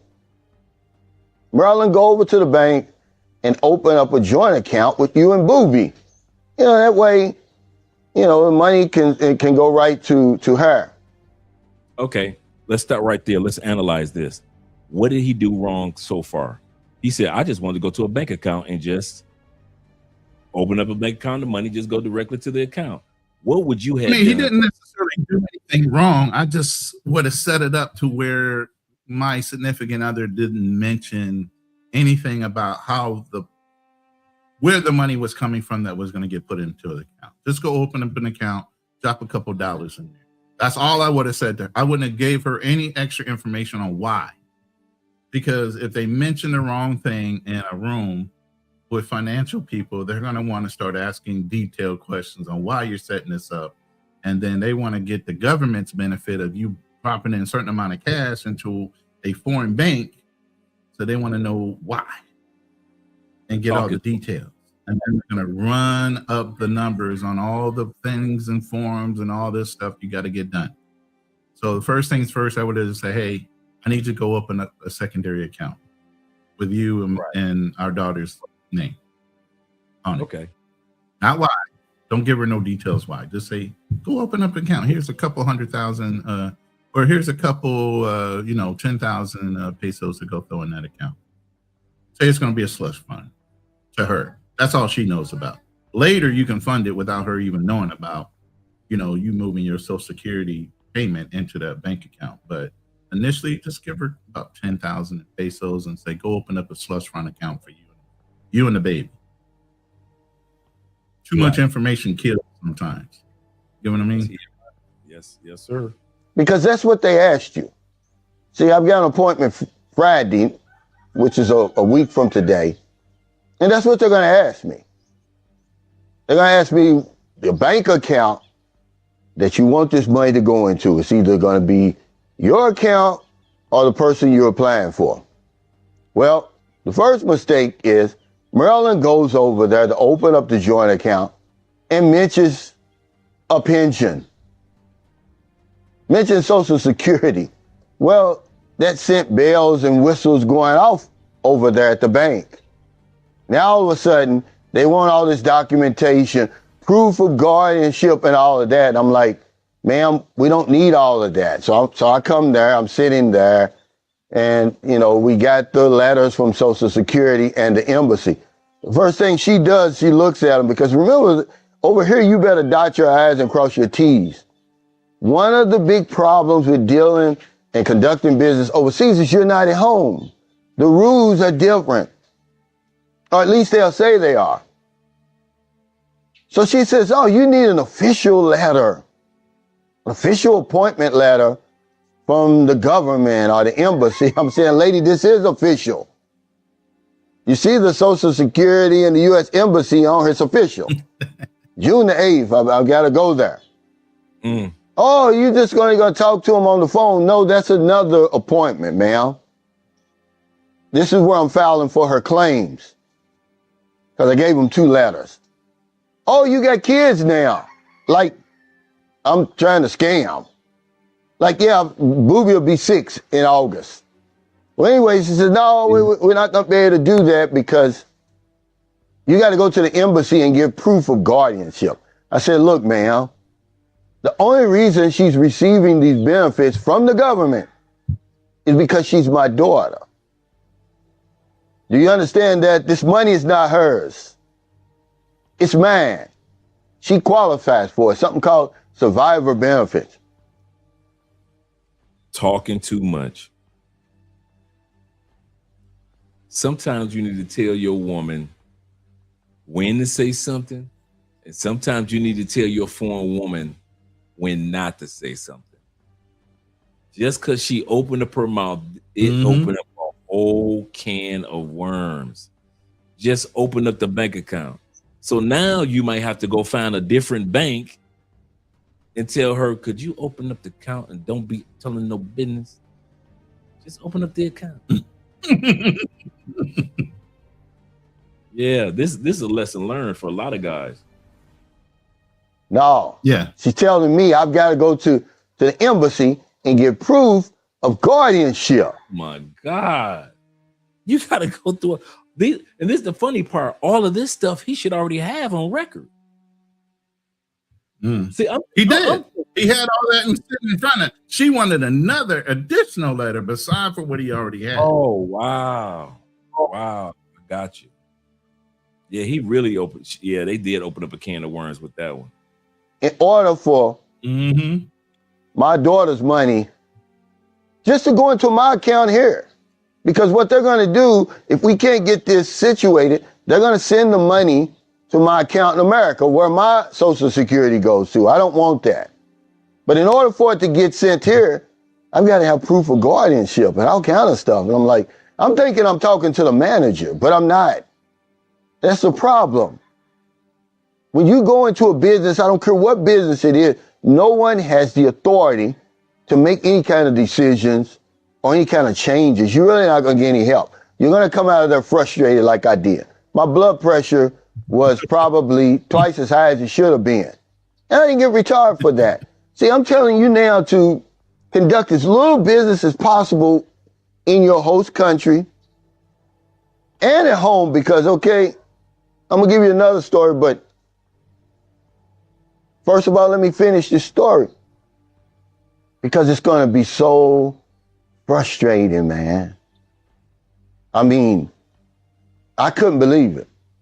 I'm like, you telling me that just because it's a pension, it's not even a pension. They call it a pension. It's Social Security benefits. We got to go all the way to Manila and get proof of guardianship? It doesn't make sense to me. But anyway, we didn't get that done at that particular bank. The bank that I've been a customer for 5 years, over 5 years. You know, you better dot your I's and cross your T's. They're very strict here, man. So do very little business here as you possibly can. I don't care what it is. Because you're not at home, the rules are different. But Maryland messed up in the beginning. Just go over there and open up the damn joint account. Don't say anything about Social Security. It has nothing to do with it. Because there's laws here that minors can open a checking account. A savings account. 7 and over. Okay, without parental assistance. And a bank may ask them to, sign something or whatever, but there's no proof of guardianship. It's the law. And if you're under the age of 7, you can do a joint account. But the minute you mention Social Security and stuff like that, bells and whistles are going to go off, man. It's hard to open up bank accounts over here, period, with all the money laundering and stuff that, they're looking for over here. Mm. So yeah, man, I'm frustrated. I'm 63, my daughter's 5. I don't want the money coming to me. In America, it was real simple. The money goes to the mother. Okay? But anyway, that's enough of that because I get excited just thinking about it. You're going to say, oh, so you got kids now. Yeah, lady, like, what am I going to try to scam you for? My daughter's almost 6 years old, man, but it is what it is, man, when you live overseas. You don't get the benefit of the doubt. So you're telling me to open up a business over here? No way would I do it. Okay? Not here. But anyway, something else that happened to me. I'm mad at my daughter. We're gonna pause that. Now I've got my We're gonna pause that. Why not here in the Philippines? We feel the same way in Colombia. Don't get me wrong. Okay. Without getting my ass kicked up out of this country, if Right. you look at the current Senate and the different hearings that are going on, let me put it this way. The Philippines was gauged to be one of the fastest growing nations economically, with investments of almost 300 billion, close to $1 trillion of outside investments for improvements of the airport, the underground railway, all these different things that we're going to go on here, right? And obviously expanding bases because of what's going on in China. So it was an earmark to have a lot of money coming in here. Well, I want to say about 30 million pesos is stolen every day, right in plain sight. Different people in the government are taking money. Just right in your face, like, and dare you to say anything. And half of them don't even go to jail. Wow. They can buy their ways out of that. Even Vitaly, if you look at Vitaly and what he did, he brought his way out of jail. You can buy your way out. Matter of fact, the jails are set up to where you can have civilians come and visit you. They bring you food. They bring you everything because you don't really get supplied a lot of things. You can literally pay and have somebody come spend the night with you. Your family can spend the night in jail with you if they want to while you're doing your time. It's different here. Okay. That's what I say. Y'all really need to check yourselves before you move to certain countries and understand where laws apply and where even if they apply, they don't apply. Like here, if I own land and I wound up going back to the States first to buy my house in Texas before we came and built a house here, literally, if I went ahead and bought the land here first and we built later, we leave, go back to America. We come back and there's squatters on my land, even though I have the right and I have a wall and everything set up in the property, right? They literally can set up their little nipa huts, live on my property. I have to go through the eviction process. And then even if I'm winning, I win and I'm in the right. It's my land and all these things.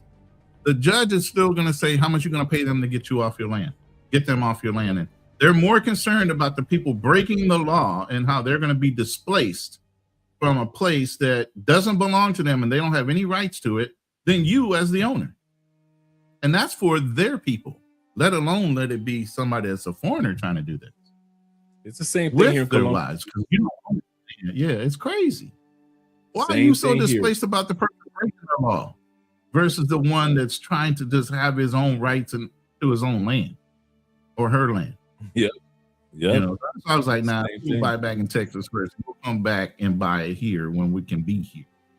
You know, I'm not buying and then we leave and then all of a sudden we got 30 squatters on our property. For Right. what? Right.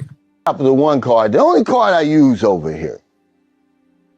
Okay, it's about to expire, so they send out a new card, April the 23rd.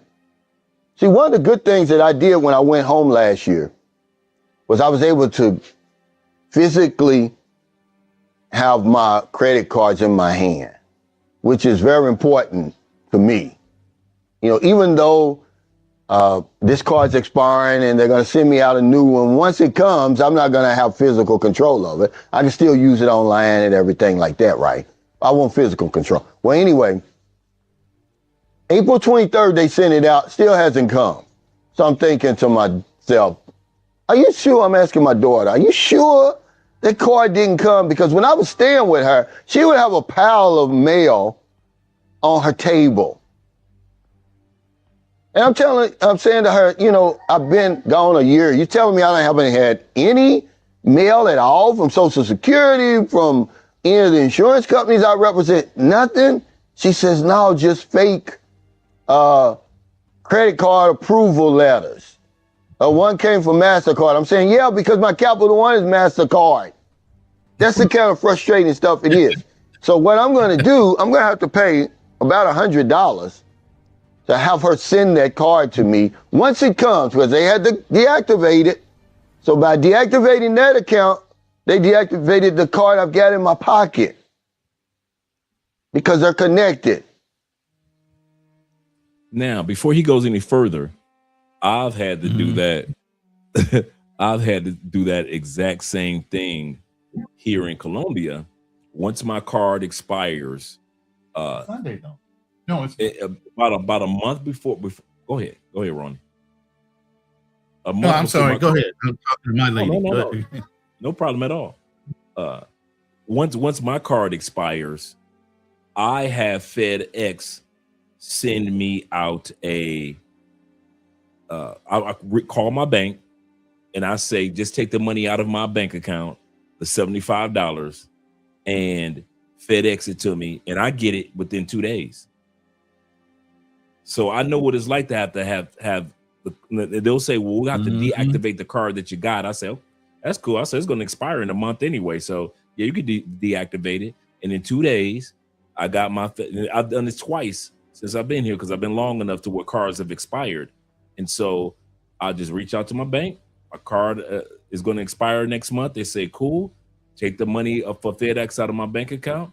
They confirm the address and they send it right to me. Never had an issue. But it is an issue. But do they send it to Colombia, or do they send it to an address locally in America? Colombia? They send it directly to me. See, banks won't do that to the Philippines. Wow. You got to send it to an American address, and then you got to have whoever you know in America mail it to you or ship it to you. That's the difference.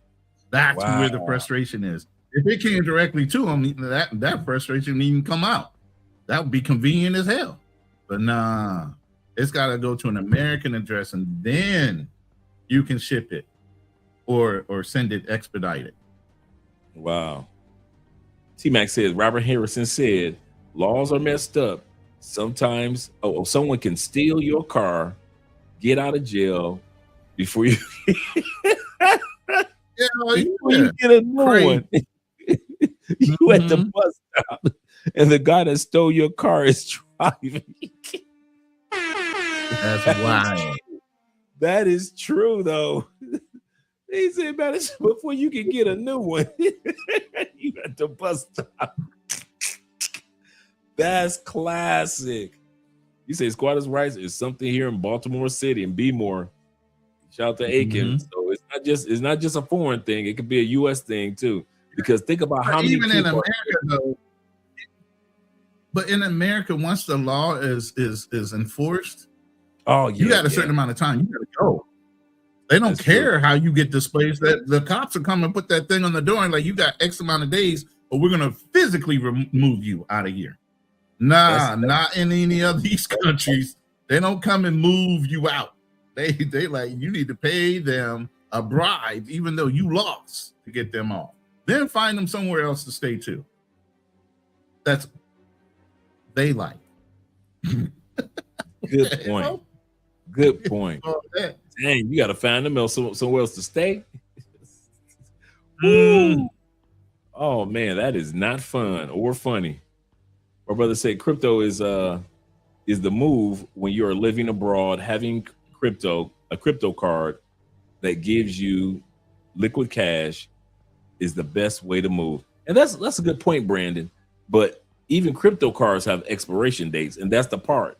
Or your crypto card can come up missing, and now you have to make sure that you reach out and make sure that it is deactivated, and then another one is sent to you somehow. So that's what we were talking about, the fact of the delivery of the item. My brother official Kobe, the official one, says this. He said in Los Angeles, squatters have the rights. He say their apartment is their apartment. Oh, this world does not care. This world does not care. California. Gavin Newsom has allowed California to go to hell in a handbasket. Oh, he has. I swear to you. Man. You can go and break into. You can go and do whole mob robbery scenes with kids running through stores because they're not going to be held accountable if it's less than a certain amount of dollars. They don't want cops running down kids, so now they do mob runs, and kids run through whole malls just grabbing whatever, running out because they know the cops aren't. What is it? It's the teen takeovers. That's what it is. The teen takeover. Yep, crazy. That's wild. 007 says it is wild. 007 says this. He said a company called iPostal has mail forwarding services in certain mailboxes, and they have mail seas. You ain't never knew that? They've got over. No. You see me? He said, depending on your mailing location, you can have it mailed to you. That way, you don't have to rely on family. Now, when it comes to iPostal, shout out to 007. I have been using iPostal since I have been here in Colombia for almost the last decade. I've been using iPostal. I pay $19 a month, $19.99. They also, any mail that I get, like regular mail, they actually do a screenshot. They actually open it up for me. They do a screenshot of my mail, and I can actually look at my mail in my iPostal account. And if I want to keep it, keep it. If it's trash, I delete it, and they'll throw it away or shred it. The other thing, if I have anything sent over, to iPostal, he's absolutely correct. They will deliver it. They'll say, okay, Andre, it's going to cost you blah, blah, blah, blah, for us to send it to your location. I even had I remember last time I went to Florida, I had all type of Groupon stuff being delivered to iPostal because I knew that I had shoes and slacks, jeans, ties, anything, any Groupon deals I could find before I came to the States, I was getting it. And it was all delivered, not to a house, because I didn't have a house in the States. It was delivered to my iPostal location in the United States, because you actually they give you an actual tangible address. So I was actually able to go to that actual address, pick up my mail with all my boxes. I went up there with a suitcase, an empty suitcase, and opened up all my shoe boxes from Groupon, and I got my slacks and everything. And me and the guy that manages everything for that particular branch of iPostal, we were just talking. He's like, yo, you live in Colombia? So we just talking about Colombia, and I put all my stuff, and he discarded all the boxes for me. But your letters, any type of letters that you get from your bank or any place else, they automatically go to iPostal. Now, the one caveat that was a headache for me with iPostal was my bank did not allow me to use iPostal as my bank address because they knew what iPostal is. So I did with my bank have to have a bank account. I mean a family member's address, and I still use it to this day. But when it came to if I needed them to send me a bank card, I could have them send that bank card to iPostal, and iPostal would have it delivered to me if I had to go that route. Now, fortunately, my bank allows me to go directly, but I've been using iPostal. Do they get a special rate on their deliveries, like through their shipping services? Do they have a better rate than if I had to go direct? I don't know. Okay. I don't know, because when I was using iPostal, I've never had to have them ship something to me, because like I said, your actual letters, they do a screenshot of them anyway. And so when you go into your iPostal account, you can use an iPostal app on your phone, or use your iPostal just regular account, and you open up the app or your phone or you're on your computer, and you open up your account. and they'll send you notifications when you get mail in your email. Hey, you got a letter in the mail from so and they have a link to your iPostal. You click on your iPostal account, you log in, and that letter is on the screen right there. If you want to keep it, you just put it in the archives, or you print it out, or you save it, or download it. If you don't want to keep it, you just press on your account delete, and they'll shred that letter up for you. That means that you don't want to keep it. And so, like I said, I had shoes delivered to my iPostal. I had blazers, I had ties, I had all types of socks, all type of stuff. So when I got there, I just was able to because this is how iPostal is set up. They've got over 10,000 locations nationwide. The average city has 5 iPostal locations. So you get a chance to choose one throughout the city. You want one to be downtown? Did you want to choose? Okay, cool. One that was in your old neighborhood. Okay, cool. So the average major city has 5 to 10 iPostal locations, and these are actual tangible addresses. This is not a PO box at all. This is an actual address, an actual location. It's like I said, I paid $19 a month. I think it started off at $10 a month, but I got like an advanced, the advanced iPostal membership, and so iPostal Gold type of thing. But I kid you not, it was well worth it, very well worth it. All you guys out there that have not used iPostal before, and you want an actual tangible address to use while you're outside the United States, go to iPostal. I'm hooking them up.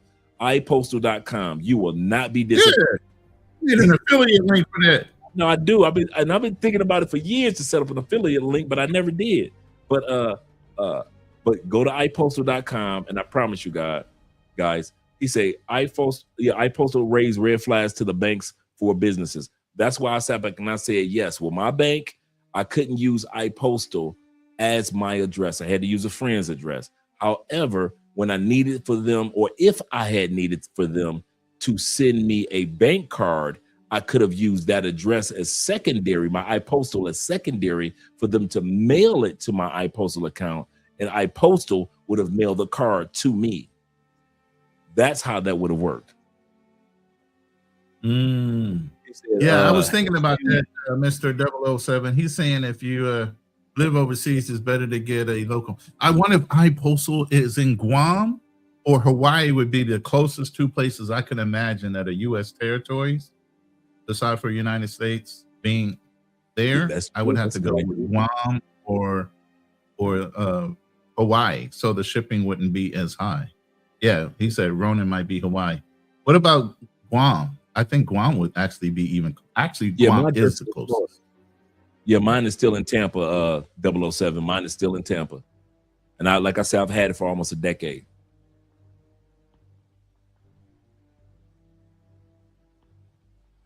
Oh, they are in Guam. Nice. Maybe. There you go. Maybe the place to be where it still looks like I'm legitimately in the United States. For all you guys that are watching this episode, man, you guys are getting gravy, because I'm going to tell you something. After this episode is off, it will be taken down tomorrow morning and going to the Patreon. I'm letting you guys know. It will be going down. I'm going to put my private too. Yeah, all you paid Patreon members. Members only on my page as well. I'm going to put it as members only. I'm giving away a lot of stuff here. There's a lot of information that guys are getting on this live stream tonight, and on many live streams. And that's why we often ask you guys, support the channels. Support us with subscribing, clicking the like button, putting things in the comments. A comment section makes a channel introduces videos to people that haven't watched the video yet. Any YouTuber, I kid you not, they want more people just to put, I don't care if you put one word in the comment section, put something in the comment section of your favorite YouTubers' videos. That causes YouTube to say, wait a minute, action is taking place over on that area. I'll give you a perfect example. I dropped a video, a YouTube short on TikTok yesterday. I don't know what it is. It was just about Nordic countries' healthcare system versus the United States.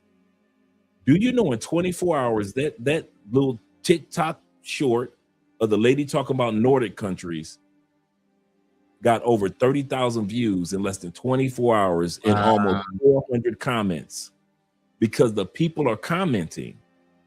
So when you guys are commenting, I kid you not, go ahead and do that. So click the like button, subscribe to the channel. So Ronan was presenting his new channel. Make sure that you guys put comments in our videos. I don't care if it's a 1 minute, a 1 word comment. Put comments in because that helps YouTube to say, let's push these videos out because this is important.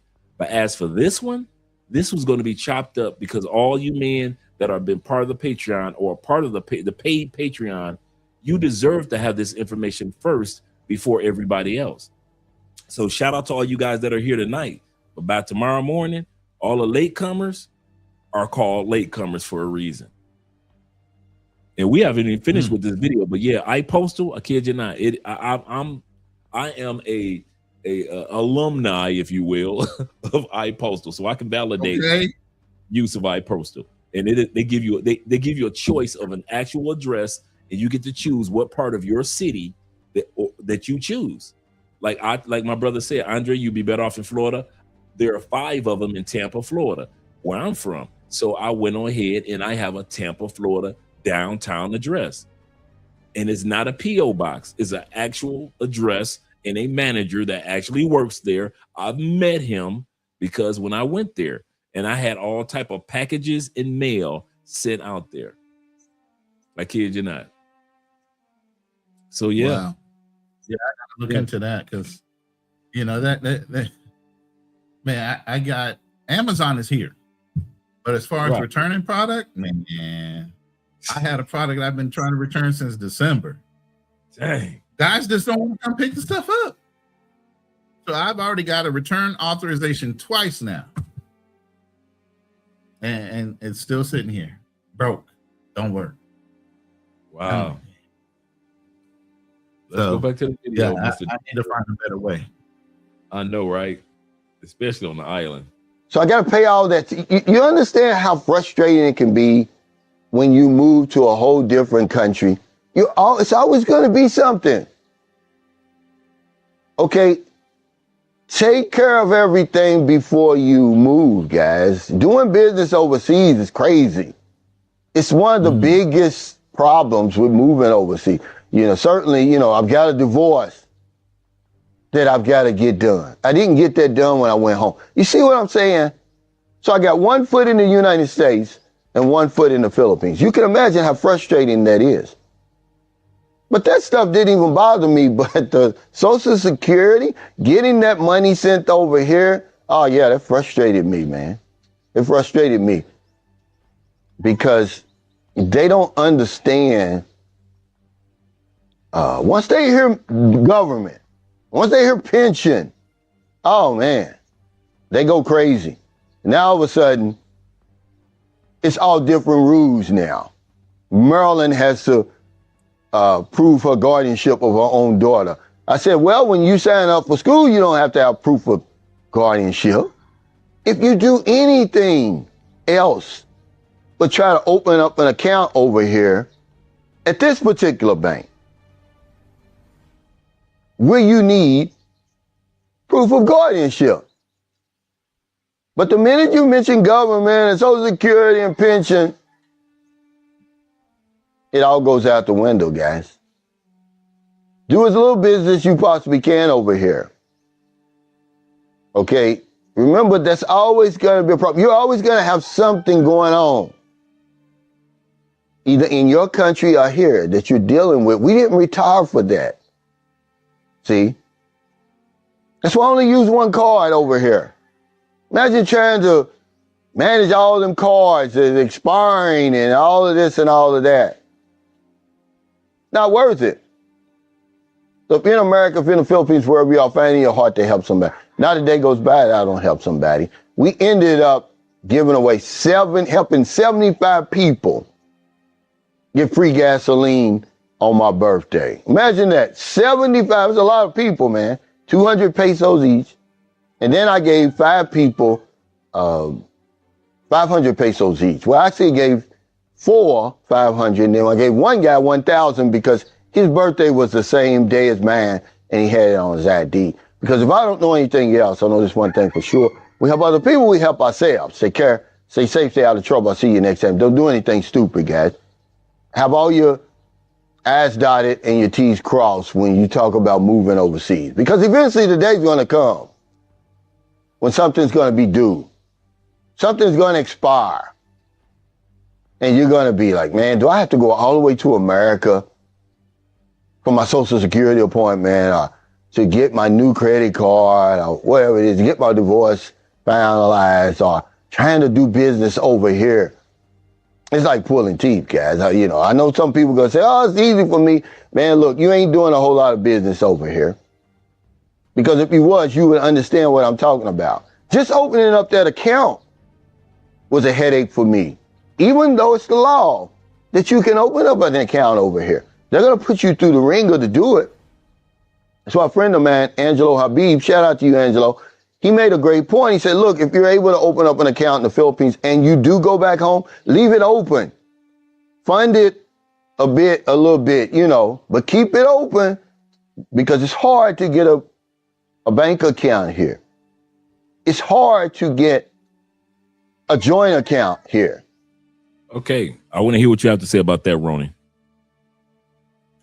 Yeah, like I said, you're jumping through hoops. There are other YouTubers that'll tell you, I wouldn't necessarily want to open up a bank account here because stuff takes forever. They claim they don't get wires from American banks. There's some serious chaos going on in the Philippines when it comes to money and tracking of it. You know what I mean? So if you were to open up an account for whatever reason here in the Philippines, I'd say keep it very lowly funded, but keep it open. Obviously, because when we come back, it's going to be a whole nother thing. My lady has a bank account, so I don't really necessarily need one. If we're going to do something big, I just move it to her account, and we can pull it out that way. Matter of fact, right now, I just use Wise for a lot of things, because it converts into Gcash, which they use here as a digital currency. Only thing I don't have is a Wise card. Everything's on my thing. But I heard you can't apply for a Wise card until you're overseas, so I was thinking about in the next couple months, I need to go ahead and see if I can get a Wise card sent to this location, and then have that. But it works fine. Everything here is digital. You can literally take a cell phone, put it against whatever, and pay for it with Gcash or whatnot. And the conversion rate on Wise is really, really good. I mean, I'll tell you right now, PayPal is ripping people off on transactions. Yes, they are. They do not give you a good rate. I mean, it's terrible. And the fact that your bank would give you a better rate if you could deal with them directly, Wise is at least keeping it a little bit more honest. Now I'm getting like 55, 53 pesos per dollar when the exchange rate here is 59 to 58. So for every $1, they're taking so many pesos from me. And then you got a fee that goes on top of that too. So you're robbing me on the exchange rate and you're charging me a fee. Then when my lady gets, she got to pay a fee in order to liquidate the money and turn it into Gcash and all these. There's fees left and right coming and going. I'm like, nah, I got to find a better pay. I got to find a better way.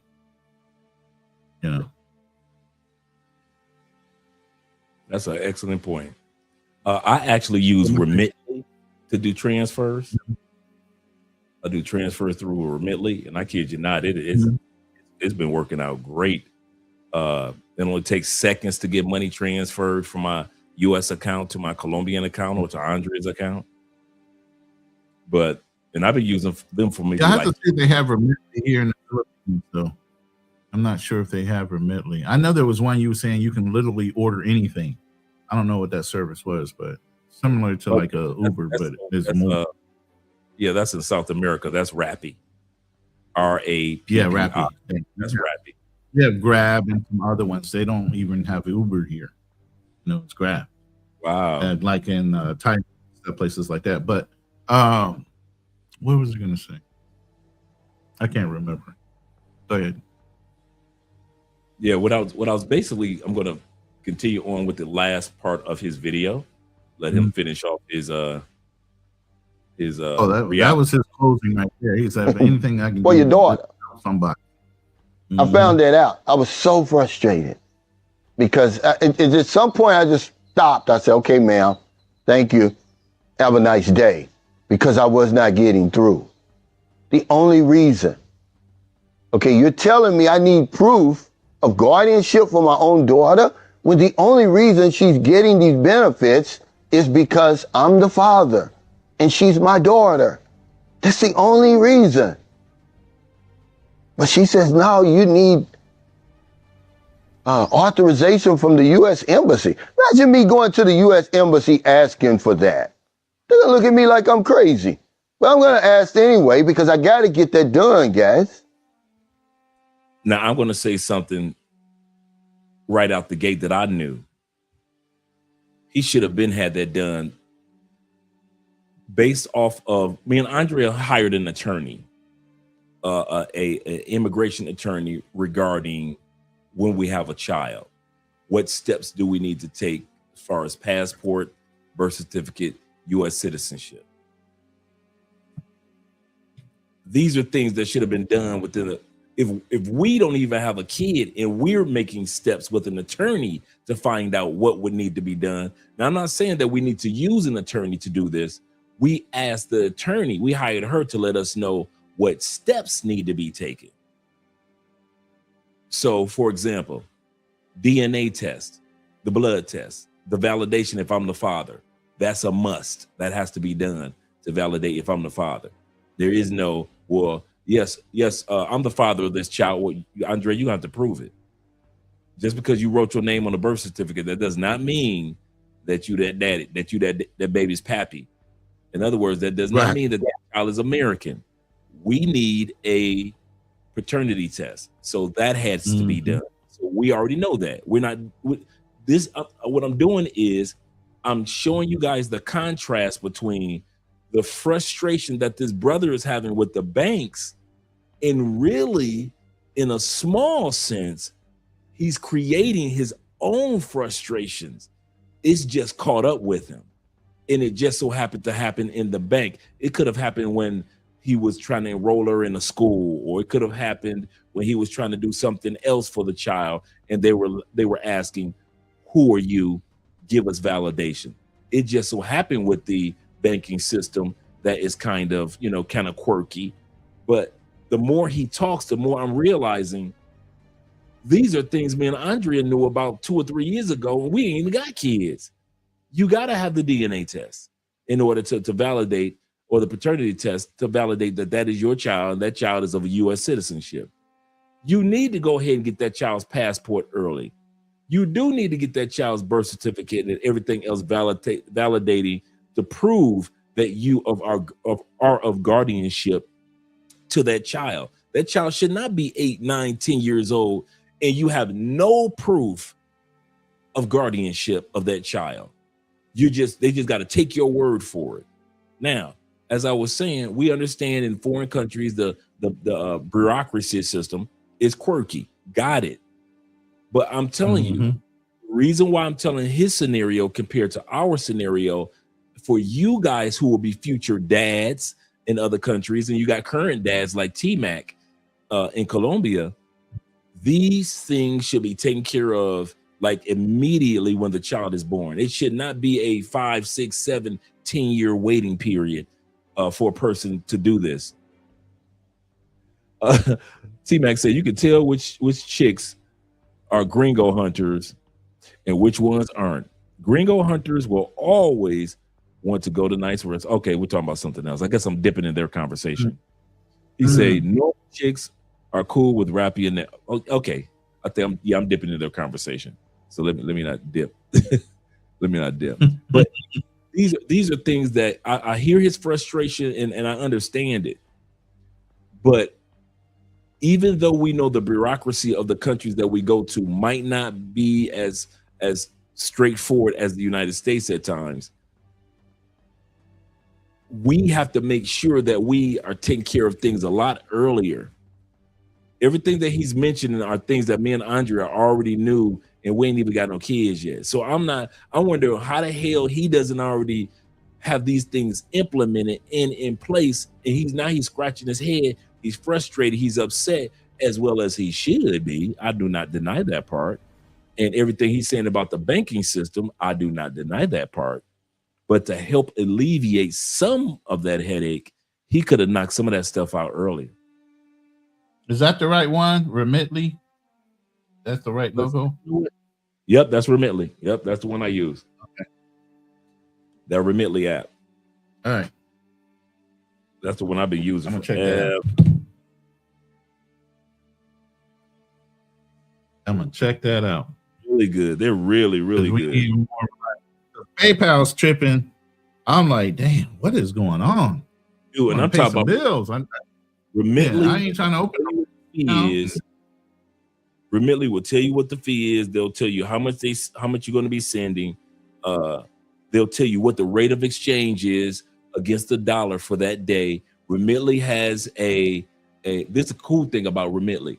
I think Remitly is based in Washington State or up in that area.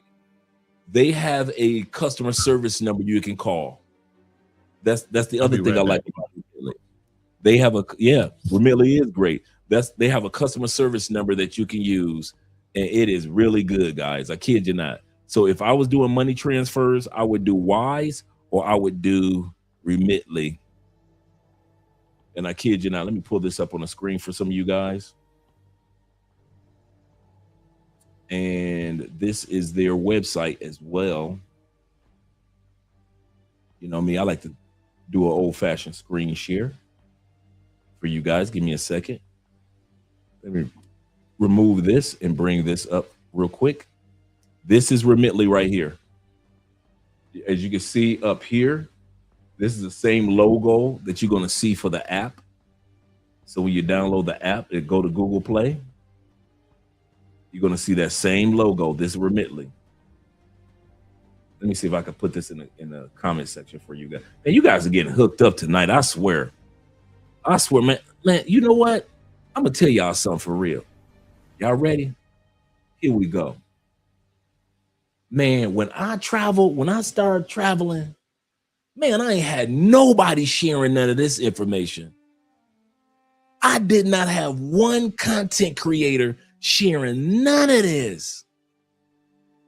Life insurance, how to transfer money, how to get you a U.S. address while you out of the country. Man, I ain't had none of this information, man. I'm talking about flying, building. You talking about building the plane after you jump out. I ain't had nothing. Sometimes, dude, I ain't gonna lie. Sometimes my little rants be out of I'm jealous. I ain't gonna even lie. I'm jealous. So much information is in the Patreon. So much information is shared on this channel between brothers, man. Shout out to all you brothers in the comment section. I ain't had no dudes sharing nothing. Where to go for pay for play, they were sharing all that. Where to go for parties, they were sharing all that. These dudes wouldn't tell me how to get an Airbnb, how to get life insurance. They weren't telling me how to even buy a car in another country or rent a car in another country. It was no information except how to get on a plane, how to party, and how to pick up chicks. 90% of the videos by white dudes and black dudes were like the adventure of another country. But nobody was sharing how to relocate to another country and how you have your life established after you relocate to another country. Nobody was talking like this. So I ain't gonna lie. I am jealous. Yes, you damn right I'm jealous. I am jealous, man. Y'all get the hookup, bruh. Y'all get the, man, I had to hunt from, Remitly was not the first money transfer app I was using. Man, I was going through so many bad apps. I ain't had nobody to tell me, hey, you need to go to Remitly or go to this one, like you guys are putting in the comments. Like my brother said, go to the VC Virtual, or go to Regas. Nobody was telling us that about money transfers. Go to Wise. All we knew was PayPal or Cash App. That was it. Man, I'm so damn pissed. I'm talking myself into anger. Ronan, I'm talking myself into being upset. I'm so jealous, man. No, come on, Ronan. When nobody talking like this, when sharing no, I just found out about Wise about a year ago before I got on the plane, and I went ahead and set up the account with Wise. But other than that, it was PayPal, and they don't have Cash App in the Philippines, so it's only PayPal. Man, nobody was aside talking from about now these other pieces like Wise and Remitly. I didn't know nothing about no Remitly, so yeah, because just having access and knowing. I just knew about Wise. I give you a perfect example of how I use Remitly, guys. Just y'all getting hooked up. I have my Colombian bank account, right? Remember, I've mentioned to you guys, in Colombia, it's different from the States when how they tax you. In the States, you get taxed on your paycheck, on how much you get paid, right? In Colombia, you get taxed on your bank account.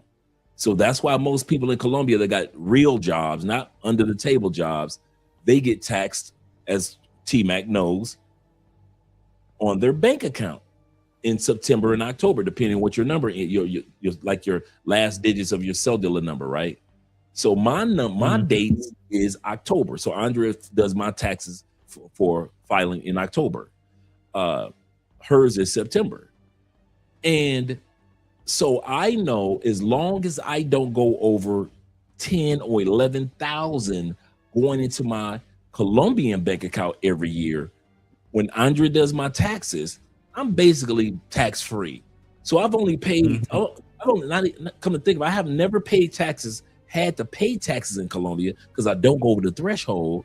And Andrea, being a tax accountant, she knows how to do the bells and whistles of the one time that I did come close to going over. So I was like, it was like instead of 11,000, I think I put into the account like 13,000, but she made all type of tax breaks and all that stuff to make it go to zero, right? Right. So I've got my US bank account, but whenever I don't have all my US money sit directly to my bank account. No, if something I need, I send it through Remitly to my Colombian bank account. So if rent needs to be paid, that money will go into that. For example, you guys know that we pay $650 a month for a 3-bedroom, 2-bathroom in this nice area of Cali. That 600 plus goes into my Colombian bank account to pay towards that the rent. And if I need utility money, that goes. So I try to make sure, and if I need spending money that I have to use spending money, I'll either go to an ATM or I'll use Remitly. And Remitly, the app, delivers cash downstairs. So I'll order like if I order right now on Remitly, I can have 400,000 peso delivered downstairs on a motorcycle, which is $100 USD. Divided by 4. Yeah, man, I do that. Man, I've done that one 100 times. Like you guys come to the city. Hey, Dre, I'm in Cali. Let's go hang out. Let's go get something to eat. Let's go to the club. I'd be like, okay, cool. By the time I get out the shower, by the time I get done with the live stream, I get out the shower. There's $100 waiting for me downstairs, a motorcycle. They give me a 3-digit code to give the guy on the motorcycle. He looks at his 3-digit code to confirm, okay, this is the right dude. He counts out the money. Boom, I go back upstairs. Yeah, I use Rappi for cash all the time. Dude, I've had 3 motorcycles to 4 motorcycles downstairs with cash for me. Because I'm like, I need more than just $100. I need about $400 or $500 of cash. I just want to have some nice chunk of cash around here to, the last whatever. Only $400, right? And so I would have, because the most that you can do is 100 at a time. You could do 50 at a time, 25 at a time. Mm-hmm. The most you could do is 100 at a time. So I would have 4 motorcycles bringing me 100. So I'll just be standing there. Thank you, thank you, thank you, thank you. But this is the cool part about Remitly. It don't deliver to the hood. They don't deliver. They don't deliver food, and they don't deliver. Got. Bruh, they are not gonna get got. They are not trying to get got. You are absolutely correct. You are absolutely correct. So I use Remitly I use Rappi. If you're in Colombia and when you're doing a consultation with me, I always say when you come to Colombia, download the Rappi app. Why? They deliver groceries, they deliver food from different restaurants. They have a grocery store system called Rappi Turbo. That means that whatever you order at the grocery store must be at your front door in 10 minutes. Wow. You got so what, like if you sit back, you say, man, I need some spaghetti sauce and make a spaghetti. Go to Rappi, order it, and Rappi will deliver that in 10 You can't even minutes. get that from Instacart in America. Instacart, Oh, you got to schedule like hours in advance to get your order pulled. Walmart, same thing you do. Because I used to grocery shop online. I would just order my stuff from Kroger or whatever and have it delivered. I wouldn't waste my time getting in the car to order groceries. They just deliver them. Yes, sir. Yes, sir. And the cool part is I can connect my US bank card or credit card or my Colombian cards to my Rappi account, and both of them work. So instead of going to the ATM and paying ATM fees, I'm going to Rappi. And I ain't got to drive. And I'll put in Rappi, and it's been times I've been on the live stream. I'll put in a Rappi account, and then all of a sudden I'll do like this. Well, Ronan is talking, so let me go ahead and put Ronan like this. I'll disappear. Yeah. I'll go get the money downstairs while Ronan is talking.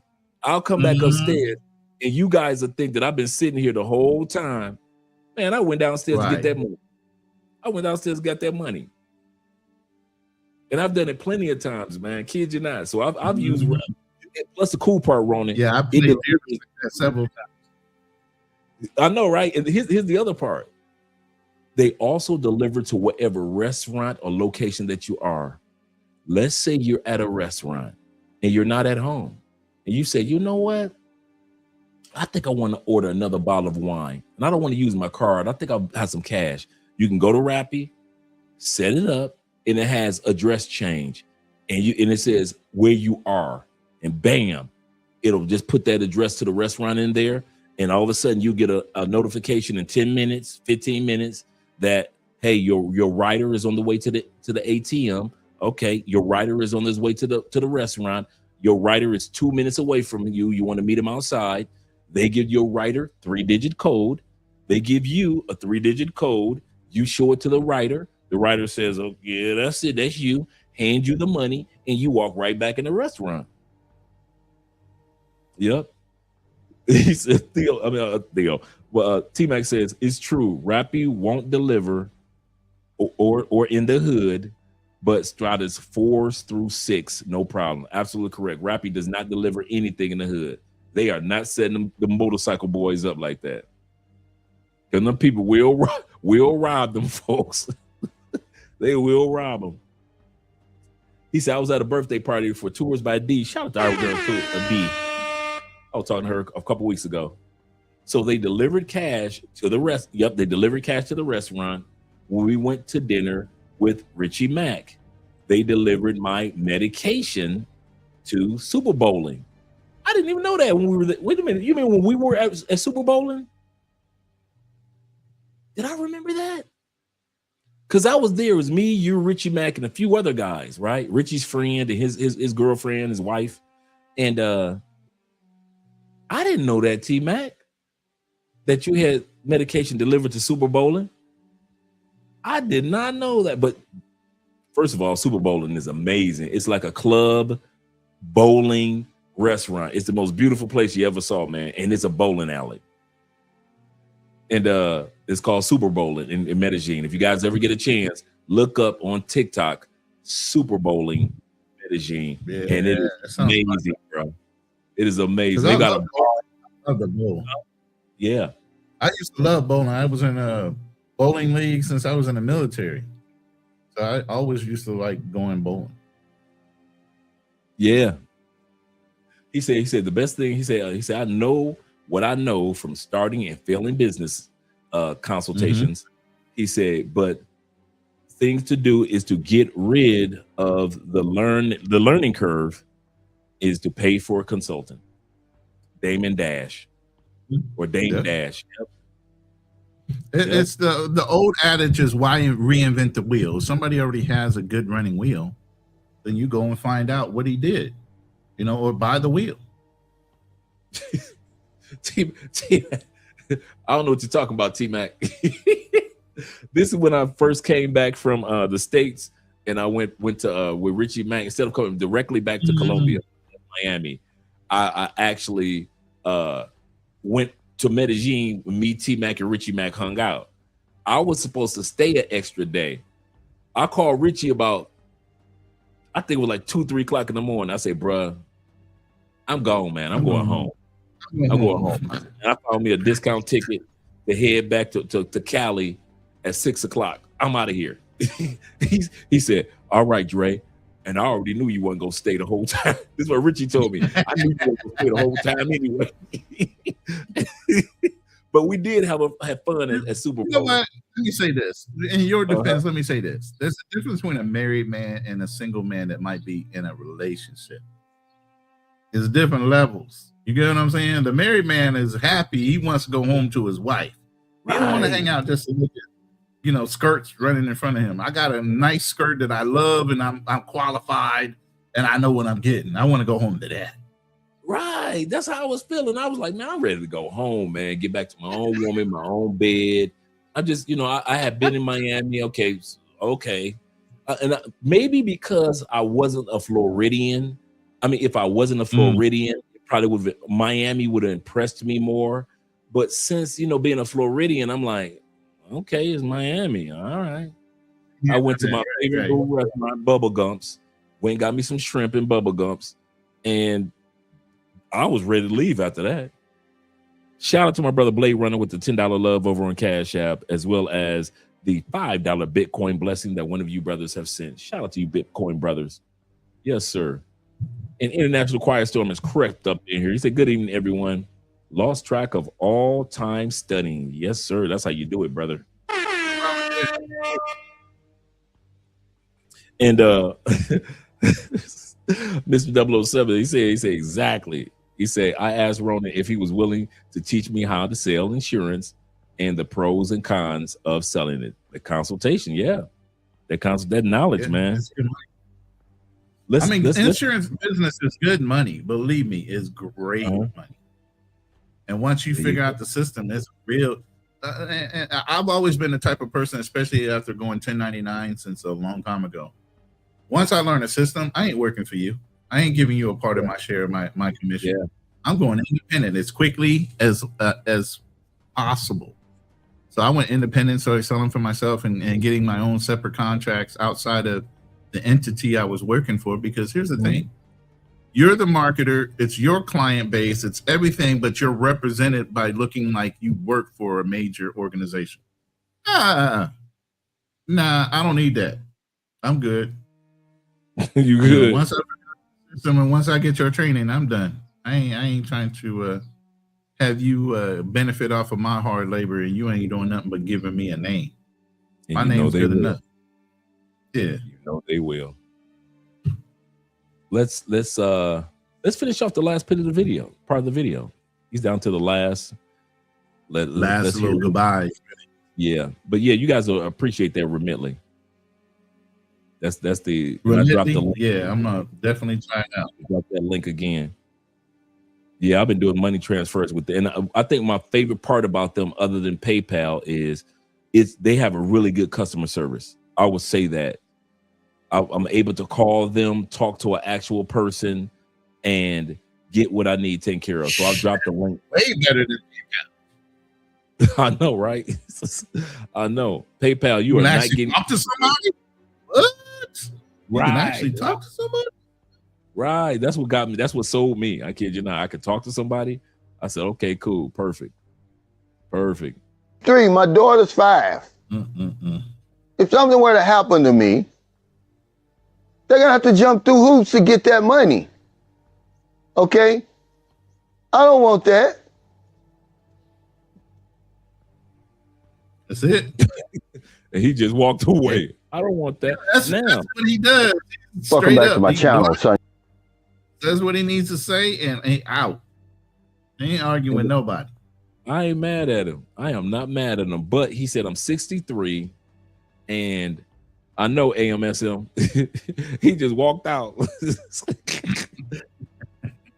He said I'm 63 and I want my daughter to get that money. They shouldn't have to jump through hoops. He has not.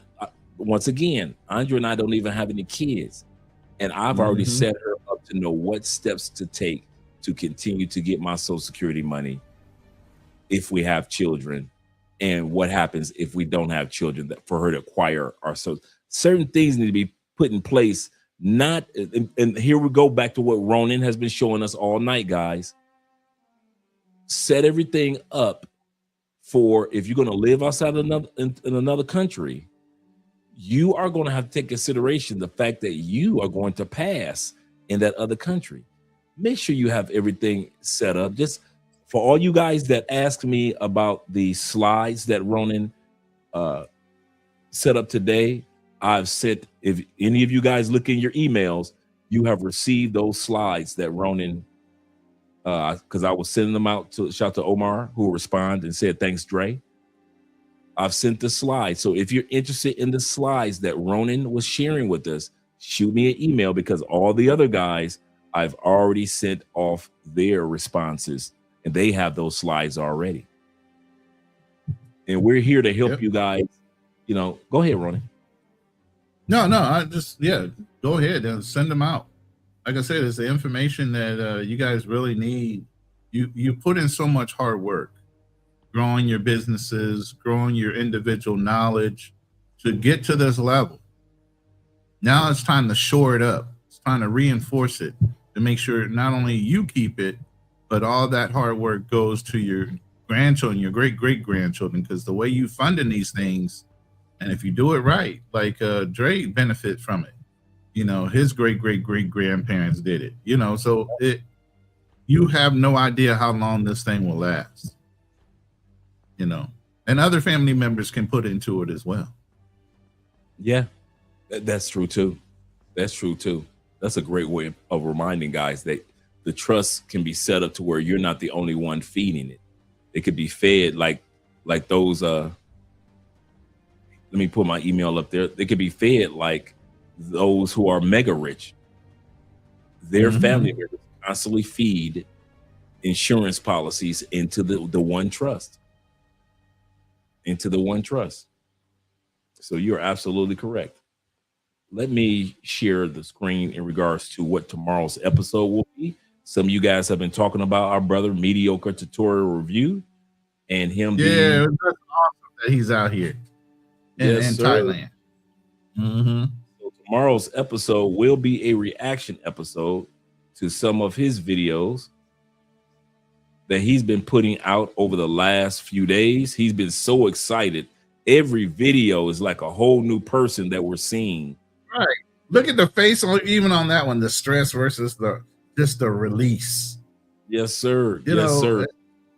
I know it's an AI, but I'm just saying it's truly that way. Yes, sir. And all I did was make a thumbnail of the photos in which he had presented. This was him in the States, and this is actually a photo of him when he was walking through Thailand. And so I just put them together, use AI to put them together.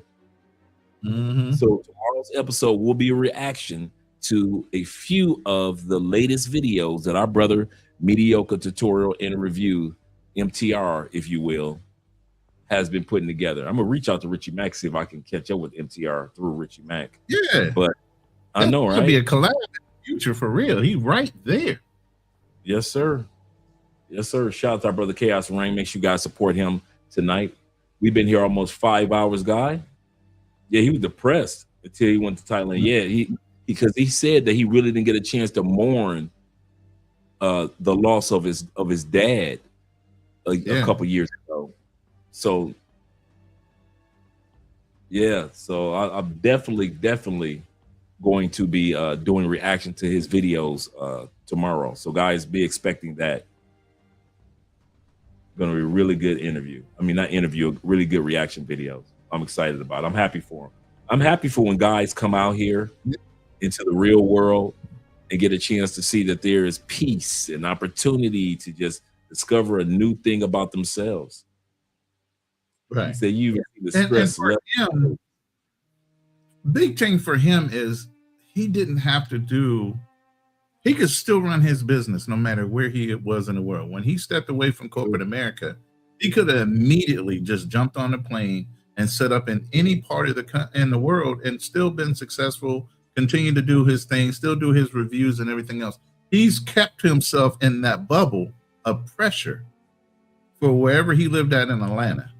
And now he's kind of realizing, yo, I can actually do this anywhere. I don't work for corporate America. What is actually keeping me there? The loss of his father and all those things that maybe have been anchors to keeping him in the United States are no longer there.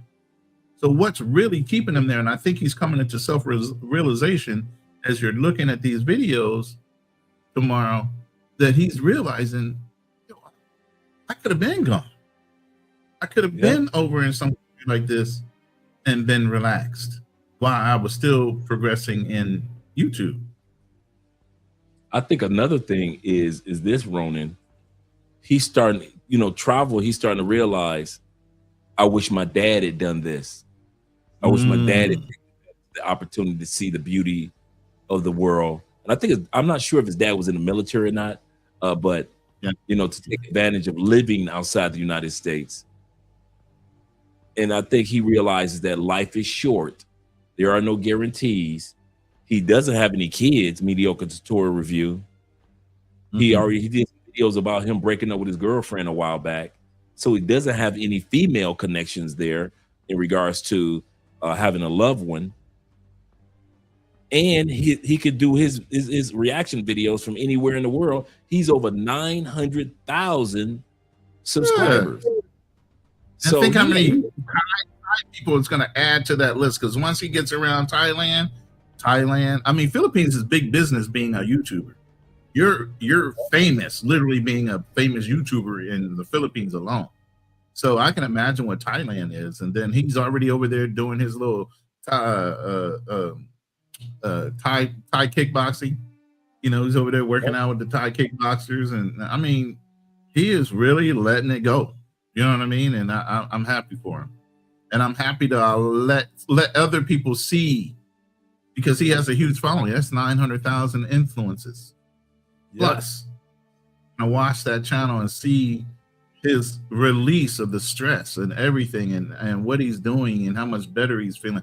And people are going to catch on. Yo, maybe I need to do that too. Especially in our community. Yeah. Especially in our community. Yeah. And that's one of the reasons why I kind of stay in this lane of information, and we haven't changed, because we knew that me and Andre kind of knew this moment would come where people will want more of relocation information and not just vacation information. We kind of saw this coming years ago, and we just stayed our lane where everybody else was doing party videos. We just kept sharing information about relocation, interviewing people that relocated, sharing information such as yours regarding relocation. And we just stay in our lane. And I think we are just on the beginning of people wanting to relocate. And so that's why, we kind of just stay in our lane, because we've seen it blow up. And now everybody wants to be out here giving advice on relocating. They've been out here for 1 year, and now they all want to give advice on relocating. And you sit back, you think to yourself, you're like, okay, I've been out here 10 years. Now it's time to go ahead and buckle down and share a lot more information. Right. But a man supported me, and not to cut you off, Ronan, a man supported me, and shout out to you, brother. Always supported the channel. He said, Andre, I was on somebody's channel, and they started talking about race-based topic. He said, man, let me go to Andre's channel. I'm with you, brother. I'm with you in regards to that. You just get so tired of just hearing the same talking points, the same mumbo jumbo, the same victim mentality, the same excuses, where you like, you know what? Let me go somewhere where there are some brothers that don't talk about only what's going on in the States as far as the negative part. There's some great things that's still going on in the States, some wonderful things. But if you let people in the United States talk sometime, they act like ain't nothing good going on in the States.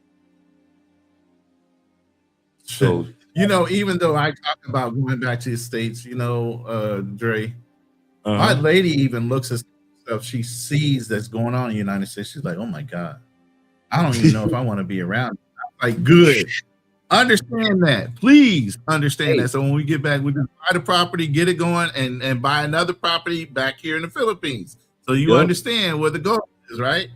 By the time she get back to the Philippines, you're gonna be like, nah, we don't need to go back all that often. I'm telling you, bro.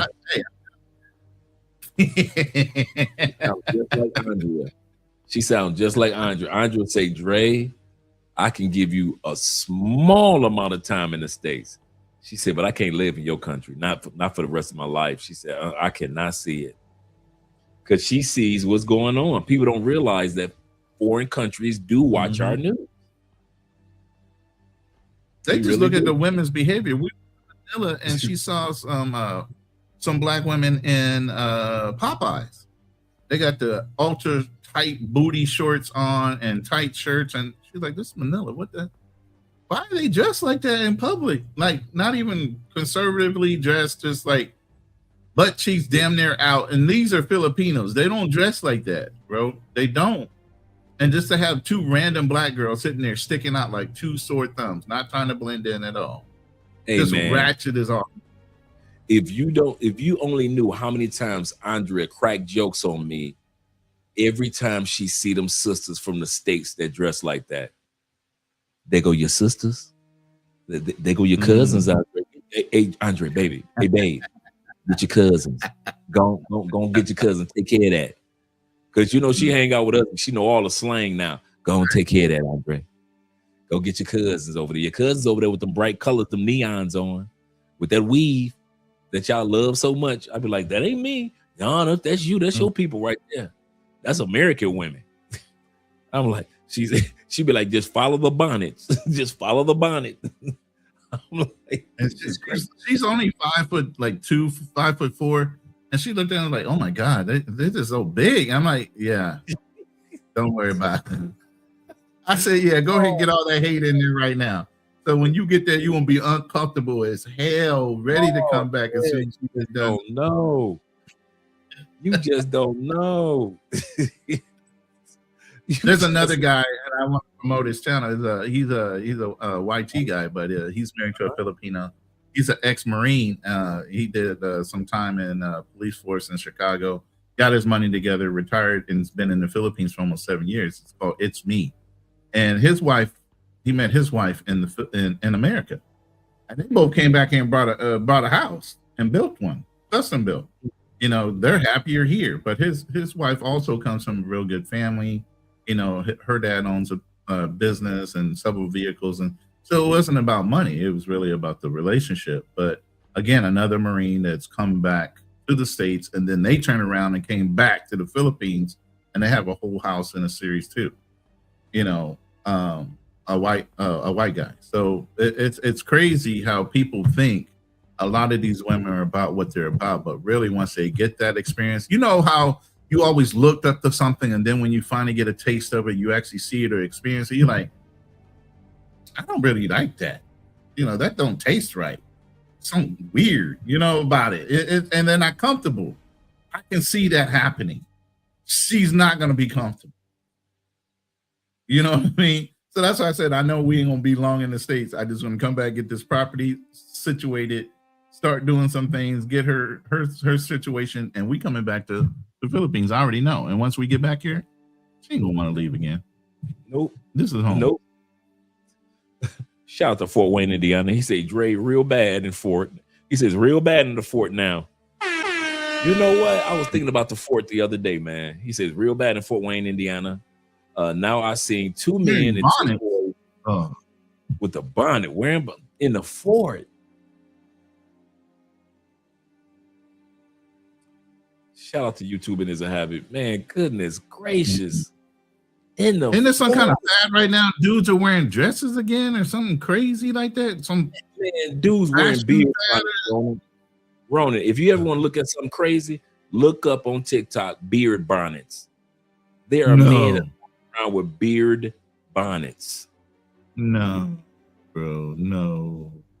Man, listen. Yeah, that's gonna be a show and a half, man. I know. You know, half of this is gonna be. I'm gonna really be filming her reaction to actually being in the States. That's gonna be fun. Oh, I know that she is. was like, oh hell no. Plus, she ain't used to any cold weather. So once she get a taste, No, of, she's thinking, oh, the snow. I love the snow. I'm like, no, you ain't gonna love it, but for 5 seconds, 5 red hot seconds. Once you walk your ass out there, you gonna run right back in the house. Oh, bruh, I love when I took Andrea to Europe in November. I did that on purpose. I was being strategic. I want to live in Europe. You do? Okay, cool. You sure? Yes, it's beautiful. We got family there. I said, okay, cool. Man, I purposely booked the trip in November so it wasn't snowing yet, so she couldn't blame it on the snow. Bruh, that London, that hawk in London, she don't know nothing about that hawk.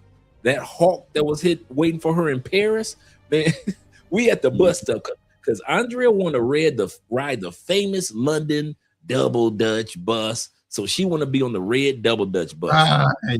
But we got to wait for a specific bus because she don't know nothing about waiting for the bus in London. So we got to wait for a specific number to come around that corner. Man, we must have saw 50 buses coming. She freezing. I know you're getting frustrated and cold. And I'm laughing. I am laughing. You know, I'm from Detroit. I'm used to that cold. I'm laughing. So finally, the bus makes it so she could go to the top and take her little double Dutch bus photos. And bruh, I kid you not, it was the funniest thing because my plan was in the making. Yes, feel the cold and feel the cold. Hey, I'm way ahead of you. We going to Japan during wintertime because she wants to see the snow. I said, oh, really? You want to see the snow? Guess what? It snows in Japan. We're going to take a trip there way before we even look at coming to the United States. Yep. We're going to go to Japan during wintertime so you can see that snow and play in it for a while. And you see how much you're going to like it. That's so true. My brother AMS with the $5 love says this. He said, Andre, how dare you let Mrs. Spence crack black jokes? Man, them sisters was Here's what happened. We are in an Argentina restaurant. Very nice, very quiet. We're sitting up there enjoying sangrias before Andrea's steak come and my seafood comes. Andrea, I'm not facing the door. Andrea is. Andrea, see her look up and I see her eyes. And she said, there go your cousins. I turn around and I see these big walrus looking sisters. Oh, hell no. Into the Argentina restaurant. Neon, one's got bright neon pink on, the other one's got the bright neon green fishnet on. So the outfits are basically see-through. I'm looking at the Colombians, because you know ladies always look at ladies. The ladies look up and they looking like Andrea I'm steady looking back. Andrea just throwing jokes all in my ear. What can I say? What can I say? I'm always crying. Andrea came with the big girl jokes. I'm like, come on, Andrea, really? You gonna do the big girl? Yo, get your people. Get your cousin, Andre. You always say, because I always do that to her. Anytime a Colombian do something, I'll be like, you better get your cousin. Get your cousin, Andre. Get your cousin. And so now she like, get your sisters. Get your sisters. so man, I was so embarrassed.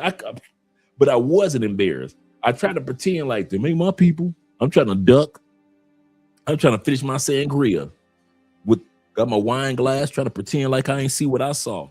I mean, they wobbled their ass off in there. And then 2 weeks after that, no, a month after that, and this has happened in this restaurant 3 times.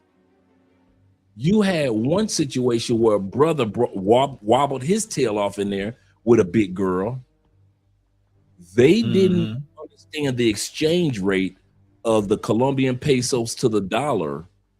They didn't know it was 4 to 1.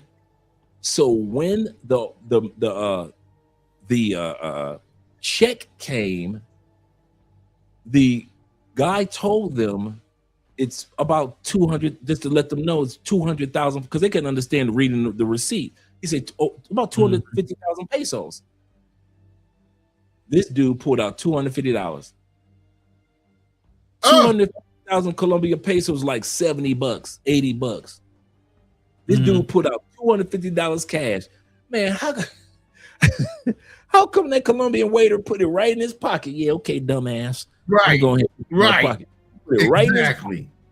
That's my tip for dealing with you. And they walked, and I guess the brother thought he was flexing, the fresh, crisp 250, and they put it right in his pocket. He went. The waiter went ahead and paid the regular price and kept the change in his pocket. And then you had scenarios where not even 3 months after that, you had two more sisters wobble off in there, eat half the food in the restaurant, in this Argentinian steak restaurant. And anybody knows about Argentinian steaks, it's considered some of the best beef on the planet. And these sisters ate half the food and then made a ruckus so loud, I'm not paying for that. And the dude was like, you know what? Just get out of my restaurant. In Venezuela, they doing that? I mean, in Argentina, they doing that in Colombia. No, Colombia. The meal doesn't cost that much. What are you scamming people for in a whole nother country? You bringing your American scamming ass ways down to Colombia when the meal is not even a quarter of what it costs in America, and you still running games? And you cannot. They can't help but scam. Scamming is in their blood, no matter what country they go to. That's why you don't see me always up in sisters' faces from the States. Some of them are cool, the nicest people you ever want to meet. Most of them, hell no. Hell no. T-Mac, you're evil, bro, but I'm going to do that. T-Mac says, Ronan, I just looked on AI. In January is the coldest month in Hokkaido. You get nice Siberian winds. But the funny thing about that is anytime we get a little bit of cold air blowing or it rains enough where the AC kicks out a little cold air, she goes, oh, it's so cold here. It's so cold here. It's the Antarctica winds coming down. I'm like, Antarctica? Ain't no Antarctica nothing on the damn the equator. What are you talking about, Antarctica? No, it gets cold in Argentina for real. You have no idea what cold is. Wait until we get some snow. You won't feel cold. Yes, sir. Antarctica feel cold. Yeah. AMSM says this. He said, Andre, how dare you let Mrs. Spence crack black jokes? He said, I got to report y'all to the invisible school of Dr. Umar Johnson. I know, right? The invisible school of Dr. Umar Johnson. That's the name of a book right there. That's the name of a book. And their consciousness. I know, that's right? Who Dr. Umar is. For real. All right, we've been here 5 hours, guys. Shout out to all you guys. I'm surprised you guys hung out with us that long, especially on this topic. Good Lord. I know, man. No, hey, I'm giving y'all a round of applause for actually applying some attention skills. Yes, sir. Yes, sir. This has been fun, man. This has been fun. Anytime you guys get a chance to gather some information on how to live when you're relocating, take advantage of it. Don't click away from those channels that are trying. I know it's not exciting as, the OB land when somebody gets drug videos, but don't click away from content creators such as Ronan and ourselves that are really helping you, Richie Mack, that are helping you in regards to relocating and not just vacationing in other countries. Once again, tomorrow's video is going to be about our brother MTR and his videos that he's been posting over the last few days, and excitement that he feels when it comes to living and enjoying his life in Thailand or Southeast Asia, in other words. Yes, sir. Let me get ready to do an outro with you guys. We'll just go through one outro video. Appreciate you guys once again. Glad that you're here, Ronan. Is there anything that you want to say in closing? No, as always, it's always a pleasure coming up on the panel and coming up on the show with you, co-hosting and collaborating. Like I said, we have like mind. We're basically twin brothers when it comes down to it. I mean, we're both October babies. Yes, sir. Artists, you know, mindset's the same. So when you got people of like-mindedness trying to share information, it's always a good thing when you guys can collab together. So always appreciative of your time and being able to come on the show. Thank you. And as always, man, I mean, everybody that knows us, knows me, knows you. I mean, I'm pretty sure everybody in the room should be subscribed to my channel already, because I got to share chats with everybody. Anyway, anybody's in your rooms, in my room, we just trading off time. You know what I'm saying? We got to collab on time slots. That's what I want to do. Like KF, get everybody on time slots. Let's get time slots, you know. There we competing against you and Zoom. Oh my God, that's like no way. I'm fighting up a hill. You know what I'm saying? I can't do it. So I just bow down. You know what I'm saying? I get in where I can fit in. But yeah, but if you guys like just go over and just hit the subscribe button for Wealth Talks Legacy Walks, I would really appreciate it. I'm just trying to drive up the subscribership on that, and then I can focus in on doing that kind of conversation over there more so than mix the content on my Ronin Travelers channel to the business side of it. You know what I mean? So yeah, let me drop the link. If anything, that's all I need is just y'all go over and hit that subscribe button on Wealth Talks Legacy Walks, and I'll have more conversation like that over there. Aside from what I do on the Travelers channel. I appreciate you guys. Other than that, that's it, man. There you go. Appreciate you, brother. And we got 40 plus people in the building, so make sure you guys subscribe to Ronin's new channel that he was just talking about. There should be no reason why he doesn't have at least 40 to 50 new subscribers supporting his channel. I know I'm going to be subscribing from a couple of channels. So shout out to all you guys that are supporting our brother. Thank you. I'm step down now. Salute to y'all. Peace. All right, salute to you too.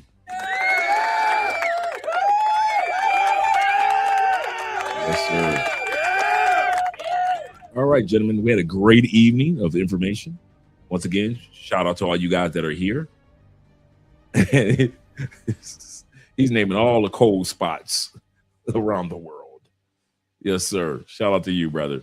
Shout out to you, T-Mac. Let's get ready to do an outro, and tomorrow we'll get together in regards to our brother Mediocre Tutorial and Review. Let's do one outro. Let's hit this one. I haven't hit this one in a few days.